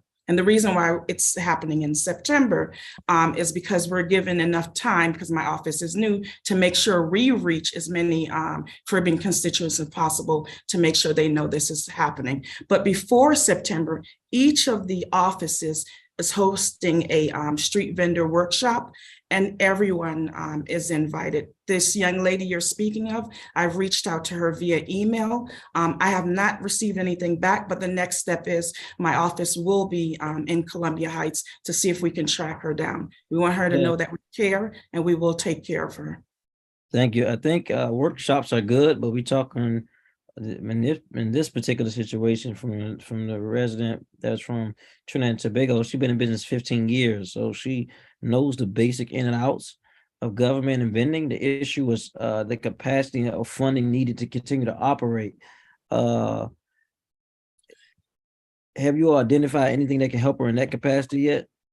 So I believe that one of the purposes of the workshops is to make sure that everyone has the appropriate permits, licenses, grants. And one of the things that you mentioned, Latino Affairs, remember that our community still can apply for grants within Latino Affairs, actually within all the offices. So that's one of the points I will bring up to the young lady when I see her. I do not want her to feel excluded because she can apply for the same grants. So did your office connect with her yet, or has not? We have not physically connected with her. I've sent her 3 emails, but we understand sometimes you have to do face-to-face. Has she responded? No, she has not. Oh, okay. I'll check with my staff because I think that we have connected with her. So we want to make sure we connected as you connected with her. Thank you. If you have her phone number, that would be great also. Yeah, okay. I believe we do. Thank you. Cal, if you're listening, you have that. You can put that in the chat if you have it. I think we do have the number.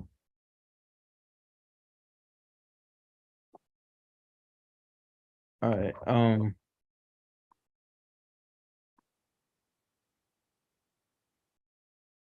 I get with the overlap of many Caribbean countries, also being Latino and Spanish speaking, how is your collaboration going with MOLA?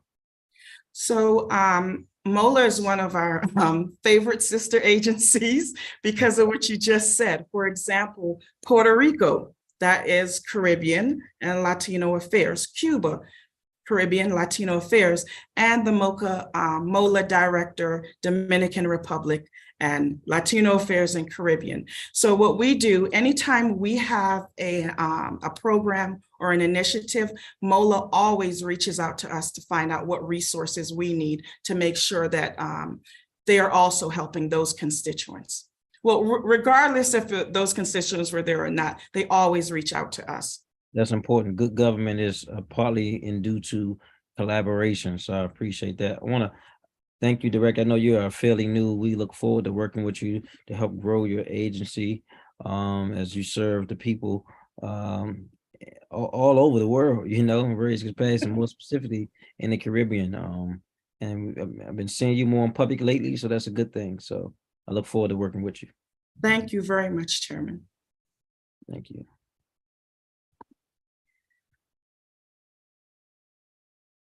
Now we will have Eduardo Perdomo, Director of Mayor's Office of Latino Affairs.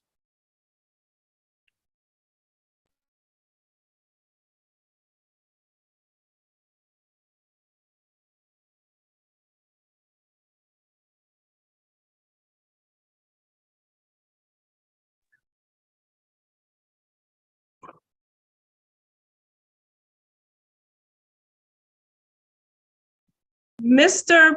Perdomo is not showing in the attendees and the panelists, so we'll reach out to his office.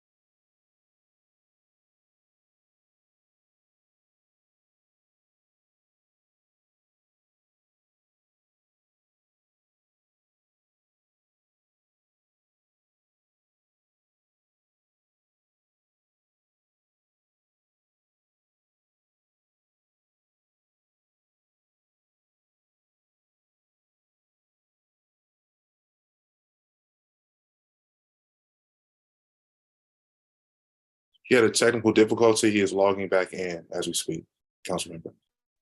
Here he goes. All right.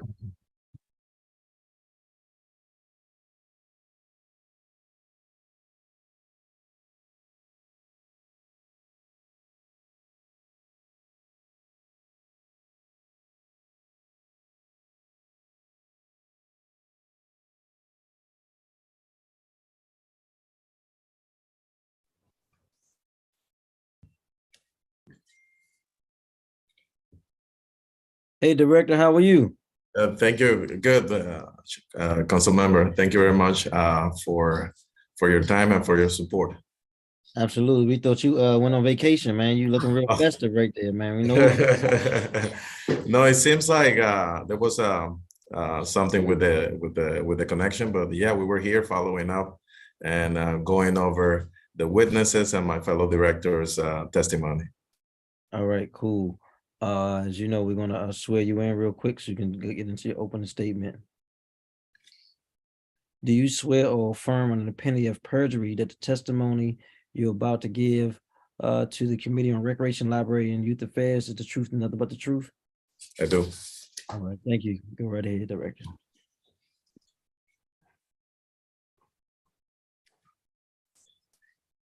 Good afternoon, buenas tardes, Mr. Chairman Terrell White, members of the committee and committee staff.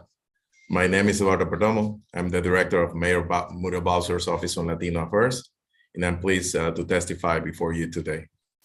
We have spent the last 3 years responding to a recovery from the pandemic. The investment made by Mayor Muriel Bowser in DC recovery's plan are working. However, the fiscal year 24 first shot budget comes at a critical juncture for our city. We are fortunate that even in tight times, Mayor Bowser assured us that the district remains well-resourced and able to continue to delivering world-class programs to the 700+ residents in DC from which 11.4% are Latinos. For the upcoming fiscal year 24, MOLA will continue to work hard to make sure that every single Latino who has made DC their home gets a first shot. This is a mandate that we have received from Mayor Muriel Bowser for us to be creative in finding solutions to improve the life of our DC Latinos and connect them to a wide range of services, whether they're provided by DC government agencies or partnering community-based organizations. For the next fiscal year, Mayor Bowser has tasked MOLA with an ambitious agenda. We're going to be touching the lives of DC Latinos in all of the mayor's budget priorities.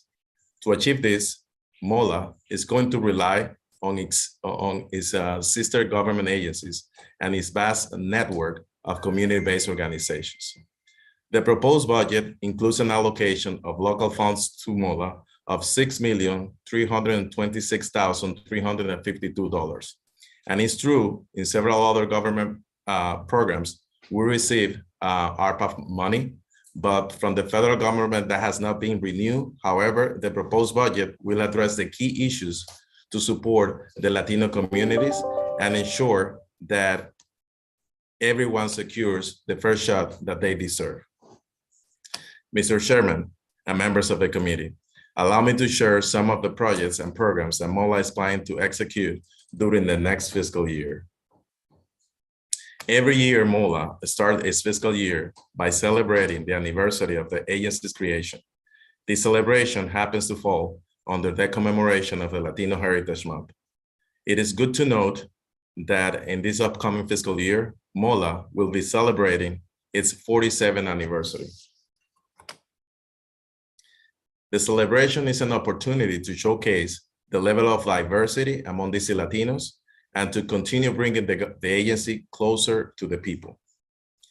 In November 23 and March 24, 2024 and August 2024, MOLA will host 3 resource fairs with a focus on health and wellness, tax preparation, and education, respectively.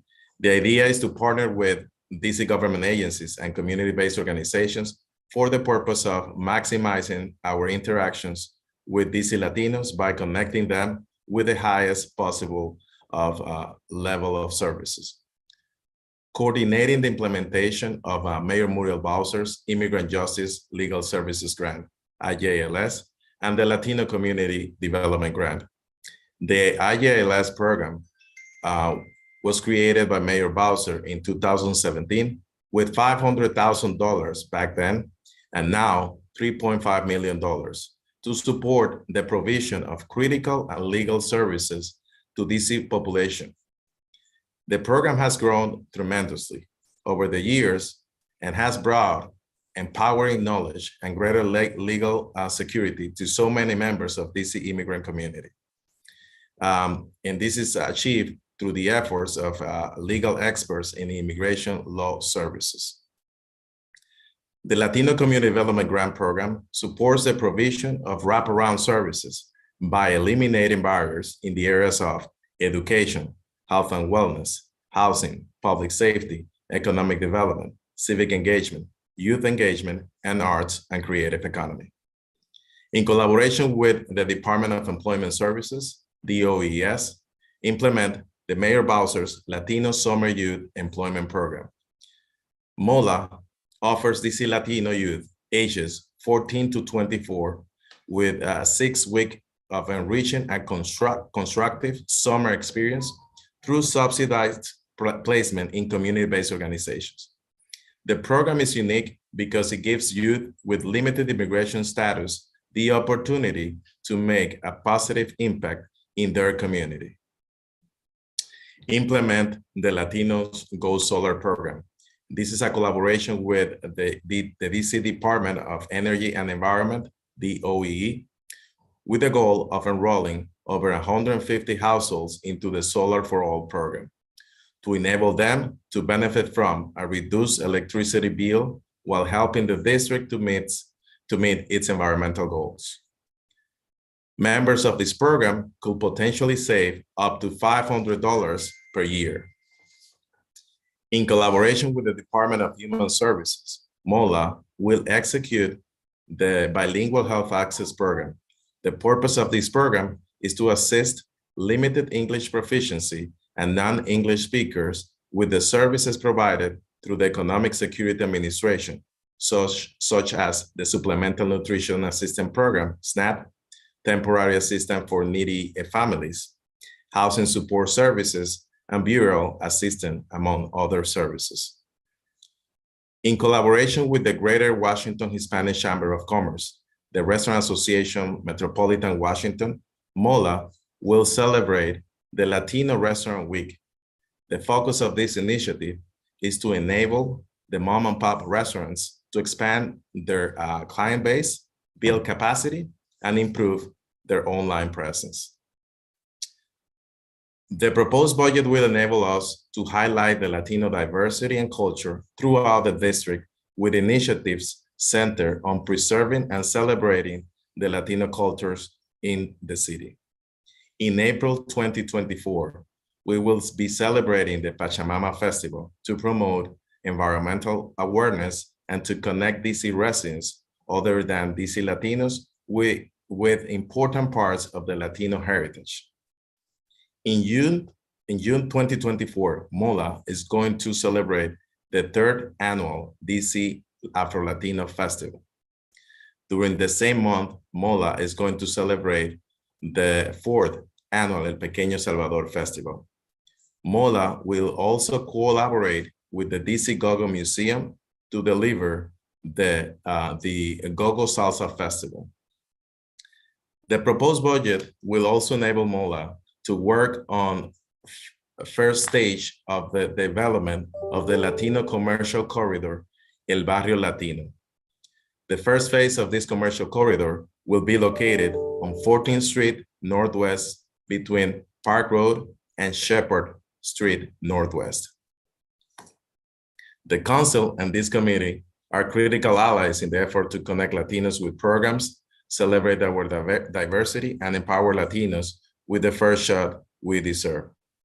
I also appreciate your work to ensure we operate efficiently and effectively, and I look forward to our continued work together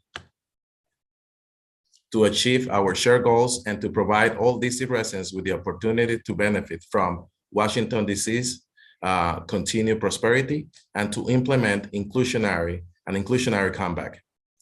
Thank you for the opportunity to testify today. I look forward to answering any questions you and the rest of the committee might have. Muchas gracias.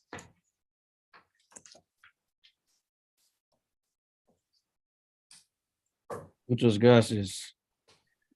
All right, where are we? Thank you, Director. Overall, your FY24 budget decreased by 107,000. I know you stated this mainly is due to opera funding. Do you feel like this will have a negative impact on any other work you're doing with the agency?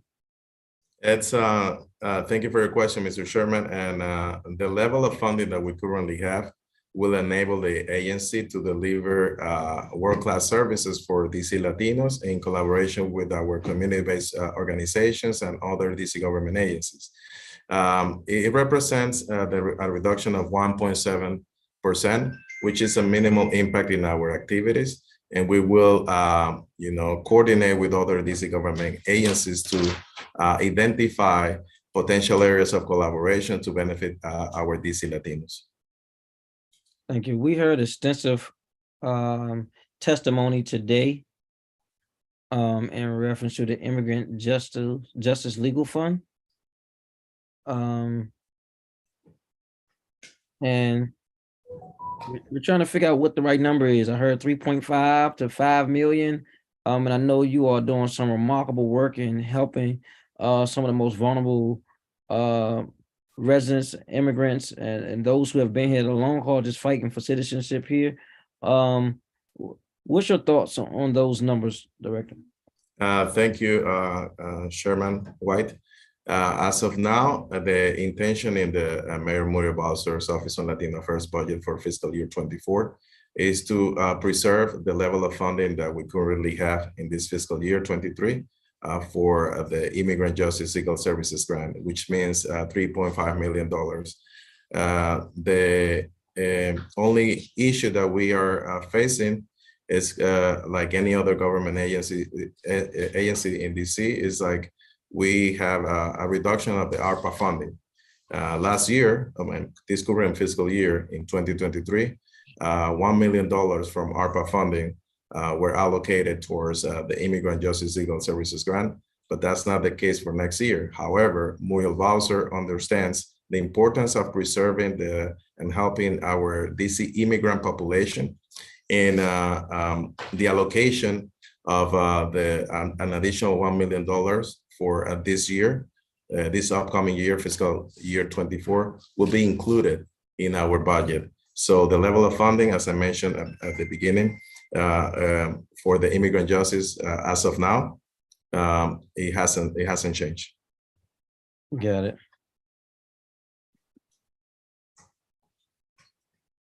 I wanted to know how many total grantees did you have in this past fiscal year? So far, we have 96 grantees, but increases in the summer with the Summer Youth Employment Program, which traditionally we collaborate with an additional 9 organizations. Got it. As stated, the district Latino population is about 11.3% and steadily growing. Do you know what additional services are being offered to address issues with Latino families east of Anacostia River? Yes, we do have a collaboration with 24 programs that are part of our grant program at the east of the river in Ward 7 and A. We work with They Aid, DC Scores, Reading Partners, Bradford the City, Catholic Charities, the Washington Ballet, University Legal Services, In Serious, Junior Tennis Champion. We also have food distributions and collaborations with Martha Stable. Let me see who else I do have, and City Blossoms and DC Scores. Okay.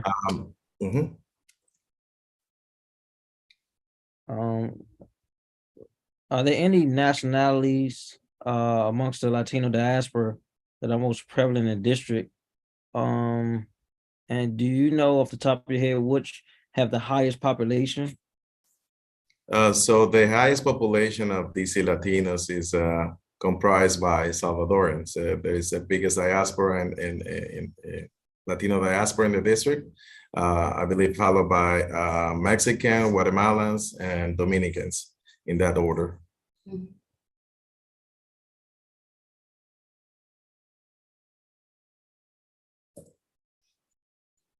And I heard one of the organizations talked about access to youth sports and activities.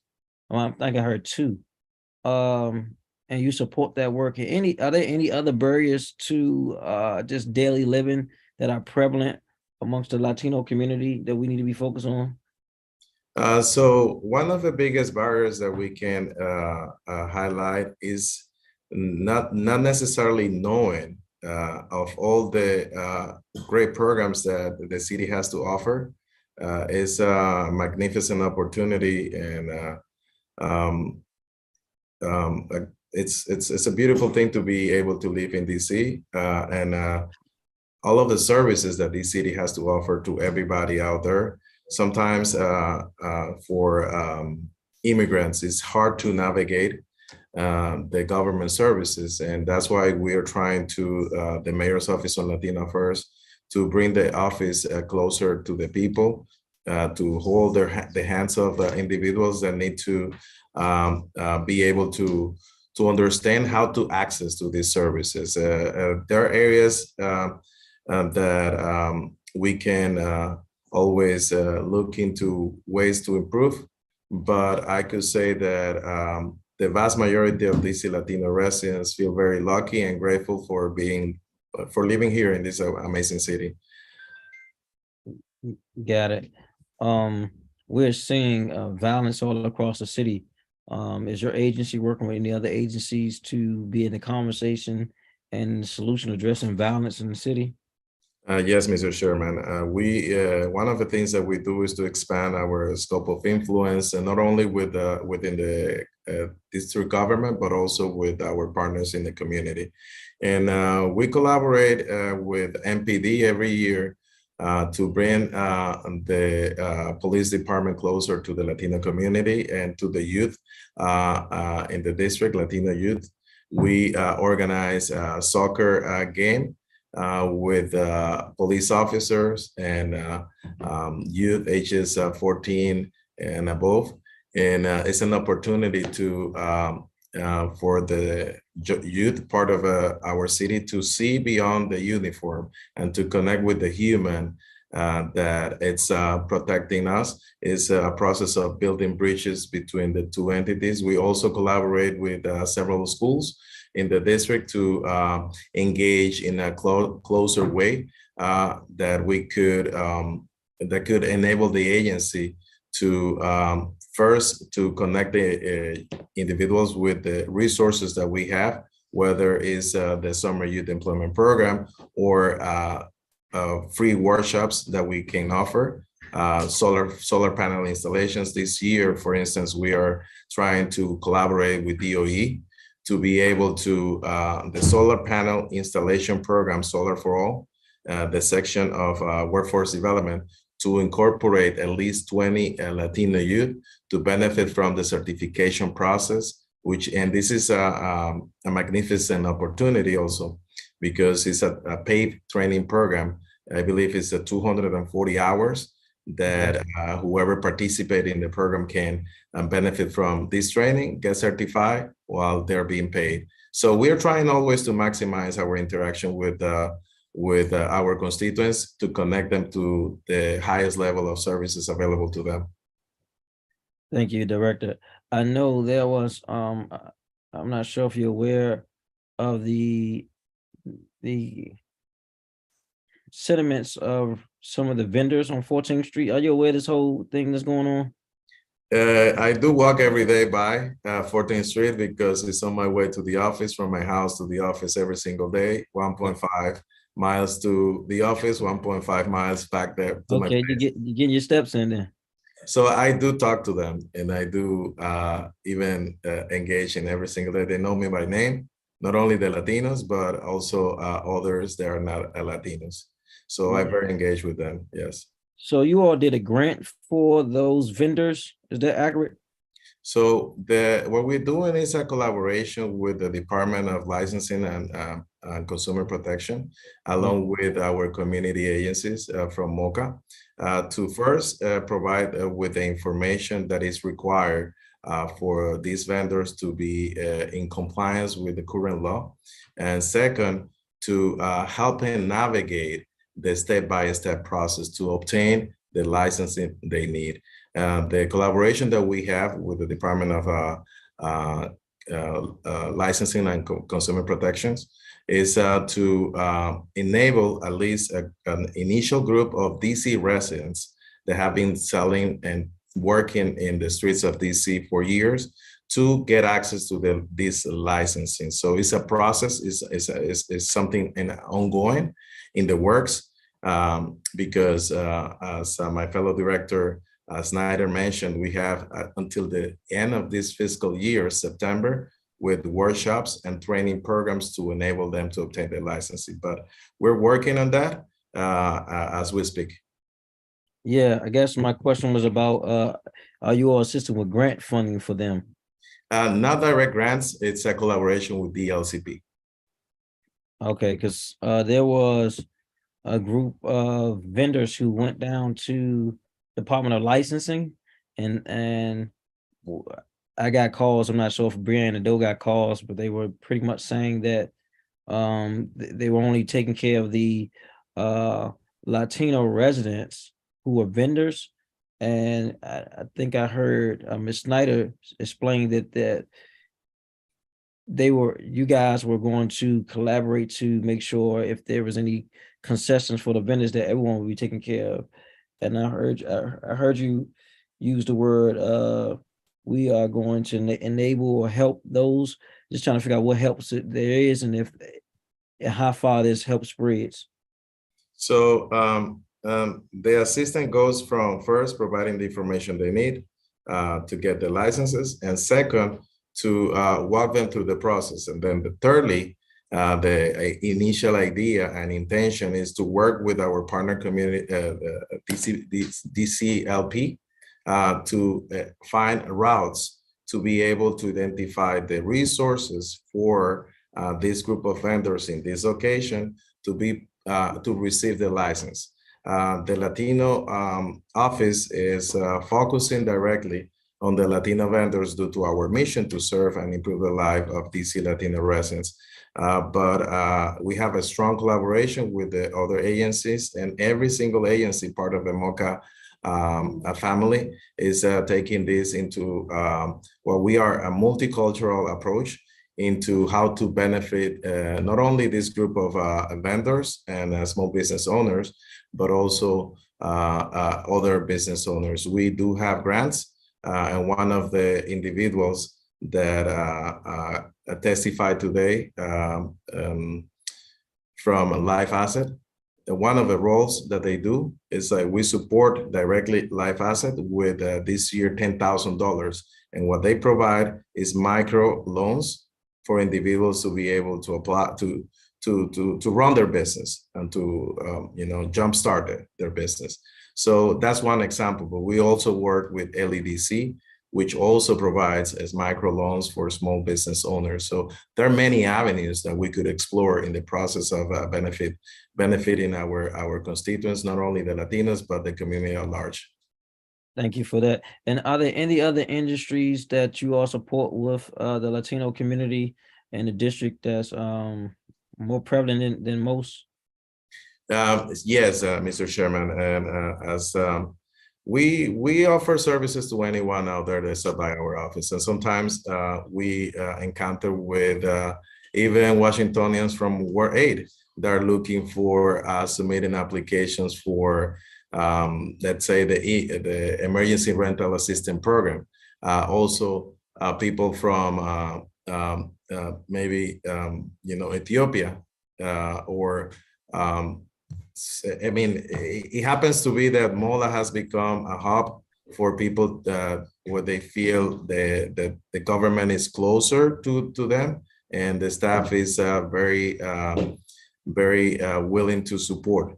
Yeah, and it's evident in your work. I was choked up earlier. I don't know if you were on yet, but we heard from Mr. Ferdinand. Yes. Yeah, who was with his wife and he was struggling with cancer, and he was just saying that everybody was closed, but MOLA was open, and able to help him, intervene, and serve him, and get him what he needs. Health insurance is critical. Yes, during a pandemic, especially with somebody with a illness such as cancer. So I'm happy to hear that, man. I give you and your staff, your team, some kudos for that. That's important, man, that the government is able to utilize the resource to answer the call. Thank you very much. And that was because the former director, Jackie Reyes-Yanes, who is also my mentor, and we were working there at MOLA. And then we didn't have any other options but to serve the community, because it was easy to be working from home, but people were looking like small things or things that we could take for granted, like at that moment at the beginning of the pandemic, PPE material, face masks, because they didn't have access to when they were scarce, or trying to get access to an appointment for COVID vaccine, or in this case, trying to get access to health insurance. It was beautiful to see them, these two constituents. They stopped by my office last Friday to thank my staff for having supported them through the process of navigating the government services, and to thank us and the mayor, Muriel Bowser, for saving his life. It was a beautiful thing to see, and it's the reason why we serve and the reason why we're public servants. Thank you. And shout out to Jackie Reyes. I think she been doing this work on the front line for a long time. Director, you have what we believe is 11 FTEs. Do you have any vacancies? Yes, Mr. Chairman. As of now, I have 2 vacancies, and we interviewed 2 individuals yesterday, and we offer. It was extended an offer for a staff assistant, so we're happy to share this news with the committee, and I know my staff also will be happy. Yeah, let me let the cat out the bag. All right.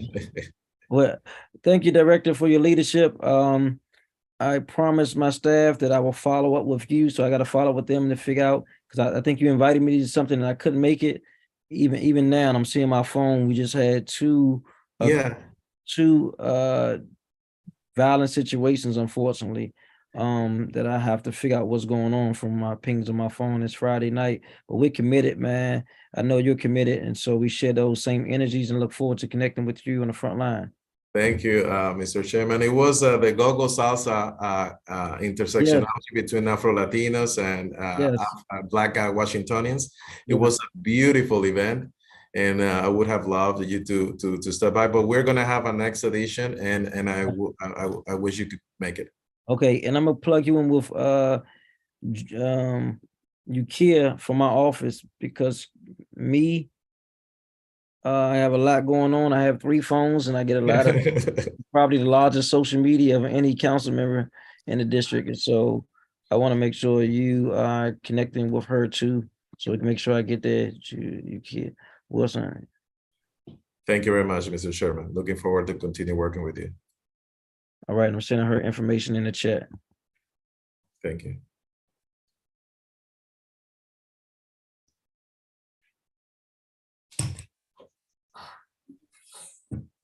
Wait.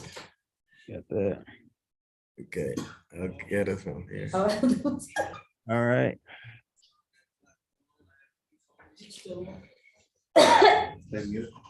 No.